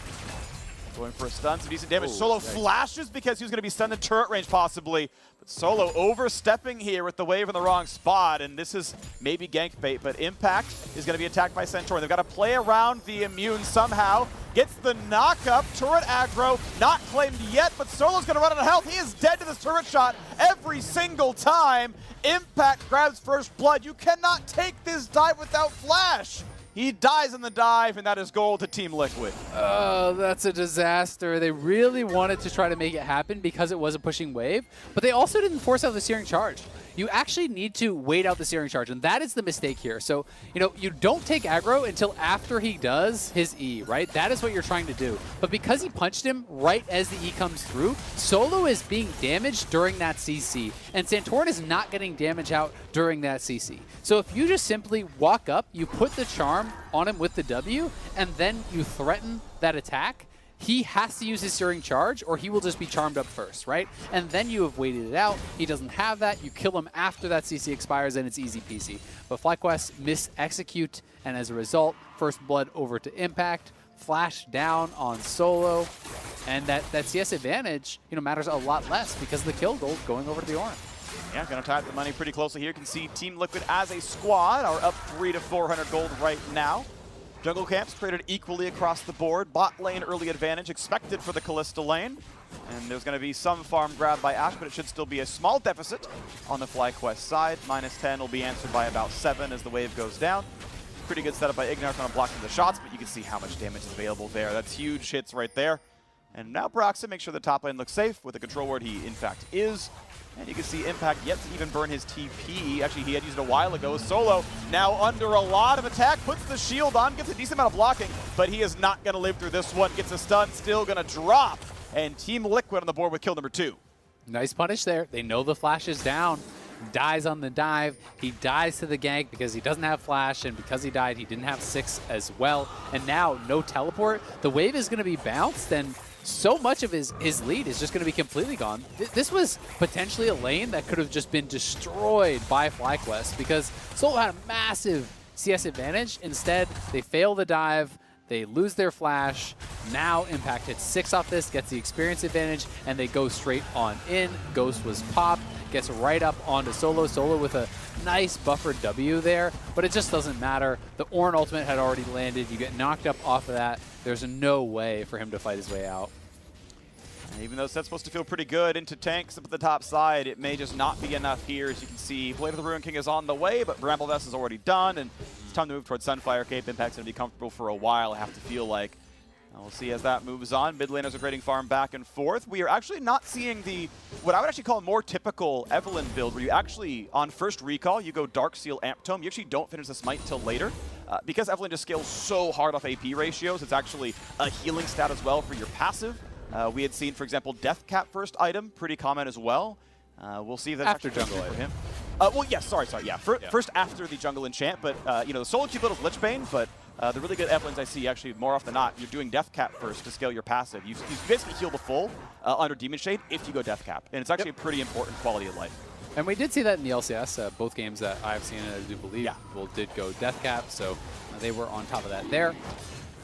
We'll see where Santorin does want to take us. Obviously, the jungle item completion is extremely efficient. You are a little bit less powerful, of course, if you don't have that Darksteel early on. But he's just trying to race towards that power spike, and we'll see if he can get anything done here because he is now 6. And this is where you really want to start making things happen. You can be ignoring that vision, just kind of sneaking around, trying to look for plays. He is going for the invade here. They know that Broxah is down on that bottom side for the Dragons, so he could potentially take away the Gromp and even the blue buff. And if they could soften up Impact, you could always look towards another dive, but it is very, very risky because if you fail that again, it could be pretty brutal. As long as Santorin holds 100 mana, he can get away from almost any gank. This time around, he's going to have to wait it out. Goes for the recharm, gets the damage across, grabs the blue buff steal, and hey, look, there's uses Money Fruit for him. So Santorin going to feel good about that one. His own blue buff is back up on the map. Top lane farm, we snapshot at 17 CSD. Solo in the lead, Impact with some gold. We'll see how it moves over the course of time.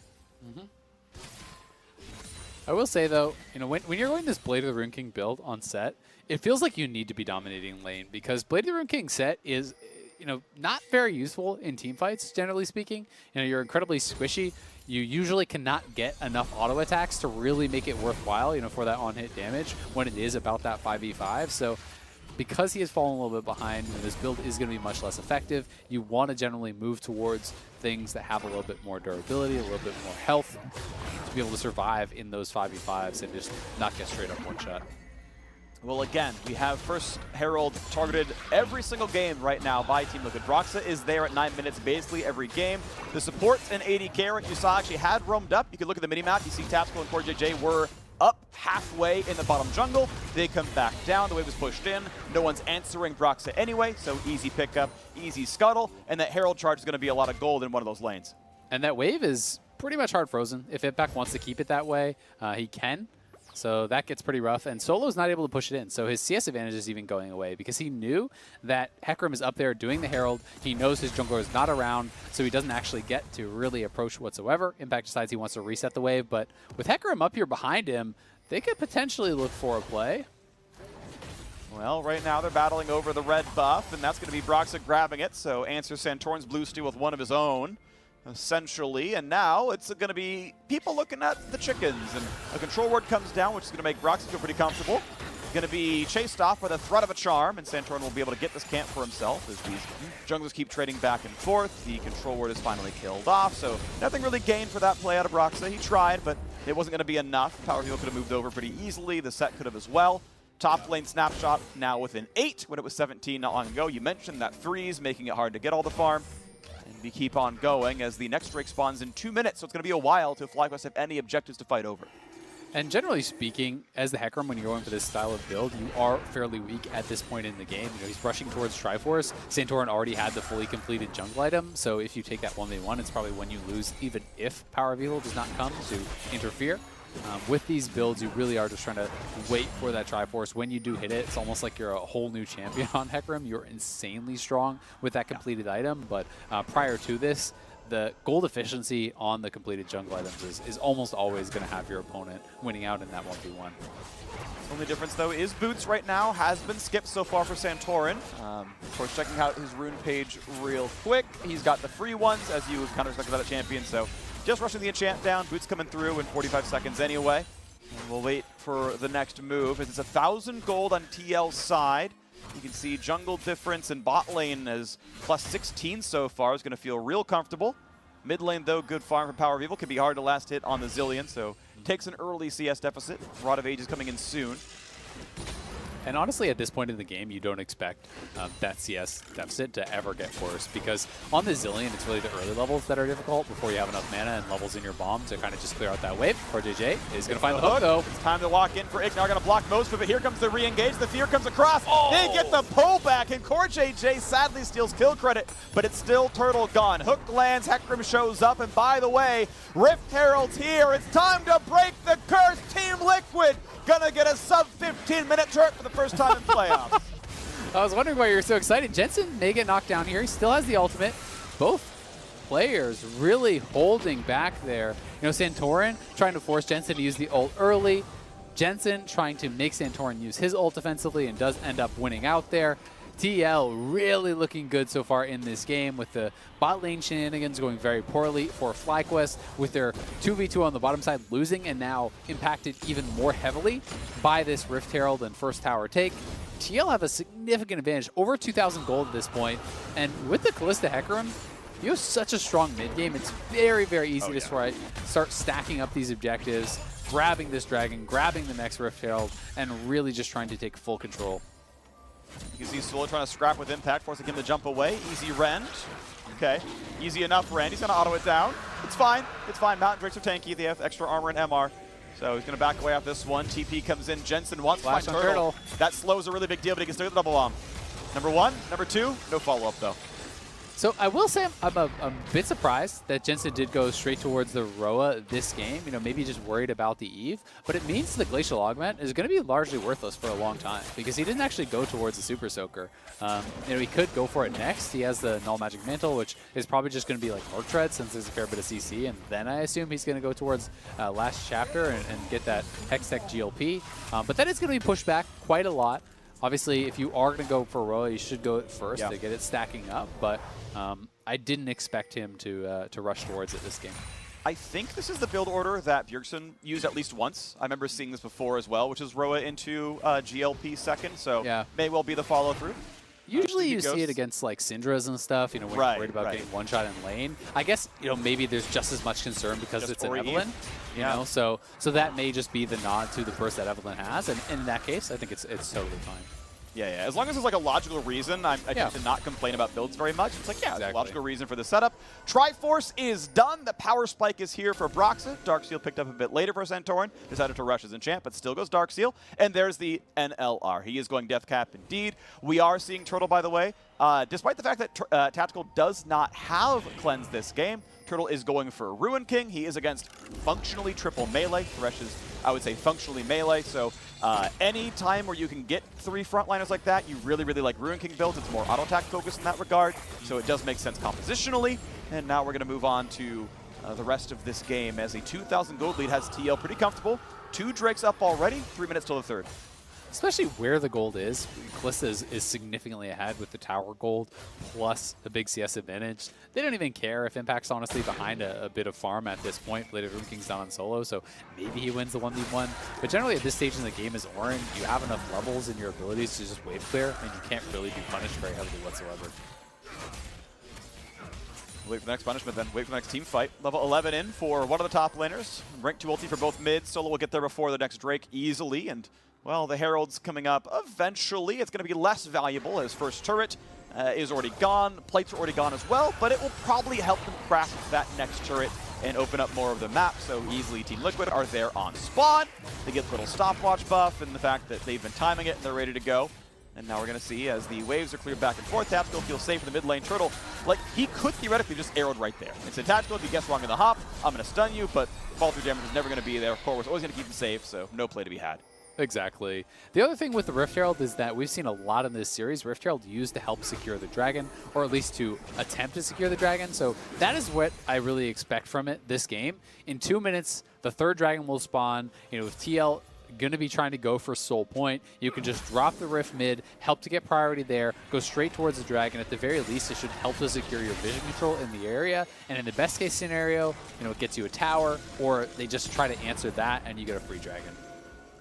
FlyQuest now grouped on the bottom side. Jensen's ward, though, keeps him pretty safe. Knows Eve's not in Tri-Brush.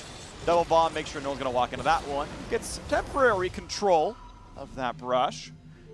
We can see what happens in later times as recalls come through for a few champions. Ruin King finally done. Seraphs turns around for PoE. Solo gets a bit of a lone time topside as he knocks in the wave, knocks down these minions, and we're going to see Impact answer, but not before his turret takes a lot of damage.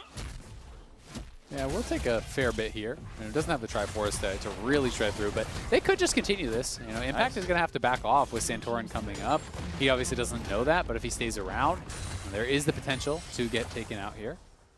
good of Santorin to Shadow. It actually might be Impact calling that Santorin, like Solo wouldn't play as aggressively if Santorin weren't here. Hey, I think jungler's topside, we can't see him, but, the movements make me believe this is the case because it's not like there's any awards that would have spotted Broxah coming around, And it's not like he's going to die and trade for Drake. This is just him playing very aggressively. Yep. Anticipating that any gank is not going to matter, and he is right because Santorin is there. Fighting over the mid lane now. Broxah has Rift Herald in the inventory, knows he can summon it during the Drake to either trade for a turret or just get both. So check out PoE's items. He is really strong right now. He has the Seraph fully stacked up and a Spellbinder before this fight. And this could be the game-deciding fight because you cannot allow TL to be working towards an Ocean Soul this early on to get Soul Point. It is extremely unlikely to be able to hold them off getting that Ocean Soul for the rest of the game. So FlyQuest pretty much have to fight, and being as strong as possible right now is incredibly important. You can also see QSS has come through for Tactical, which is going to make him very difficult to engage on. Well, mid lane going to be cleared easily. Team Liquid will be able to be the first to move that lone minion. Helped keep the wave at a decent spot where FlyQuest couldn't push any farther forward. A hero in the mid lane, and now we have a flank possibility for Solo and Santorin. Can they find the squishy? Can they kill Tactical? He can QSS flash out of Solo's ulti, and the Drake is going to betray. It's going to betray. It's going to look to the right. They know where these guys are, despite the control ward. TL now knows what's going on. Solo forced to back off, and now Broxah wants in. He's going to be charmed in a sec. The dunk to the back line. Arrow's going to land. QSS right away. Re-engage comes across. Solo gets the shield across. Jensen, the target, gets low, but not low enough as Impact runs backwards, stays alive, and he gets the Zilean ulti, but the first kill comes through. A 1-for-0 Tactical, the target, and without Zilean ult, there could be a chase through. Look how low the health bars are. Turtle flashes in, but can't quite get the kill, but PoE does. 2 kills in, but it's traded back. It's a 3v3 now. Bomb on the head. PoE getting low, but no way out for Broxah. Solo has the damage, and now it's a 3 versus 2. FlyQuest are on the way in. Solo wants this one. He may well find it. Punch, punch, kill. Shield should be available soon. That is the Bud Light ace for FlyQuest. They have answered the team fight in 19 minutes. Power of Evil coming up huge again for FlyQuest. He has been a monster in this series, Azir after Azir after Azir, and now on the Orianna here. Incredible farm, over 200 CS before, I believe, even 17 minutes, and he gets a 2-item power spike in time for this dragon fight. And he was monstrously strong for it. He landed the shockwave. Here's the Bud Light ace once again here. Solo and Santorin had been spotted out. They try to look for the engage. Santorin going in here. The charm was used on Broxah, so he's never really going to be able to burst out Jensen, but he tried to flash in to get him low and to be able to back it up. You can see then Jensen over on the side. The shockwave catches both Tactical as well as CoreJJ, and that was the critical moment. Turtle flashing forward here, but Broxah still has his ultimate, and he would have been knocked up by Impact anyway, so he gets feared down, knocked down, but Power of Evil so strong, Seraph completed, keeps him alive with the shield, and allows them to have those constant speed ups to chase him down, shielding up Solo, sending him in there, and allowing them to get the ace, plus the dragon, preventing that soul point. Just an incredible team fight from FlyQuest, and really so much of the work there done by Power of Evil. Really, really well done. There's the damage up. That's what I wanted to see. How high was Solo's damage? Because he was mostly untouched, or at least, durable enough it didn't matter. He got so many hits down. Solo Turtle, lanes. yeah. Turtle flashed in for the volley. That was enough to set up the Solos. Supportive play, loses his life, but so very worth it. 5 kills to 2, I think, that fight overall. Solo's going to feel comfortable now on the AD set. Here comes Santorin for the bot side. By the way, I can ignore you. I can go for the turret. They're going to go for the play instead. Dunks him into the wall. Means he can't ult, and there's no way out, but Solo's running a bit low. He'll stay alive just barely, but Jensen's here. Auto, stun, bomb number 1. He's life-stealing, though. He's life-stealing. Okay, he'll die. This is dead. This is Solo dropping. He's going to try. He's not going to live. Jensen's TP gets him a kill.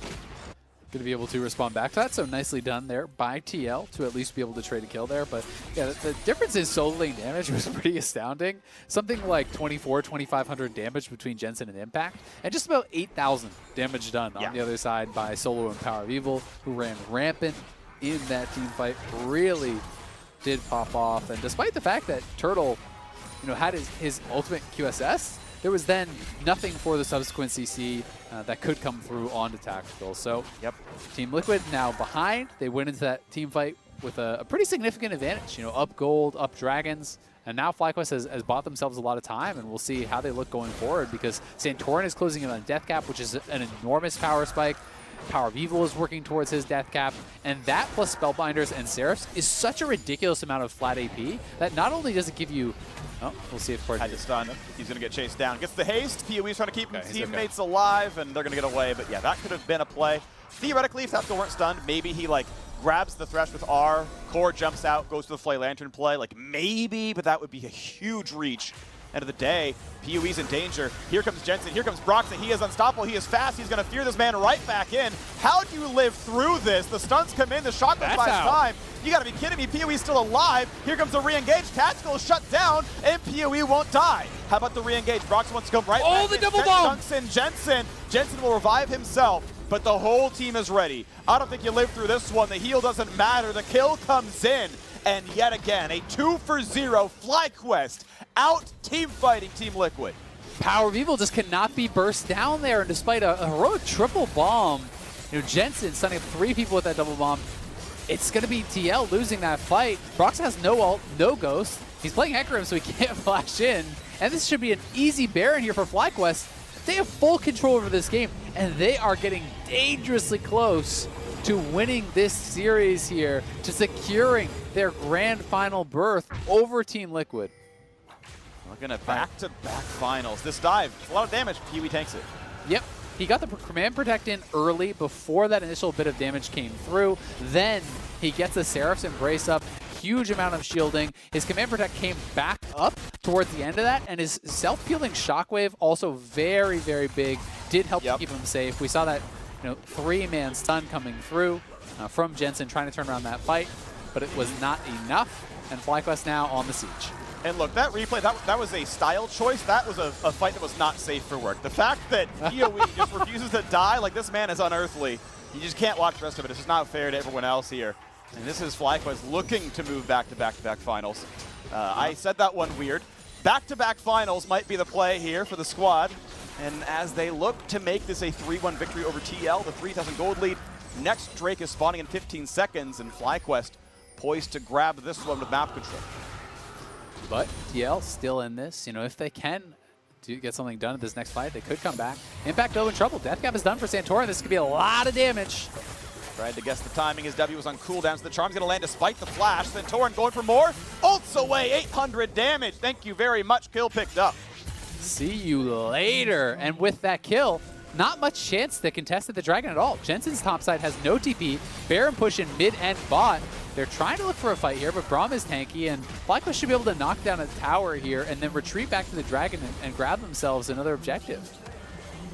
TL looking to be sent to the lower bracket there. Santorin wants a red belt to be handed to the Turtle. There you go, grabs that one. Ocean Drake alive, and it doesn't really matter how much they stack it. It's kind of going to be a while till Ocean Soul comes across, but they are going to send a couple over the wall. They're going to knock down bot lane tier 2. An embarrassment of riches right now for FlyQuest as their gold lead crests 5,000, and they tie up the Drake score. And as the items come through, the death cap almost there for PoE. Turtle going to build towards his third. Yeah, this is going to be FlyQuest. So heavily favored here. TL, it's going to require a big comeback. Yep. I do think PoE will easily have Death Cap on base. That's going to make the Command Protect even that much stronger. That's the added benefit of going for these really heavy AP builds as opposed to something that is, more flat pen or even Leandry style builds. You have an incredible amount of defensive power because of the scaling there. And now wrapping around here again onto Impact, he is going to be in trouble. Corralled towards this Eve. Going to go for the Shockwave. Santorin not going to show up for the Charm here as well. Impact is flashless. He has an ult, but he's not going to cast it. Gets chunked down rapidly. He tried to counterbuild for his top lane matchup.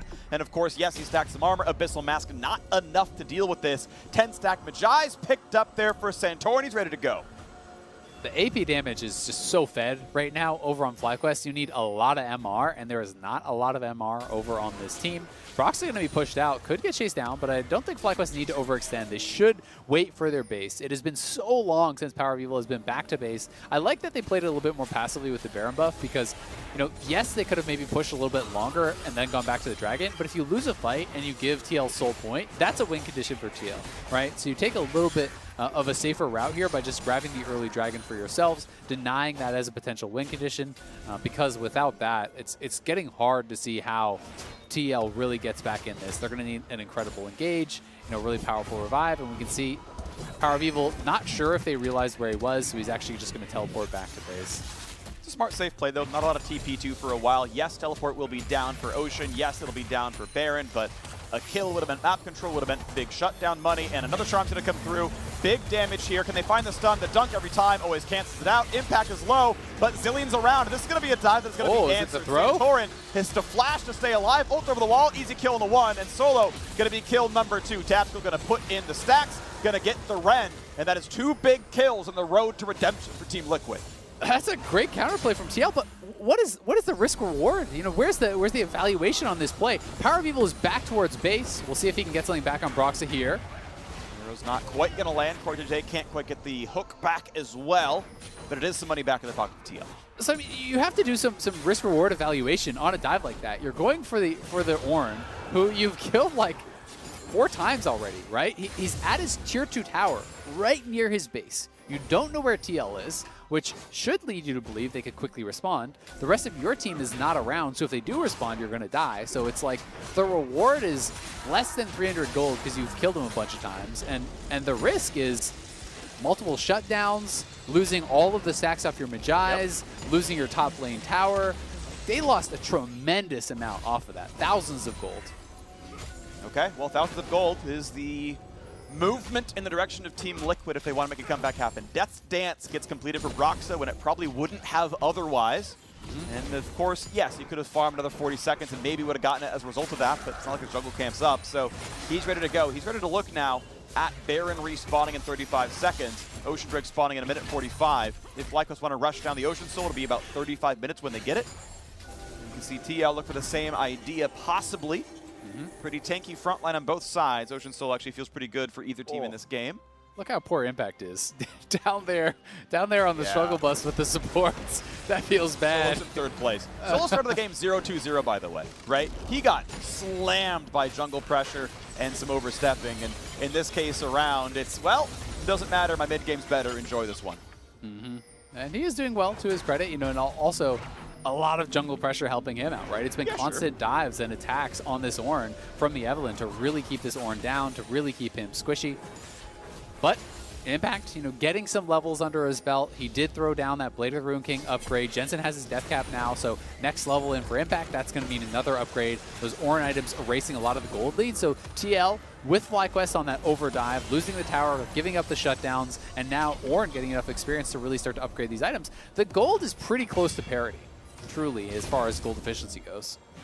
Okay, well, that is, of course, what you get out of playing Ornn, of course, but it's still, the end of the day, those items are what they have, and the stats are what they have. So now looking at the mid lane, Hecarim pops a Blast Plant, gets away. Team Liquid grouped up together as 5. Jensen can always revive 1 if he's on the game. There you go. Eyes on the ball. Is there the dive? Here comes the charm towards Core. He's going to be charmed up. Here's big damage and pulled right back in by Tactical. Round 2, look at Ignar, knocked into the air. CoreJJ burns a stopwatch. Bombs aren't going to land just yet, but Core doesn't have a good way out. And miscommunication, he flashes away with Zilean ult on him. If they wanted to fight, they could have maybe taken it. But now, how does Broxah get away? The jump on in, the ulti stops short. Solo gets the kill, puts up the toaster, and says, you tried to camp me, it doesn't matter. And now we're going to look at the play over in the top side. It's Baron being attacked. It's now Team Liquid without Smite, forced to defend, and will they even try? Baron's going to be grabbed, no contest. Team Liquid run with their tail between their 12 legs as the Baron is picked up for FlyQuest.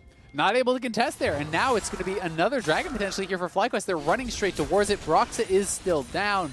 As you said, CoreJJ flashed out and got Zilean ultimated at the same time, and then Solo just chased down and killed off Broxah, who had been getting zoned out of the fight throughout that entire time. And they couldn't really challenge. They're looking for a pick, though. All they get is a Turtle Flash. It's a nice attempt. It is a flash burn for a short cooldown. It's a good play, but it only means a single 5-minute cooldown. FlyQuest grab their 3rd Ocean Soul, and at 36:15, they will have it. Assuming they can grab that next dragon, we'll see. And you know, it gets tough, right? You know, at this stage in the game, to be this Hecarim diving into that backline, you are strong, but you need assistance to actually burst down even the Ashe without the flash. You need someone else to get there, back there with you, because otherwise it's going to be exhaust from the Braum, it's going to be Guardian Redemption, you know, all of these things making it difficult to hit that kind of lethal damage threshold before you get stunned up and just killed off yourself. So we got to see some good combinations here from TL. We need to see the speed up onto the Hecarim, a bomb on his head as he ults in on top of the Ashe and they burst it down. Those are the types of plays they have to look for. There also is some potential of killing off Power of Evil, who has no stopwatch. He does have the flash available, but if you can kill Power of Evil, if you can kill Wild Turtle, there's some hope.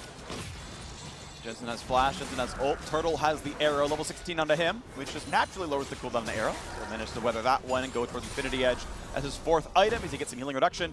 I believe it lasts long enough on an upgraded item to survive through a Zilean ult and give them only half health on revive.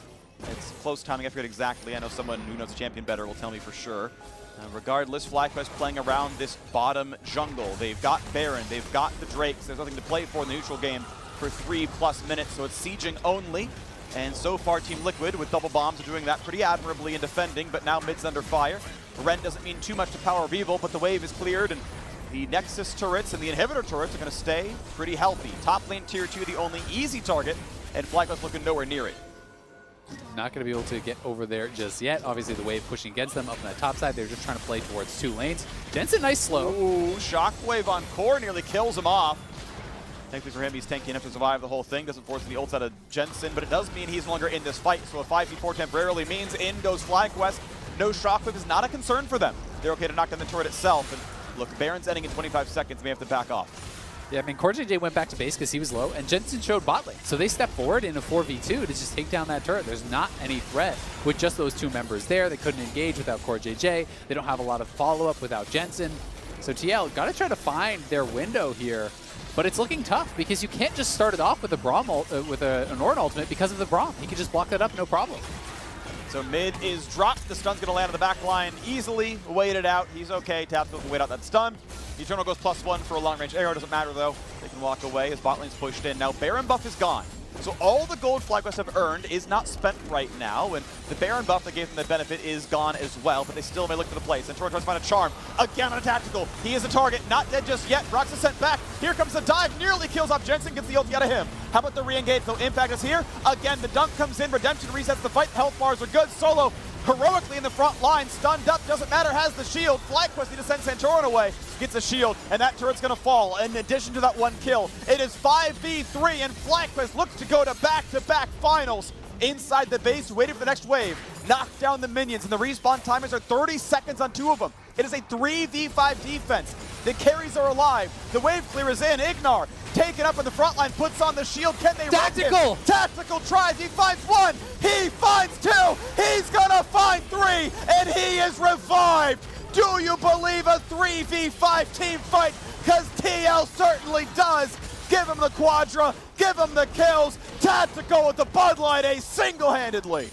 The Rookie of the Year saving TL's upper bracket run here, fighting back against FlyQuest with so aggressive. That is the kind of aggressive flash you love to see. They know that the Shockwave's on cooldown, so he dodges out on the QW. He sidesteps the Braum Q, the knockup for Impact, buying him time, and then look at this flash, flashing forward over the Q there from the Evelynn, gets charmed up, instant QSS into the double bomb stun there from Jensen, and he has the revive to keep him safe.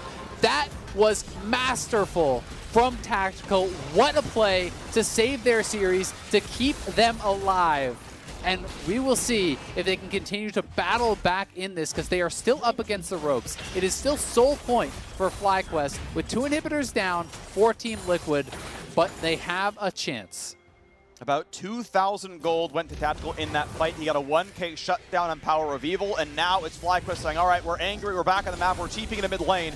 Ocean Soul is in 12 seconds. That seems like the easy target here, but they might try to bait TL into fighting for the Drake and going for the Nexus instead. You can see FlyQuest not wanting a team fight. They want this instead. Tactical could be a target. He's got to be careful. Dunk in the backline is a big stun. Solo might be a target. CoreJJ stunned up. That goes on the stun fight for Impact, and Solo gonna have a really hard time living. Redemption comes through. He'll stay alive for now, and the re-engage comes across. He flashes over the wall. Broxa wants it. Not sure he wins though, but with the teammates he certainly will. Solo gets on the shield. He will lose his life. 1-for-0 TL, but the re-engage. Shockwave catches Impact. That's gonna be a stun. That's gonna be only a Zilean revive, but it could still be an easy target. 2,400 health back up. He is tanky. He's going to find a double stun, and TL might find the re-engage. They get a hook. They get the Ren stacks. They go for a lot of damage on a tactical, and he's going to find kill 1, and he's going to find kill 2. Santorin does not have a way out. He's going to drop another double, and Tactical is doing everything. He is taking over, but look at their base. Their base is dying, and Power of Evil is going for the back door. He's got to get out of here. Will be able to retreat, but that is one Nexus tower down. There's just not enough healing debuffs. If it's not for Wild Turtle hitting Tactical, he has too much self-healing. No one can actually kill him. He has Bloodthirster, Blade of the Rune King, Death Dance, plus some of the healing actually from his ruins. So it is ridiculous how hard he is to kill. Unless you have a healing debuff on him, he will just tank through everything. And now with Santorin dead, TL can actually look for a Baron. Seems likely. I mean, 15 seconds on the important respawn that matters. Both supports respawn in about 3 seconds, so it's essentially a 5v4. Though keep in mind, Ornn and Zilean are walking out of base right now, and that can be a bit of danger. There is potential with the combo this late in the game. It's a lot of damage. If you mess up as TL, it's possible. Rend is stacking, but Brox is at half. They can Zilean to get him back up to full if he's to fall, but 4k health. This might not be doable. Solo wants in. Arrow's going to find Jensen. That is a huge play. That is big damage. That is a dunk in the backline, shot over the top. They might find the first kill. They force the revive. How about the re-engage? Is it enough? They're going to find Impact. 1-0. Jensen's next. Dive to the backline. Is it going to be enough, though? Here comes Kalista, and Tactical puts his face in front of FlyQuest, puts in the damage, finds the double, healing back up, and they finally kill him. Solo does it all. Solo finds a second. The Quadra's not enough because Solo, true to his name, is alive against the world. And a 1v1 now for 40 seconds. Solo versus Broxah with dead inhibitors means minions are flooding into the base, and Broxah does his best to clear the wave. Yeah, Broxah has to keep these super minions away because he can't actually fight Solo plus the minions. He won't be able to defend it. He needs to have that turret there to back him up, so he is able to cut the wave critically for him. Solo should be able to get at least 1 inhibitor. I think he potentially could go for 2, but it would be too risky. So he's going to have to back off here. The game continues. This has been insane. But someone on FlyQuest, please buy some more healing debuffs. Tactical is healing for thousands in these fights. As they go around the side, the arrow from Turtle over the wall catches Jensen, but they can't burst him out. But then track this shockwave there. Multi-man shockwave from Power of Evil. Huge combo from him, but Jensen able to get the revive off, and then Tactical on the side, stacking up the Rens there, getting so much damage down. They try to turn on him, but as soon as Turtle goes down, that's your only healing debuff, and that's where this drain tanking just becomes a nightmare for FlyQuest. They stun him up. He doesn't have QSS. If he did from that position, I think he just easily heals through this. Barely they kill him off. But I mean, that was so close to Tactical surviving from that situation, and now he has even more lifesteal with the Mercurial purchased up. There's still no healing debuff besides just the Ashe. So honestly, if you're Broxah, just keep Ashe away from this Kalista, and no one can kill him. Solo should have not gone Randuin's. That should have been a Thornmail. There's no way to dodge it. He has Hurricane. Tactical is going to Thornmail himself. That it's impossible to dodge this away. I think that is a very big misbuy. I think that would have changed that fight a lot. Solo dies before Santorin ever, or Tactical dies before Santorin ever falls, and that fight looks different. But regardless, we are onto the siege. Baron buff on just the Hecarim, but it's enough to buff the minions, enough to knock down the mid lane turret almost. But Shockwave catches onto Impact. Is he the target? Not yet. The Zilean. They're holding onto that one. Redemption gets the health bars back up. CoreJJ in the front line. Big damage on Santorin. Gets the shield. Gets the bomb on his head. No killing towards Ignar. Jumps back towards Wild Turtle. And they keep the turret just barely. Yeah, they're going to have to back it up because you can't re-engage like that with Impact so low. And force that Zilean ult out of him immediately. So Impact's going back to base. TL are staying around. This is actually somewhat risky. If you stay around too long, Impact has no teleport just yet, so he can't rejoin you immediately. But this game is very likely to be decided at the Dragon in 1 minute here. So much on the line. TL trying to keep their hopes alive in this series as FlyQuest are so close to knocking down Team Liquid. And if it wasn't for the heroic efforts of Tactical, one of the best played Kalista fights you will see in that base defense, they would already have been out. Hook play onto Eve. Can she ult in time? She cannot. Santorin is gone. 5v4. Team fight begins. Shockwave on 2. Jensen self-ults. Broxah pulled the safety. It didn't Jensen trigger. Will time it out. Jensen is at 2 HP. Is there enough to re-engage? Can they find it? FlyQuest 4v5. They know the backline can't really fight here. If Turtle's alive, that means Tactical is in danger. The move speed slow matters. The healing reduction matters. And it's going to be a reset. But Santorin is dead for 20 seconds after the Ocean Drake spawns. And that's why it's pretty much guaranteed to actually be the soul here for TL. I don't think FlyQuest will make the call to bet their game on this fight. It's such a low percentage play to go for it, so they are going to back it up. They are going to hope that they can burst through any potential Ocean Soul. It is incredibly strong on people like Impact, who you cannot burst, who you cannot one-shot. But there is still the possibility of bursting someone down. Solo flashes, he's still hooked. This could be the play. 5v4, dunks into the wall. Santorin alive now, goes for healing reduction, gets revived on the front side. No kills just yet. Solo runs away with Ren stacks on. He's going to kite out, wait for them to time out. PoE flash over the wall. Big damage on Solo. He's shut down 1-0. Redemption only means so much because Turtle is under attack. Turtle is under assault, and Turtle has been de-shelled. He is gone. 5v3. Team Liquid were stuck in their base with a 3v5. Tactical fold the fight back, and TL have won fight after fight after fight, and they're going to fight now to close out the game, to tie it up and go to game 5. In a 5v3, they will look to push down the Nexus turrets, and who is going to stop them? PoE without Shockwave seems unlikely. The front line is there. Broxa has GA, they pull back Ignar, the turrets are going to fall, and Tactical carrying this game on his back. Give him the revive and he'll do the work. Another kill as Santorin falls yet again. The Nexus drops and Team Liquid bring us to game 5.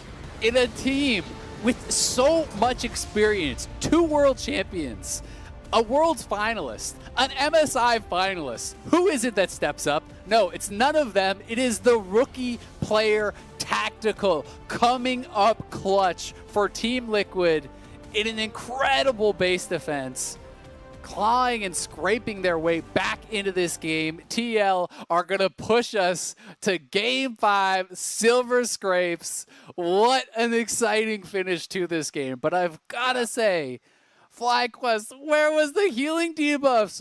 4 lifesteal items on Tactical, plus healing from your ruins. Sure. That could have won you the game, but so much props deserved by Tactical. That team fight was incredible from him, and he really stepped up in a situation where almost every player would have crumbled.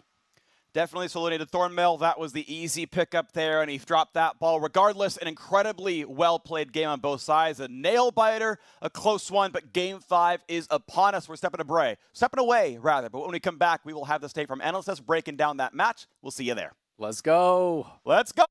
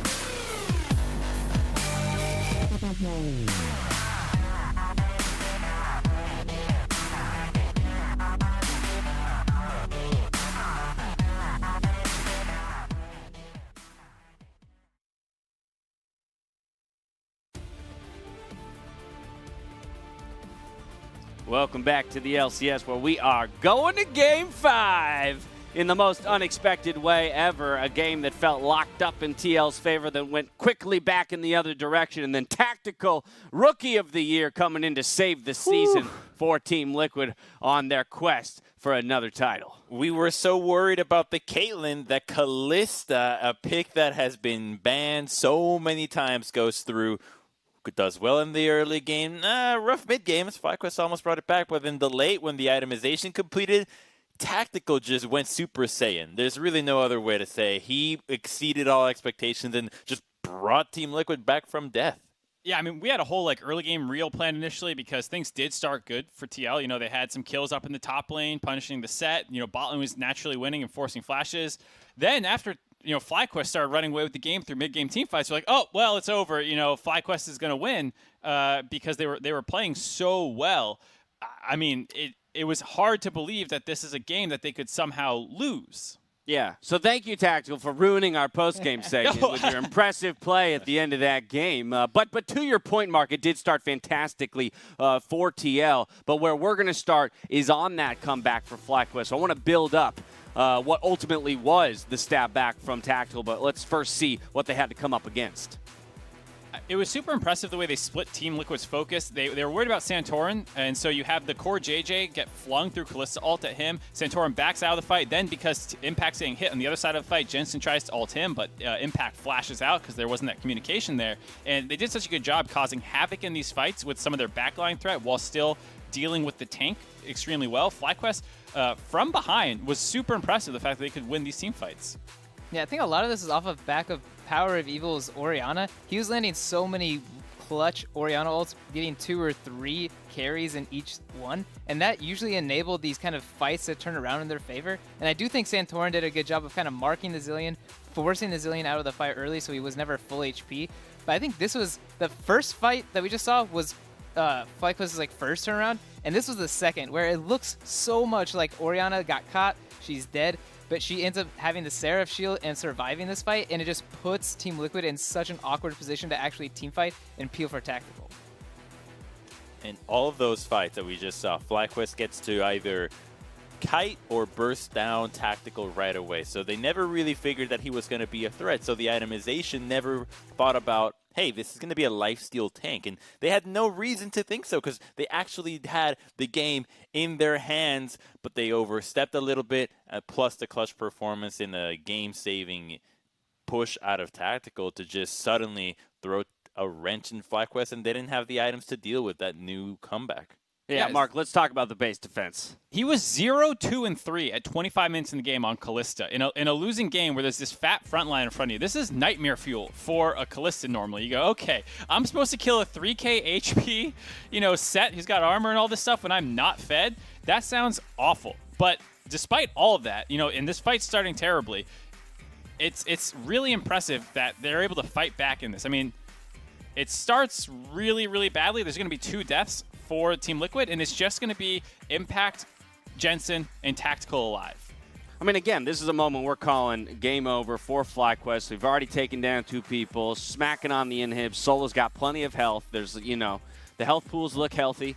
The minions are coming in, and this is it. It's 5 versus 3. They have minions in the base, and then Tactical goes first. But look at that, what happens though. Turtle is pushing topside as well, so it looked like FlyQuest was not on the same page. They were thinking, are we going to end? Are we going to try to score 2 waves at the same time? PoE was there, Tactical jumps him, and they just obliterate them when they're split. Yeah, but Tactical dodged 3 skill shots there. He first jumped out of the way of the Orianna QW combo that might have killed him, or slowed him at least so he could start getting hit. Then he dodged the Braum tag with Q. Then he flashed over the Charm potentially coming in from the Evelynn. He dodged out so much damage there, and it was an immaculate team fight from Tactical that allowed them to stay alive. Now he's starting to get fed off the tail end of that. Yeah, one would have been enough to be impressed by his play, and then he just throws together 2 more disgusting team fights, one after the other. Yeah, I mean, it's absolutely insane to see that comeback come in. And like Crumbs was saying, I don't think FlyQuest realized that they needed to start prioritizing some healing reduction. The only person who really had it was Turtle, and he's not going to be able to necessarily get onto the Kalista unless it's at the end of the team fight or Kalista's jumped on top of his face, which is not ideal situations either way. Yeah. And Zilean ult is down, by the way, here, and he's still going to go forward. I mean, going over the wall, going on for the flank. I mean, it's just such an aggressive Kalista game out of him. Love to see it. Love to see it. This is playing around the Dragon as well. We know that will come into play with Dragon Soul being picked up by Team Liquid. But hey, let's put another tactical highlight up on the screen. Why not? I mean, this is probably the most 1v9 game in playoffs from a losing position I've ever seen. We've seen people like hard stomp playoff games before in Snowball. This is like, I refuse to lose. I refuse to go into loser bracket right now. I'm going to keep the series going. That's like the level of performance Tactical is putting in right here. And from all members, it to come from your rookie, yes, rookie of the year, so he's damn good. but we're in as you mentioned, Mark, this is to go to finals. This is with the most pressure that he has felt in his career on his shoulders in a must-win game, or you get knocked down to face TSM, and instead you pull it through to push us to Silver Scrapes. Crumbs, we got nothing left to do but talk about a Game 5 that's heading our ways with FlyQuest going to blue. All right, blue side, they obviously want to pick the Caitlyn again. But I think if Team Liquid has learned something this series, is that they need to ban it as well, and they'd be glad to take the Kalista once more because they were in a winning position at the start of that game despite those mid-game team fights. So I do think that there's a lot of this game that Team Liquid can hone in on and say, let's just carry some of that over into this last game, but they have so much momentum. You don't get to underestimate how powerful it is to have been so close to the victory and then lose it at the hands of a Kalista just out team fighting you the whole time. So the momentum is clearly in Team Liquid's favor despite every game having been a blue side win. I also think, Oh, go ahead, Mark. I was going to say, I think the Kalista takeaway first pick might even come in here because top lane has become a bit of an afterthought. Junglers are saving their picks for a little bit later. It has been bot lane focused, and Turtle can play a mean Kalista himself. So if Kate's going to get banned out, I'm curious if Kalista's priority is going to rise for FlyQuest on blue side. So, I also don't want to underestimate how much the Kalista also plays into the support that you have for Ignar and Core JJ. Denying the Thresh away from Ignar, so all his wins have been on the Thresh. Same thing now with Core. One of the wins has been on the Thresh. So pairing gives you a really strong support versus Braum, not a playmaker. Braum is not a playmaker. He is just an anti-playmaking champion. So Ignar, I think, is not as comfortable on those picks as he would be if he has Turtle on the Kalista and he can play something like Blitz, like Thresh, or whatever other Leona or Nautilus he wants. Probably. What about you? Where do you land heading into Game 5? So I do think it's still I do think the value of blue side is still too important for this series. I do think TL will ban the Caitlyn. We're not going to see it. But what's on FlyQuest's mind is Azir was banned in that last game, so I'm expecting either first pick Azir or I expect them to take the Kalista to break up the Kalista Thresh. I think TL will not allow FlyQuest to take the Kalista Thresh, and they'll take it in 1-2. So if they don't go for the first pick Kalista, I'm expecting TL to take Kalista Thresh again. That was just such a dominating force in that last game. So I'm really curious if they're going to go for the first pick mid lane or first pick AD carry, and then that's going to kind of open the doors to, like, can Jensen actually, crush the Azir this time and not let PoE carry, or is it going to be Turtle has kind of a redemption arc and crushes Tactical for, saving the game last game? I mean, not that you expect a Tactical to be set up like that, necessarily pull off some mechanical, God moves a second game in a row, but I feel like after that Kalista performance, you just cannot let that champion go over. Either way, we are heading to Silver Scrapes, ladies and gentlemen. Game 5 coming towards you after this commercial break. And now, it's time for sage advice from a literal world champion. Game 5, Silver Scrapes, let's go. And if you're feeling pressured, don't worry. The fans are going to blame the coaches anyway. This has been sage advice from a literal world champion.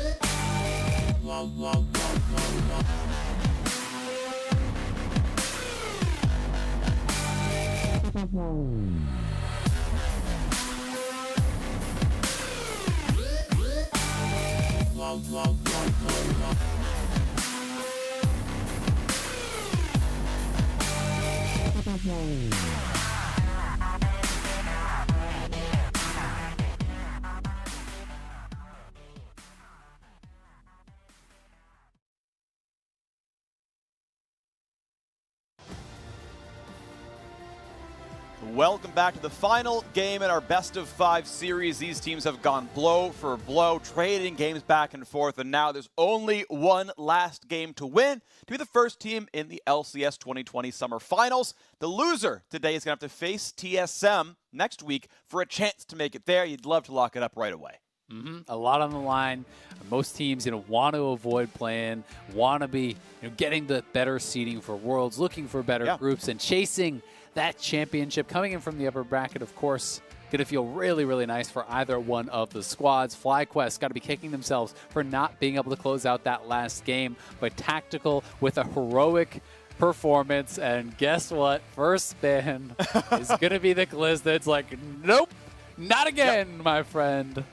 Off the board right away. I'm curious how important Azir is in this draft, how important Evelynn is in the draft, because honestly, the start was pretty good.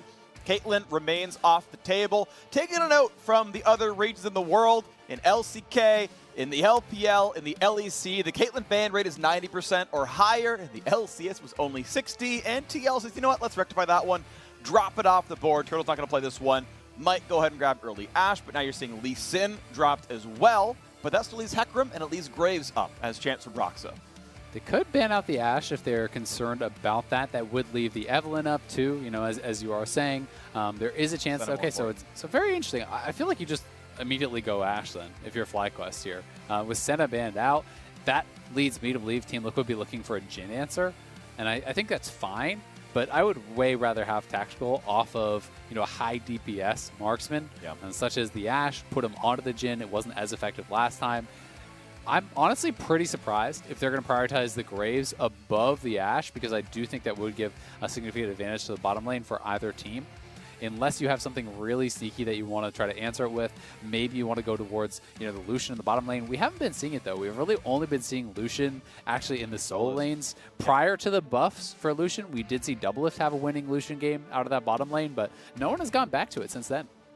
Yeah, and I think that's definitely an underutilized champion overall, but either way, wait to see what comes through. Of course, Jhin is viable. A lot of teams play Ezreal still, although I'm not a really big fan anymore. I hate Ezreal, yeah, I mean, I think there are actually a lot of stronger champions out there that you don't really want to go for that one. Maybe you go something even spicier like Kog'Maw, who's actually quite good. Azir gets grabbed for TL for the first time this series. Has been such a big statement chant for Power of Evil. Won 2 games on it. It was banned in Game 4, and now TL takes it away in Game 5. I will also say that Graves, if you're gonna draft something like Jhin or Senna, Graves is a good pairing for it because it's a high DPS jungler that can help to make up for some of the deficiencies in your kit. The fact that you are more about the burst and less about the consistent damage can be helped out by Graves. So if there's a pairing to do it with, this does make sense. We obviously are going to be expecting something like the Orianna coming through from Power of Evil. I would like to just see him grab it right now. He has been so good on these scaling champions, but they are looking like they're going to prioritize the support, which does mean Team Liquid could throw some bans over towards Power of Evil, try to shut him down a little bit in that mid lane. Yeah, I really do think there are a lot of viable champions that PoE can play. He's got such a very wide champion pool overall that I don't hate it overall. They said, no, we want to make sure Ignar is on playmaking. Once again, Ornn grabbed early on. We had Impact get himself a couple of kills thanks to a failed dive and then a jungle gank, but at the end of the day, was not able to do as much as Solo, who really took over on that set. I would not be surprised to see Set picked up again for FlyQuest. I thought he was so good on it. He really brutalized that matchup. Wouldn't be shocked to see a ban here. We'll see if it comes through. Yeah, I think it could be banned. I think Morgana's going to be banned for sure. I've been a little bit surprised about the kind of lack of attention to Morgana when it's been like great first round pick before it gets banned, but it's almost always getting banned out second round. Orianna going to be taken away, so that was kind of my concern for FlyQuest. As you say, PoE has a great champion pool, sure, but I do feel like this game has been so much about late game team fighting, and Orianna is one of the very best in that regard. Orianna, Azir, you know, he can go towards things like Syndra. He has more aggressive picks like LeBlanc, but it's just not the same as far as the team fight threat and the consistent DPS.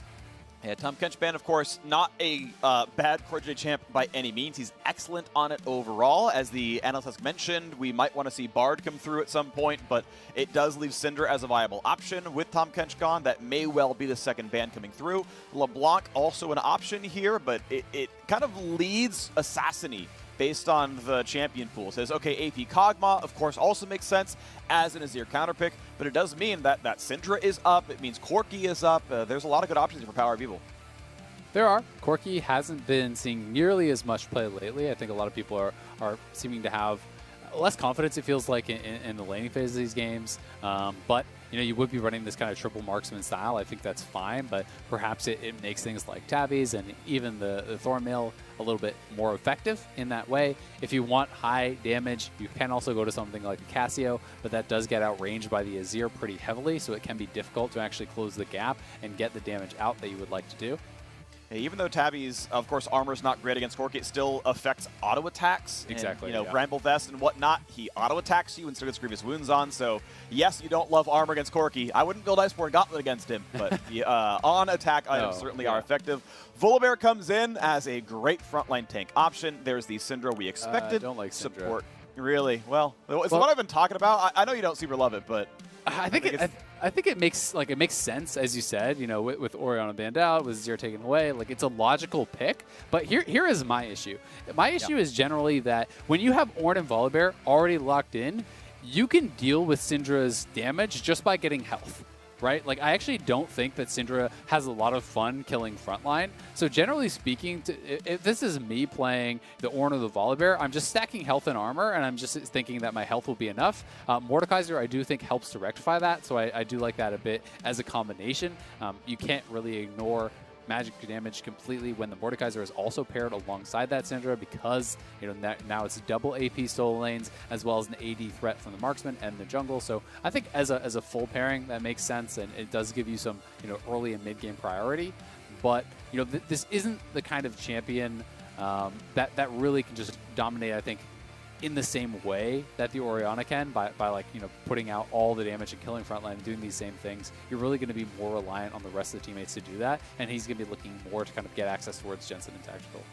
All right, Bard is locked in as the final champion picked of this series. We're in the climactic Game 5, and Team Liquid finally bring Bard back out. They have a ton of teamfight engaged. They have a great backline in Azir and Ashe. On the FlyQuest side, it is a lot of CC as well, right? The pick potential is there with Syndra, with Thresh, with Jhin. The burst is there right afterwards. They've got 4 damage champions, but they are not all completely consistent team fight damage dealers. Jhin does not do what Ashe does, Syndra does not do what Azir does, and neither do Mordekaiser or Graves, but it is spread out. If one dies, the other 3 can't pick up the slack. the percent health damage that Mordekaiser brings out. Says if you build health, that's fine. If you build armor, that's completely okay. It is going to help to force diversification in the itemization on the TL side. We'll see if it's going to be enough. Solo has been an absolutely outstanding carry threat, despite getting ganked a lot in the early game, falling behind 0-2. He was the bigger force overall in game 4 on the set. He's now another damage champion here with the Mordekaiser.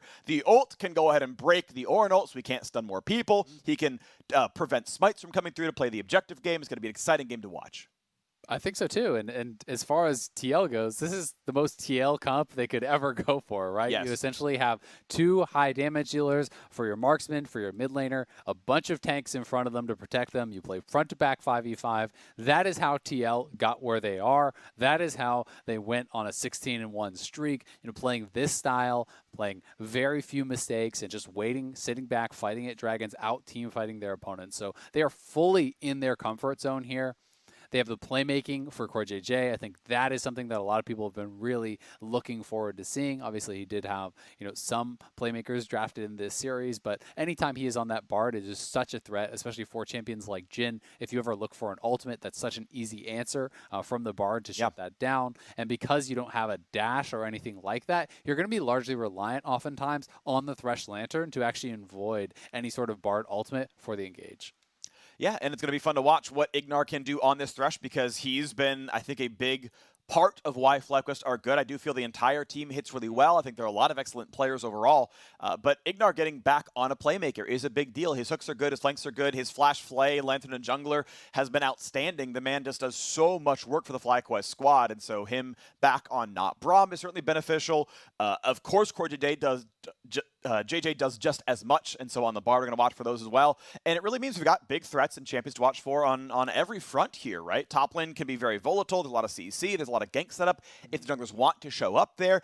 Azir and Syndra can obviously be huge game-turning champions as well. So down the line, exciting things to look at here. Every lane can be worth kind of dissecting and spending a lot of time on, because anyone can kind of take that game into their own hands. I agree. And I think something else that's kind of an interesting wrinkle here is that TL is often a team that likes to sit back and give up early dragons and then contest at the 3rd dragon when they're playing this style of composition. They want to get in their comfort zone, they want to scale up and then fight there. I think that style specifically becomes more difficult when you're playing against a Mordekaiser. Because if you give up those first 2 dragons, if FlyQuest get into that comfort zone and then you go to contest at that 3rd dragon, your jungler gets Mord ulted and all of a sudden it's soul point for FlyQuest, that can be potentially series ending. Well, we are on to the Rift for the series-ending game. It's game number 5 between FlyQuest and Team Liquid. Team Liquid off the back of their best regular season record ever. The number 1 seed heading into playoffs after winning 4 championship titles in the last 5 splits are staring down the barrel, being knocked to the lower bracket by FlyQuest, who want to make it right back to their 2nd straight LCS final of a 3rd place regular season and a 2nd place finish in spring overall. See if they can do it here with champions on the Rift. Playing a fairly low-risk style. There is a deep ward from Impact that'll track some of the jungle starts of Santorin and figure out which side of the lane they're going to play to. Should be a really exciting one. And honestly, not much surprising as far as the runes or starting setups here. Maybe the only thing that I would say atypical, and it kind of feels funny to say it, is actually the Power of Evil setup here with Electrocute. This used to be the standard a long time ago, but these days you see almost exclusively Phase Rush. And even when you're against champions such as the Volibear, Phase Rush can make ganks very non-threatening. You proc that, you just outrun him. But he is going to have higher burst potential. So you do threaten more of the 100-0 style of Syndra that you're always kind of worried about as an opponent to it. But your survivability, your ability to kind of dodge out from skill shots and things like that is much lower with this style. Looks like both supports saving 1 stack for the 2nd wave here. Ignar's going to take a stun to the turret. That means Q's on cooldown, takes a little bit of damage, but trying to wave clear back and forth, fighting for level 2. Not the hugest power spike on all sides, you want to point out, right? Bard learned Q at level 1, right? He went for that stun, didn't put a bunch of health relics down for Jensen in the mid lane. He went for lane dominance, but at the end of the day, both bot lanes get level 2, no big hard dive happening, and it's going to be equal farm. Looks like 11 CS to 10. Looking pretty comfortable down there. Jhin, fairly strong laner, and neither of these guys really going for a super lane dominant support, so I don't really see any big advantage on either side. I do think it's just mostly about skill matchup here. You know, can you hit the hooks as they do there? Easy CC chain. They're going to ignite him as well. There's the late play backwards. He's going to try to wait at the exhaust and doesn't quite do so. Health Relic's picked up. He's going to be just fine. I like that layering, though. Ignar waits on the flay until after Turtle's W. That is the correct way to play his lane out. Don't make your teammate miss his skill shot. Do the easy setup. Big damage there, but Ignite was burned. Heal was burned on the other side as well. Summoner's down. Mostly, I guess it's 2 for 2 overall because Turtle burned his heal as well. Oh, Santorin actually finding him. And there's no phase rush for Broxah, so he can actually get chased down here potentially. Takes damage, goes in the brush, and says, if you want to face check this brush, I will stun you. You'll be hit by the storm, and we'll take this fight back as my bot lane moves over. But it is still damage dealt. It is recall forced out of Broxah, as both junglers will take their 5th camp now. Santorin looking to get bottom scuttle, which will definitely help the ability of his bot lane to play aggressively, and he can look for more of this soon. And it should be double scuttle, honestly. You know, you should just be able to run straight through mid lane, you know, help Power Reveal push it out if he needs it. Doesn't look like he does, and you just go straight up to the top side. So that is the advantage that he is going to get, is double scuttle, which always feels so good in the early game as a jungler here. You know, I wonder, thinking back to that 2v2, could they have committed forward to the all-in? You know, if Ignar walked forward and actually took out both those health shrines while Core JJ was CC'd, because if he doesn't have that to retreat back to, maybe you have the damage to actually finish that off. But that's always one of those really scary moments to try to commit all the way forward to that, because if the Volibear is behind them, then you could just really look silly. Yeah, because if you're just walking around lethal tempo Ashe, you are going to eventually die there. Aftershock time's out, and she is just throwing, you know, 1.3 attacks per second at you, and it's not going to go very well. But now another fight in the top side as the jungler is coming. Solo getting some damage on an impact. Santorin's here, nearsighted, has to flash, doesn't know when the Q's going to come out. And that is a nice gank. Not a lot of time was spent out of Santorin. Has a temporary 1 camp lead, and that's going to feel good. Yep, going to be feeling really good about that. A lot of it on the Graves is just about being efficient, be able to win any sort of jungle duel if you run into your opponent, taking camps consistently throughout. You can see that Broxah is going to move in, try to take back these Raptors, get a little something for Santorin showing on that top side. And this is important because you did lose double scuttle, and Broxah likely, you know, will be a bit behind as a result of that. So you take away as many of these camps as you can, and especially because Santorin is now going towards the top side and Broxah left that little Raptor, it's going to delay the respawn on those Raptors for Santorin quite a lot.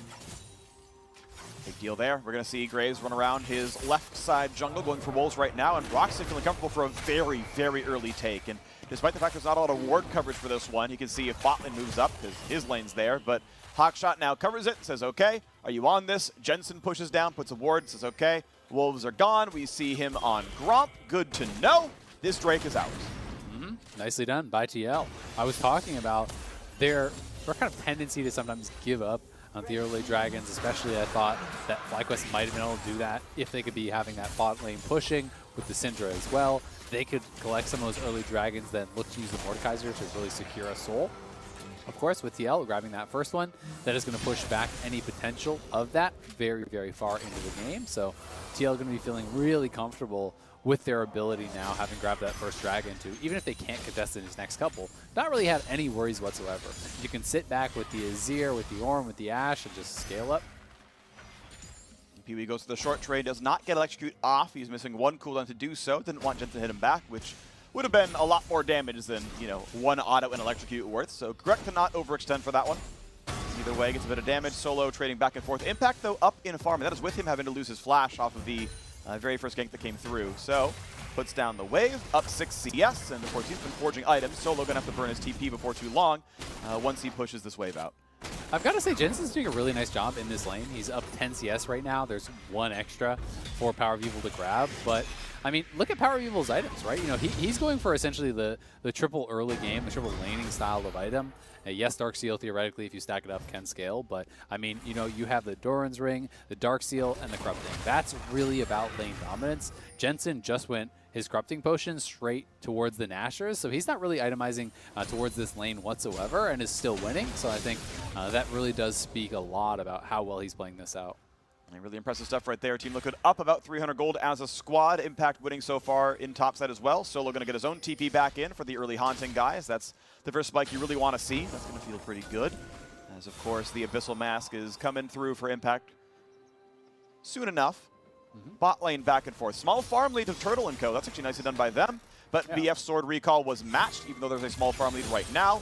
You got the items you wanted. Tactical is going for the Essence Reaper build, so more arrows there on him. Very preemptive Lantern. since Ash Arrow is up for now. A nice shot, gets the cannon, and they'll wait for the wave to push in. Yep. Not being pressured too heavily, and the kind of farm advantage that is down in this bottom lane for FlyQuest as they will have all these extra minions to pick up pretty much equalizes what's going on in the mid lane. And Jensen actually on this recall, we'll see if Power of Evil can actually reset this wave and erase a lot of that lead. But Jensen doing well. He's kind of gone for this middle ground. I feel like there's the most variance in Azir builds out of almost any champion. You know, you have the most kind of lane focus, which is Comet plus Luden's Echo, and then you have the other end of the spectrum, which is kind of the lethal tempo, straight rush to Nashers, and then you have all these different middle grounds, like Jensen is going for Comet, which is kind of strong for laning, but then the Nashers, which is better for team fight. You have some people that will go lethal tempo and pick up a lost chapter and not complete it. There's all these different variations, which I always think is pretty cool to watch and to see a little bit into the thought process of these players. Yeah, definitely interesting. Right now that we're seeing just Nash's Rush really across the board on these players, and in all the range matchups it's been Comet.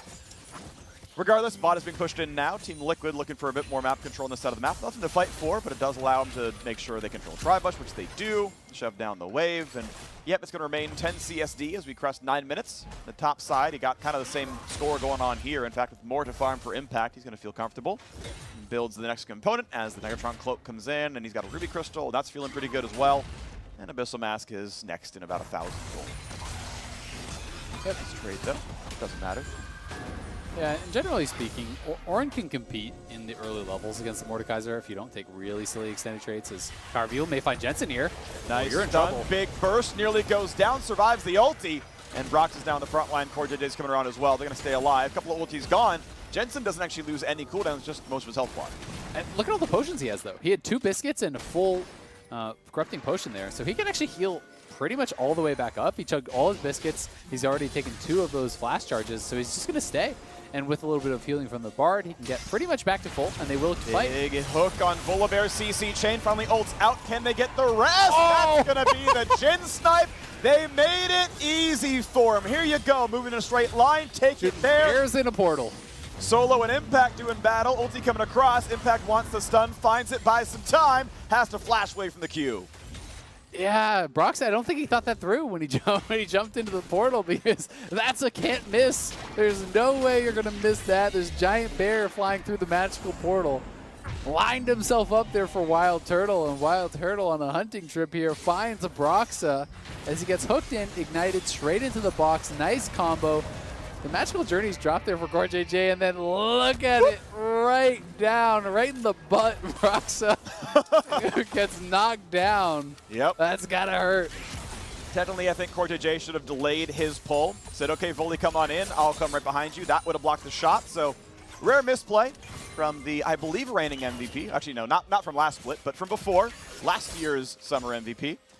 And now we're going to see what can happen here. 1,500 gold lead for FlyQuest. They are down the first Drake, and Brox wants the second. It looks like he's going to get it. We just don't even see FlyQuest making a move over. I'm honestly really surprised that they're the ones kind of sitting on the back foot as far as these Dragons do go. Team Liquid has been able to set up very well around this. You know, FlyQuest has not seemed to be interested in fighting for it.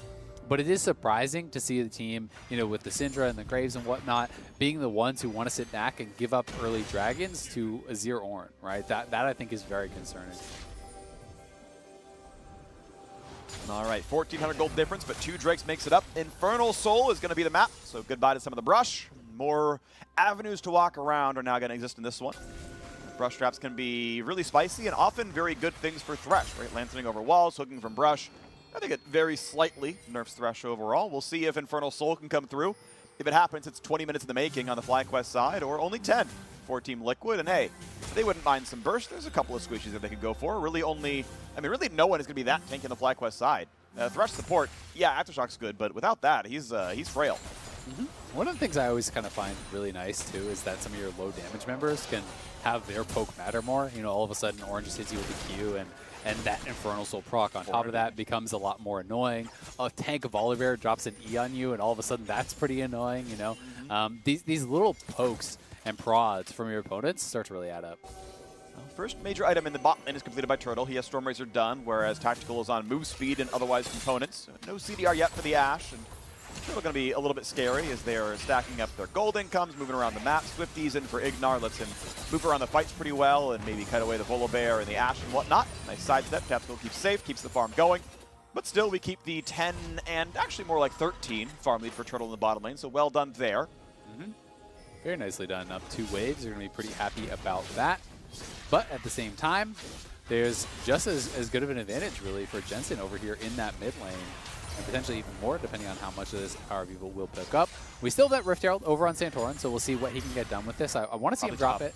And it looks like it's going to be top here. They're trying to play away from the Bard, remember, because of this Bard interaction. Look at CoreJJ. He was actually anticipating this. He was already heading towards top. Unfortunately for him, he's going to be too late because it is rank 1 of that Bard ultimate. It's a very short range. He won't get here in time, but you can see that he was expecting it. Yeah. I mean, that play was 10 seconds off, right? That's some game sense. That is some game sense. And to be fair, that is the turret with the least plates left. Only had 3 there. Solo will have a fairly hard time soloing the last plate. Ooh, he may have to wait.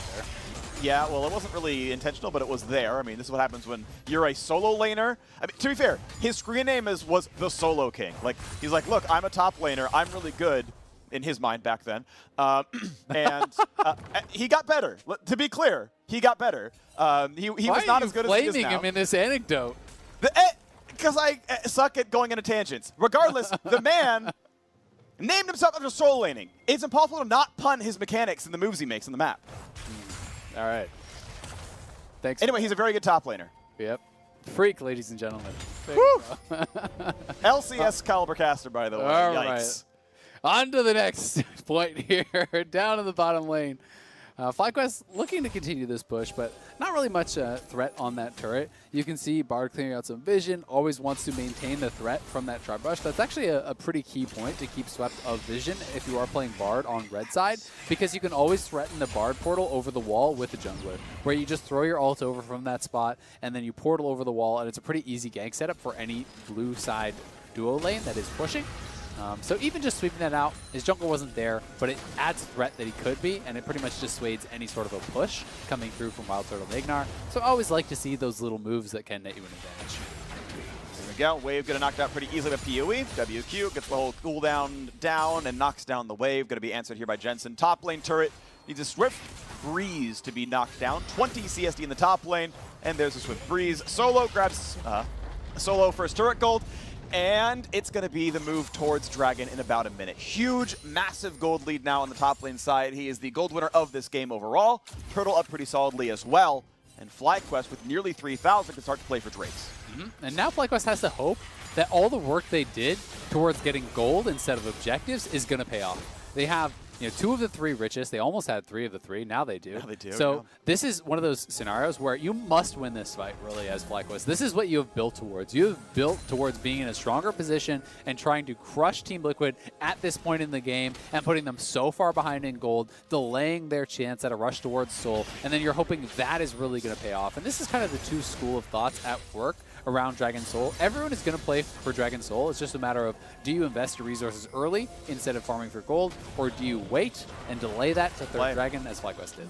Alive in 2 seconds. TP's come across. Rank 2 ultis on several members here. Ults all available. Summoners available on most. PoE without flash. And here comes the attempted play. Stun not going to land just yet, but it's being started. Santorin level 9. Same for Broxton. Near sight, jump in the front line. Solo caught out by Tempered Fate. Flash used by Turtle to stay safe. Re-engage comes in, shots over the wall. Impact the target. Easily shot, easily killed. 2 snipes from the Canadian sniper. Wild Turtle takes him down. Tanks on the board, gets the money, and they get the Drake as well. Nicely done. Not even close on that team fight. They did get the flashes, from that Bard ultimate. They got that one off of Turtle, but not able to amount to anything after that, as they really couldn't get any sort of presence in that river. They couldn't cut into FlyQuest and move through those corridors. So FlyQuest not only wins the team fight, takes the Dragon, they get a kill, and now they're going to turn this into another Rift Herald, which could be even more of a gold advantage. And no one's down to the bottom side to actually answer Solo, who could get a lot of damage down on this turret. He's building towards the Nashers. He has the Stinger, so the added attack speed does really help with that turret threat, but he's not going to go for it. Okay, easily smited away, and this time around, it's FlyQuest time. They pretty much switched strategies, interestingly enough. It was so much in the first few games, FlyQuest stacking early Drakes, Team Liquid getting double Herald and trying to play around that. And this time around, FlyQuest were the ones getting double Herald and going for turret pressure. So far, so good. The gold lead, 3,500, looking to make that 4K once the Herald takes a turret down. It's working pretty well on the FlyQuest side. Solo really far ahead in his matchup. The CS difference is 30. This will answer back to mid-20s as his wave goes down. Tactical more or less answered by Wild Turtle. This is going to be a pretty easy Q bounce through the wave. Catches the farm. 14 CSD across the 80 carries. We'll see now as the mid-game moves around what's going to happen next. Barons up in 2 minutes. Not quickly killed, though, by either team. And I do really like the build here from Solo going Nashers because you may be relied upon to kill the frontliners off. And going Liandry's Nashers, that's really the best 2 items you can have to actually threaten Impact and Broxah as far as the consistent damage in these fights. It really is very, very powerful. Santorin is going Lethality. You know, it may just be a pit stop here for the additional vision control with this Lethality item. I don't really want to see him go more than that because you're likely going to be hitting frontline. But, nice try. Nice try. And there is the school of thought where it's like, okay, yeah, but you can throw your ult towards the backline. But generally speaking, I don't think that you have enough backline access as a Graves against double frontliners to really warrant going full lethality. So I wouldn't want to see him go any further than this. I want to devil's advocate that point slightly. This is very optimistic thinking. But Solo is going to ult Impact or Broxah almost every single fight, and he's going to win that fight every time. He's the gold leader in the game. So you're kind of, in almost any fight where you're fighting on remotely your terms, you're against single frontline. And at that point, maybe that does work out where you're like, look, we can just burn down Volibear together as a squad. I want to make sure Jensen dies. And through that lens, I like it a lot. Otherwise, yes, Cleaver very much helps Jhin deal damage. His armor pen often comes in fairly late because he's almost always going Storm Razor, Rapid Fire Cannon, and IE third. So, you know, once the Stone Plate and the chance at Dead Man's Plate and things like that come through for Broxah, you're like, well, he's got 200 armor. I don't have armor pen yet. Like, Cleaver could be really good there, and he can see the Ruby Crystal. That could be Edge of Night, but it could well be Cleaver. My guess is going to be Cleaver, and then it's pretty much moot point, because I have no problem with this first bit of lethality, especially just because this item is just so ridiculously strong for vision control, right? You know, even lethality be damned, it's a cheap item, it's very easy to complete alongside Warrior for a quick 2 items, and then especially as Graves, it's actually really difficult sometimes to clear out, the 4 hits on a pink ward, for example, so it allows you to clear those out very effectively and have essentially just an additional sweeper for your team, which is always going to be really, really valuable. Yeah, the Graves' quality of life of not having to reload or press E to kill wards is actually a really big deal. Yep. It means a lot. Very nice. So, on the other side, we see Jensen kind of just scaling up quietly. Has farmed very well. You know, he's at 232 CS, and it's not even 21 minutes, so he is clearly farming very effectively. Is the farm leader in the game by about 20. And we'll get pushed back here, but working towards that Nasher is going to be a strong second item for him. May see Spellbinder come through for PoE as well. The move speed there in case you need to kite, but the burst of AP is going to be more than what Deathcap would give you at a second item. You're like, okay, I'm a very bursty champion. I want to all in using my ultimate. Let's pop Spellbinder. It's better than what Deathcap would have done. Let's go. And so it's really good for those specific scenarios. You know, slightly worse overall long-term wave clear if you don't hit breakpoints, but you can see, like, if this were, a bit more AP, yeah, that minion was dead, but he autos once and he's losing no time on the push. Yeah. The other wrinkle with Spellbinder is it's honestly just a lot harder to use, and sometimes you see people either just using it early in the fight to try to get in range, and then they don't get the full AP, as it it trails off very quickly because it does kind of decay. Or honestly, a lot of times people just don't use it. They don't actually get it off at the proper times in the fight. So it does require you to be a lot better with it. The flat move speed, I know, is something that PowerVille really likes about it, and I've heard him talk specifically about that flat move speed on it when compared to Deathcap.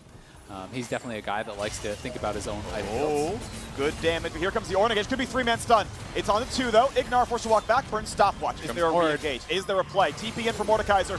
Right in the front lines. Ults in, and he's going to catch one. He's going to look for Broxah. Broxah flashes over the wall and wait for the magical journey. Ignar can flay him out of it. How good is this play going to be? Can't get him just yet. Goes through. Finds Core JJ. Flashes right back out, but Turtle's in danger. He's going to be attacked, but a 1-for-0 so far. Near sight stops damage from Jensen, and FlyQuest live with a 1-for-0. But Ignar has 5 health to his name. Impact forced to walk backwards. Health bar lead, honestly, is TL's, and Infernal Drake is alive. Ignar kills a ward and can really only play for Lanterns now as TL wants to do more.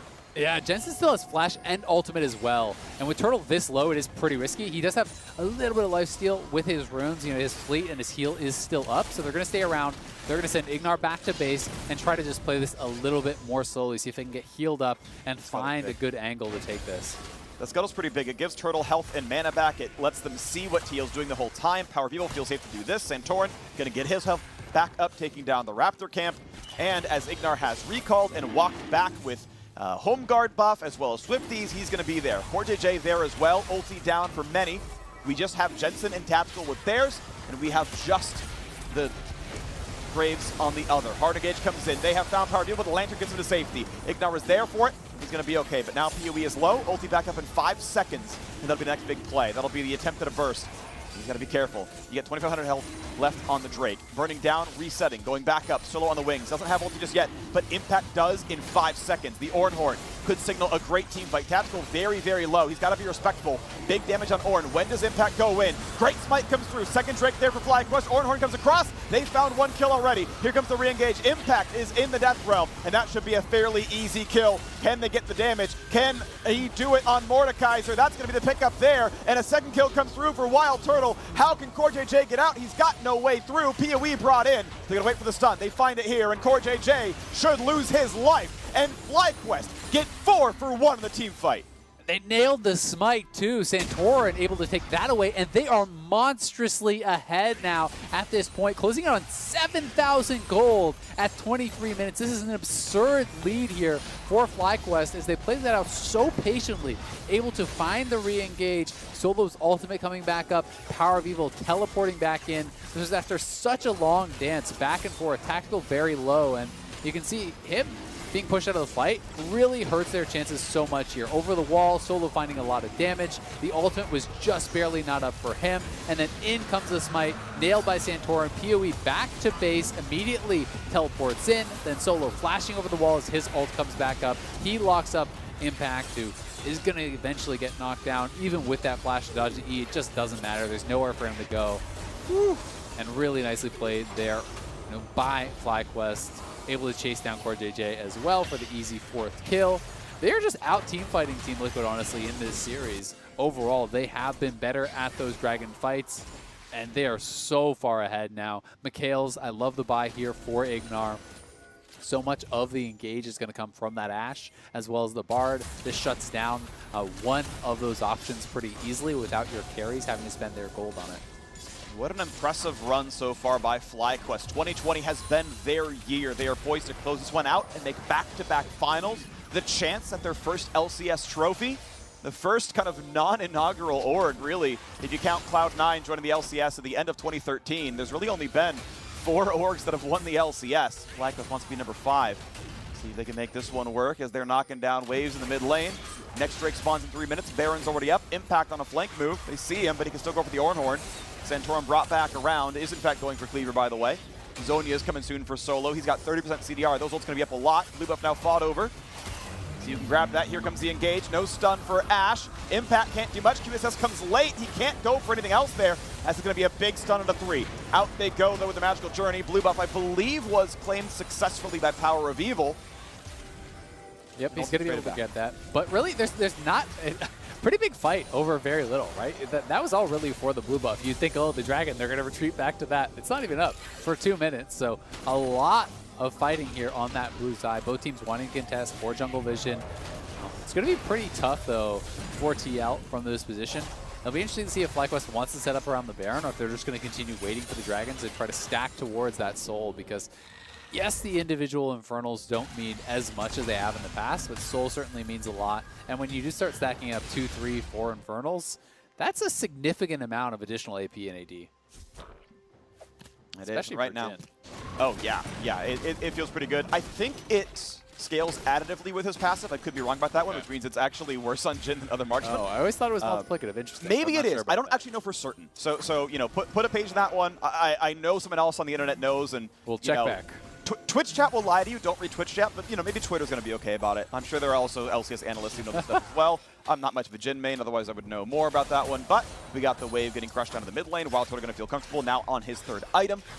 Cleaver soon enough for Santorin. Control wards in the entire inventory of FlyQuest. That beautiful run left-hand side. Look at those control wards. Everyone's got them.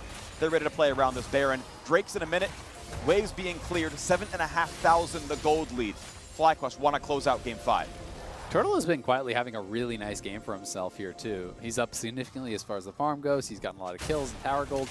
And generally speaking, when you're on this grouping of items, these 3 items for Jhin, one big crit on a squishy can just decide a fight. You know, you can walk up and 4th shot someone for 50-60% of their health if they're a squishy person. You know, if Ashe mispositions and you get that 4th shot rapid fire hit on him, you just die sometimes. It is honestly shocking how much damage you can do. And that combined with the backline access of a Graves ultimate or a Scatter the Weak can mean death. Yeah, Jin's 4th auto attack as well as his ultimate have missing health damage attached to it. And essentially, yes, if Tactical's at half, he is dead to 4th auto crit. Just period. That is the number. He is dead if he's at roughly 2/3 to half. The ult is going to get him for about 40%. 30-40%, right around there, if it's the 4th shot of the ultimate. This is absurd damage, and Tactical must be afraid. Jensen's in a very similar boat. Not like he has any bonus armor either. Infernal Break is alive, and you can see TL playing top river, but it's littered with wards. There's really no chance for a TL Dragon or Baron sneak. Solo can take this by himself. Turtle helps because they're not doing anything. Wards litter the map. Scuttle litters the map. TL have gotten 2 Drakes and a kill all game. FlyQuest have given them nothing. Yep, and I am very concerned at this point for how TL is even supposed to contest the Soul.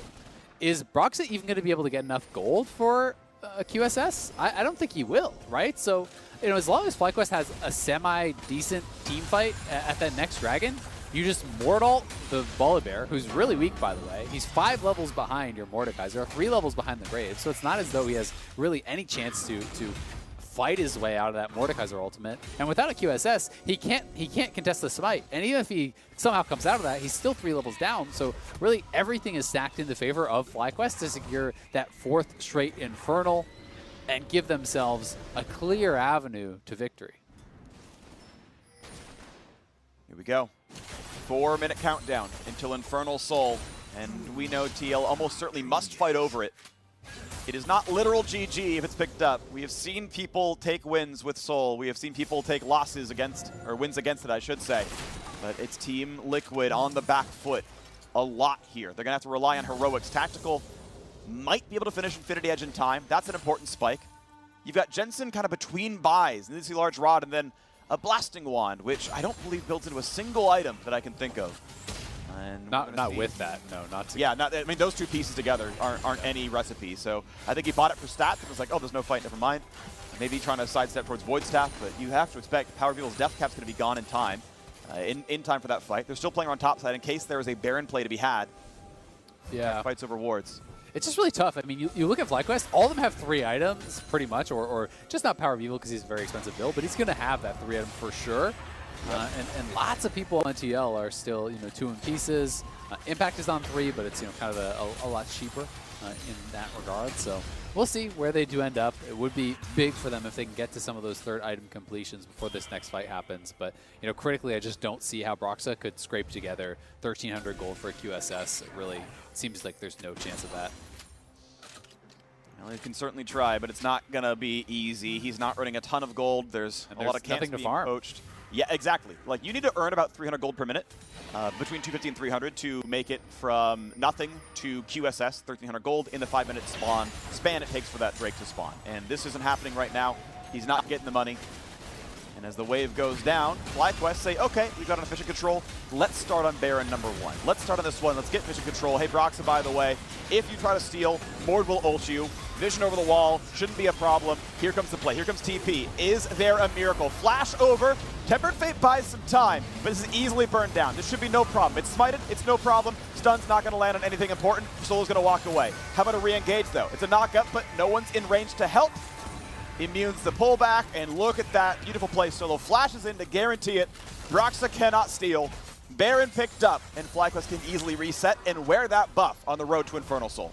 Just really nicely played, honestly, by FlyQuest, flashing him over. Why risk it on some sort of a timing with Broxah, ulting over the wall, unstoppable, maybe smiting it while he's still in the air or something like that. There's no reason to risk that. The Mordekaiser ultimate lasts so much longer than the Bard ult, so even with the delay there from CoreJJ, it really just doesn't matter unless Santorin has a significant miss smite.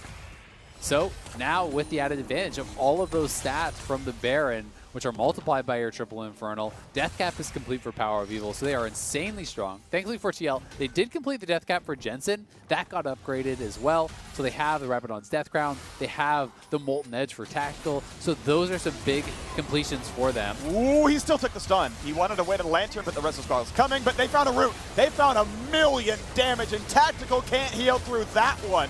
1 for 0 so far. Jensen gets big damage, but it's not big enough. And it's time for the chase down. Solo wants in for more, as 3 kills might be the target. QSS burn to get away from the root, and that means the Death Realm would signal a kill. This could be the game. This could be the series. This could be the match right now. And the LCS Finals and back-to-back splits for FlyQuest as they go towards that first trophy.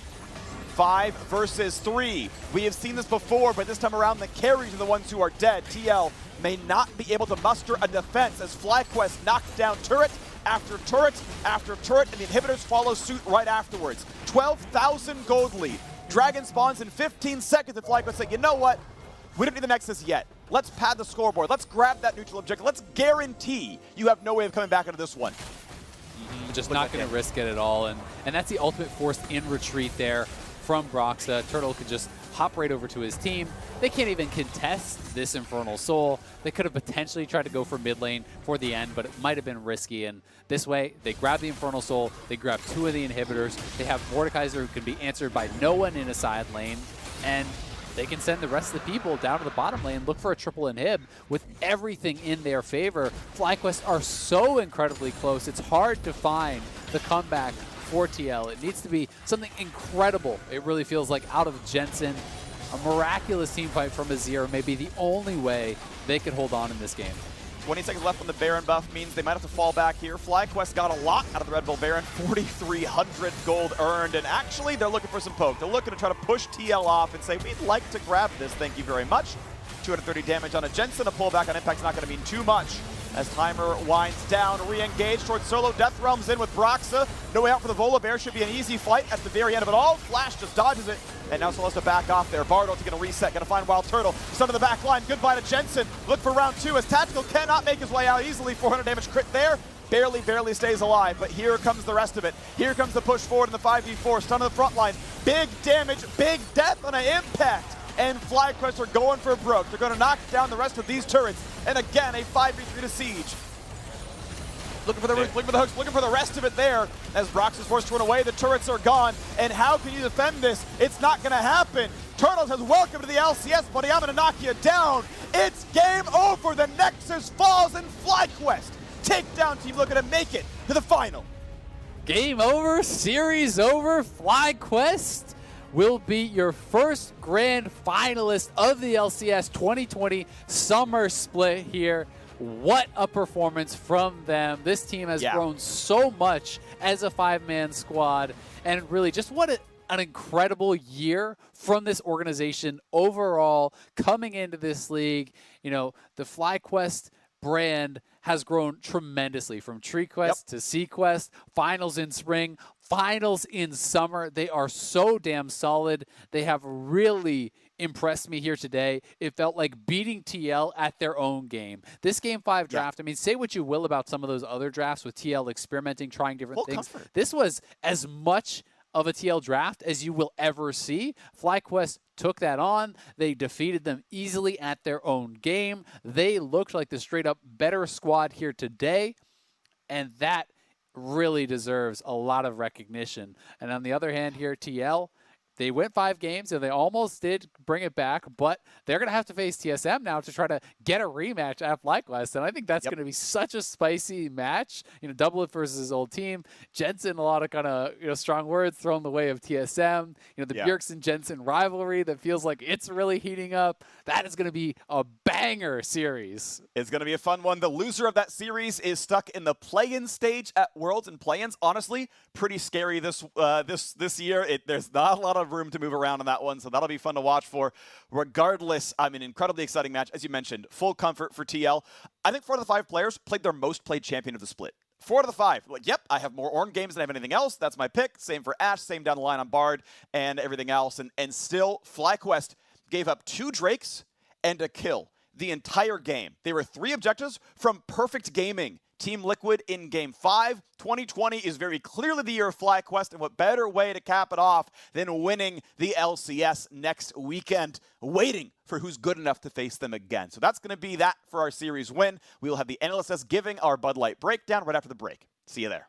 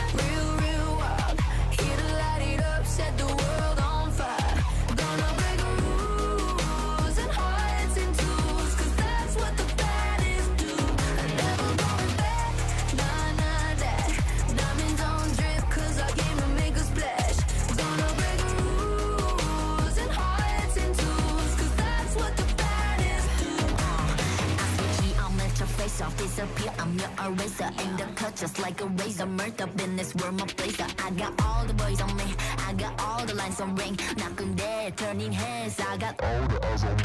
Baby face, cut out to the rock. 유행 선두자, 원하지만 못하잖아. 애가 타잖아. You like whoa, 갈리 유도 go. 난 알지, I know. 준비해, cause I like the ball. 멈추지 않아. 말할래, 그게 like a bag. 그거 말고 bye. 믿어봐, 그만큼 크게. go high, 100% 덤비지 못해 죽여주잖아 나는 boss 간지 with the sauce 원하면 줄게 I'm doing damage when that's how I planned it I do what I want when I say 모든 날 따라해 난 끝내주잖아 To live on the edge of insane Coming at you loud, real, real world Here to light it up, set the world on fire Gonna break rules and hearts and tools Cause that's what the baddest do Never going back, nah, nah, that Diamonds on drip cause I came to make a splash Gonna break rules and hearts and tools Cause that's what the baddest do It's crazy Sorry for the bad news, sorry I'm so bad Only took a minute for me to get what you had Sorry for the bad news, know it makes you sad There for a minute, baby, you should pack your bags Way that I look should be breaking the law If I don't got it, I take what I want My circle small like a round of applause You know that I love the sign of applause You know I mean everything that I say When you see me coming, get out of the way Back in the sleigh, back and I'm better and ready to stay I'm doing damage when just how I planned it I do what I want when I say 모든 날 따라해 난 끝내주잖아 To live on the edge of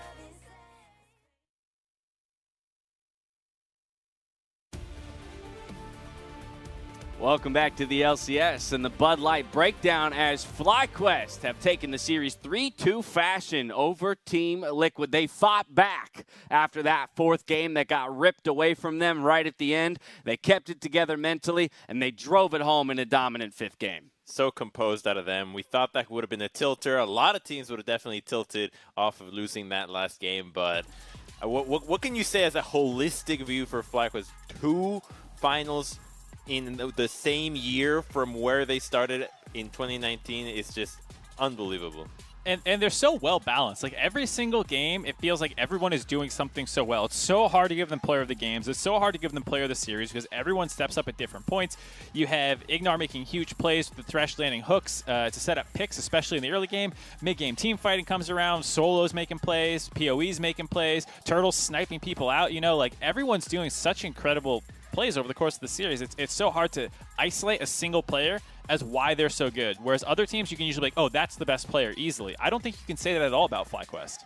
Yeah, and I think they also did a good job of kind of like diversifying their compositions at least. Like this series was such a slow scaler. I was so surprised to see FlyQuest even draft a team comp like this where it's full pick with the Jhin and the Syndra, and their goal is really like, you know, we want to get one kill and then kind of snowball off of that. And this game, or this series was just so long, and they always were decided by team fights. So for them to say like, we can play more aggressive than Team Liquid, we've been doing it all year, so we're going to pick a comp that needs to be fighting and can excel at these mid-game team fights, and take the gold lead from there, I thought was pretty impressive as well.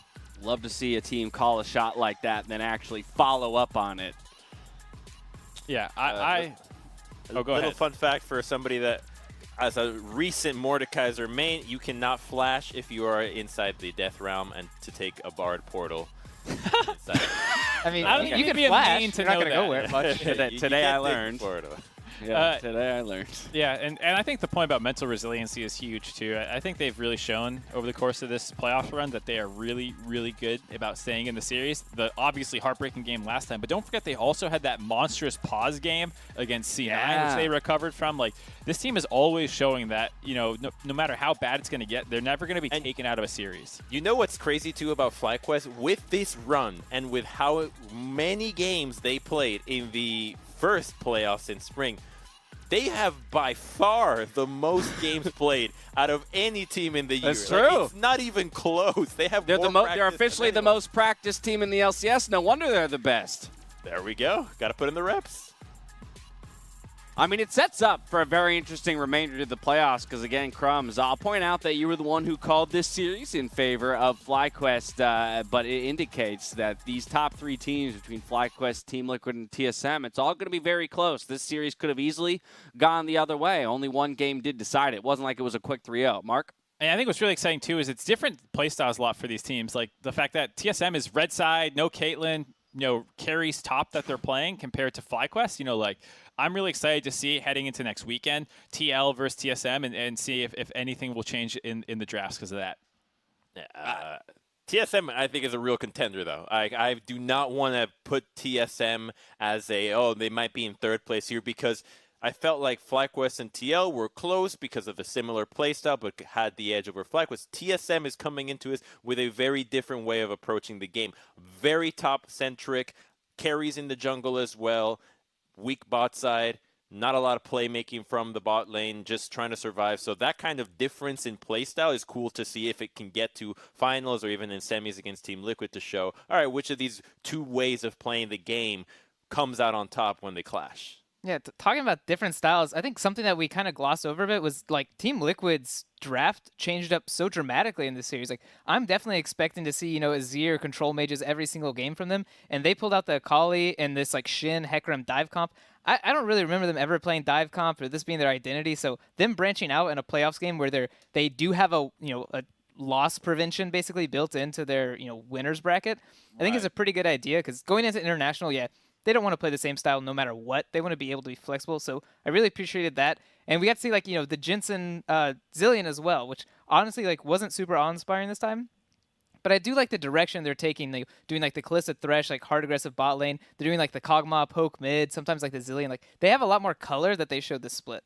Yeah, not necessarily awe-inspiring, but still did get that win, and his record on that champion is quite pretty. I think 11-1 now across the LCS, which is just disgusting. But I love that call-out. Perhaps some experimentation because these teams each did have a series to give, in a sense, before another opportunity to run back. This might be a rematch for finals, and I would love it. But, of course, TL will have to get through TSM first. We are going to hand it over to Latigris, though, who's got an interview with Wild Turtle in our Verizon post-game interview. Thank you so much, Dash. Happy to hear from FlyQuest Wild Turtle after this victory, going into the grand finals of it all. But first things first, I got to address something with you because in past interviews from both sides, both teams thought that this was going to be a sweep in their favor, but we had a 3-2 series on our hands. Yeah, did your confidence ever waver leading up to this series or perhaps during it? No, I thought we could have won all the games. Even the games we lost, it's pretty close, so. Yeah, I mean, speaking of how close it was in the games that were lost, Game 4 was a pretty tough ending, some tactical play to dismantle what was looking like a FlyQuest game. How did you handle transitioning in that aspect, coming off of that Game 4 to get yourself ready for Game 5? Honestly, I think all of us were pretty tilted after we lost in that fashion. Tactical kind of styled on us with the Zilean.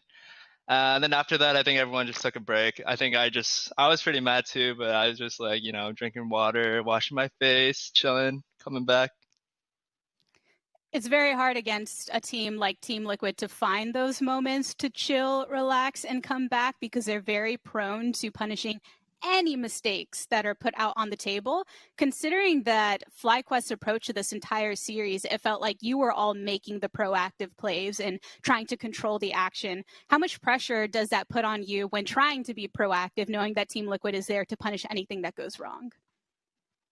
I mean, we don't really mind too much. I mean, you got to make plays to win the game. It's League of Legends, you know.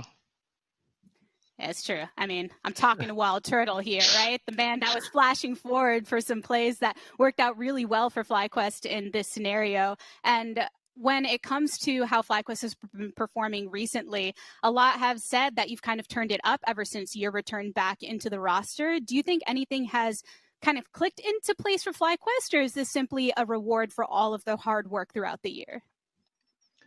I mean, we were finalists in spring, so I don't think it's that much of a surprise, I guess, to be here again. I think we just had to put in the work we put in for spring and try to run it back, and we kind of ran it back, so we're in the finals again. Well, and you're the only team to be returning to the finals, being that Cloud9 have been eliminated, meaning that FlyQuest could potentially be the most consistent team in the LCS for 2020 with this return appearance. What does that mean to you and the organization to prove that this isn't just a fluke for FlyQuest? It's something that you have been achieving consistently. Sequest, we're just out here, you know, changing the environment, TreeQuest, doing it up, stuff like that. Sequest, TreeQuest, all the same from FlyQuest, right? Yeah, all the same. Yeah. Thanks for stopping on by after that series. Thank you. Peace. There's no clipping the wings of FlyQuest in this scenario as they soar themselves into the grand finals, the first ones to do here in the LCS. Let's go ahead and continue to break this down in the Bud Light Breakdown. Peace. Turtle's on his way to the finals. He's out of that interview. He's like, let me out. I got to go celebrate. It was a hard-fought best of five. Great to hear from him. I love the call out from Tigers, right? Back-to-back finals for this team. It does speak to the consistency of an organization that largely was never dominated the conversation around top team, right? They were always maybe right on the outside edge, Crumbs. I actually just wanted to add the numbers of games that they've played that have allowed them to become that top team because they were really important in spring for Solo to be acclimated to the team. 18 regular season games, both splits, everybody does that, but 19 games in the first playoff, so more than the regular season. And now they've already played 14 this summer. So if they go to a best of five, they would have played more playoff games than regular season this year. Yeah, 33 plus 36, so 69 games so far is what they've played. I didn't add them up. I haven't. Damn, I did. Quick maths. Not that good. So 69 games what they played so far. They've got one more best of five ahead of them. Yeah, I wouldn't trust me either on that math, to be honest. I didn't double check it, but I think that's about right. Anyway. Yeah, 69. Sure, let's go with it. Anyway, as our teams continue to battle to the top, MasterCard is collaborating with the LCS once again to award lucky fans with some personalized experiences and some pretty cool merch. One winner will get to learn League with Freak from the comfort of their own homes, and 5 other participants will squad up with me for a Q&A session. Any player from the United States and Canada, except our friends in Quebec, can enter just by using your MasterCard in the League client to automatically be submitted to the raffle for our awesome prizes. Now, this contest goes until August 30th, which is today. So it's your last chance. Do not miss out if you want to have a chat. You guys got any questions for me? Any quick Q&A questions? No. I already have ample amount of time to talk to you over the course of the week. I don't need more. That's true, Mark. What was your question, Krubs? Was it even a relevant question? What if we win? Actually, no, it wasn't. You did, yeah. What if you win? Did you save your MasterCard in the League client? I do have a MasterCard. Then you're not going to win if you haven't done it, Crumbs. So, all right, when we get off the air today, you go do that. It is. It's connected. What else do I need to do, Dash? Then you very well might win. No, there you go. That's all you needed to do, my friend. What if I want to go to Quebec and compete from there? Well, then you cannot. There it is. There. Well, I'm glad we've worked our way all the way back through the rules, Crumbs. You cannot enter from Quebec. Now, to net his team an important victory, Power of Evil, he stepped up in a big way today, earning his team player of the series. Yeah, huge performance at PoE, spamming the Azir, putting fear into Team Liquid with it. He had a number of huge engages as well. It was not just the sit back and poke at people Azir. Not afraid to get in there and shuffle and send people to their doom. And then, some adaptation over the course of the series, like Crumbs was saying, that they were willing to change it up, go for pick style comp and stuff like that. He was absolutely incredible. But like we said, all of FlyQuest, they're such a whole, complete team that everyone's playing well. Yeah, it's very difficult to nail down someone in FlyQuest because they are just such a good, cohesive team when they actually start grouping up. But Power of Evil playing the Azir against Jinsen, who I definitely value Jinsen's laning phase over Power of Evil, but the fact that PoE was able to pick the Azir blind in a lot of these matches as a kind of a takeaway from Jinsen, and the fact that it's just a power pick in the meta, and be able to perform well in lane. And then, like Mark said, so many sand scoops, so many engages that really turned the tides of the matches. Like, that really made him stand out as a player to me. And I do want to give a special shout out to Ignar. Yeah. Won all 3 games on Thresh, which, I mean, when playoffs rolls around, this is what always happens. People drift back to playmaking champions, and Thresh is the king of supports. And he was up against Core JJ, MVP candidate. You know, like he actually was not outperformed at all by someone that a lot of people are identifying as the favorite for their MVP, and who was already a former MVP. Exactly. One playmaker to another. It should be noted, as you mentioned, Crumbs, that vote was a 3-2 split, so just edged out towards Power of Evil. But this brings me back to the point you made earlier, Mark, about how it's almost impossible, game after game, when we watch FlyQuest play, to actually target an individual as the reason for their success. Yeah, I mean, like, you can look at some of those engages by solo, whether it's on the Set or the Ornn, even the Mordekaiser being incredible. Santorin's obviously a beast. We've been hyping him so much all year long. Still had great games and setting up his team for success. Turtle himself as well, having a wide range of champions, busting out the Caitlyn, playing super well on that, drawing bans out of Team Liquid eventually. Like, it was a really impressive series. He got perma-banned on Senna. That too. There you have it. Just like that, we've arrived at our final week of the summer split. Let's take a look at the bracket and see what those 2 remaining matchups are. We got Team Liquid up against TSM next week on Saturday. Winner of that match will go up against FlyQuest in our final. So it could be a rematch of this very same series, or we get a new look with TSM fighting their way through the losers bracket, having lost the very first series of their postseason. What a run that would be. Yeah, and a grudge match against Team Liquid, Doublelift. Was leaving TSM, you had Tactical coming in, you had coaching staff changes, all because of this disastrous spring split. And now here they both are, competing for a chance to get into the finals. And the loser will get kicked into the play-in stage of Worlds when that takes place. So they are still fighting for something in that match. It's not just trying to get into finals. I love it. I love the new format. I love the excitement that comes along with it and all the stakes that are brought along as well. Congratulations to FlyQuest on your victory today. 3-2 fashion was beautiful and exciting to watch. That's going to do it for us here, though. Now, on behalf of myself, the casters, the entire remote broadcast crew, thank you for watching. We'll see you next week for the conclusion of our summer split. Good night. Good night.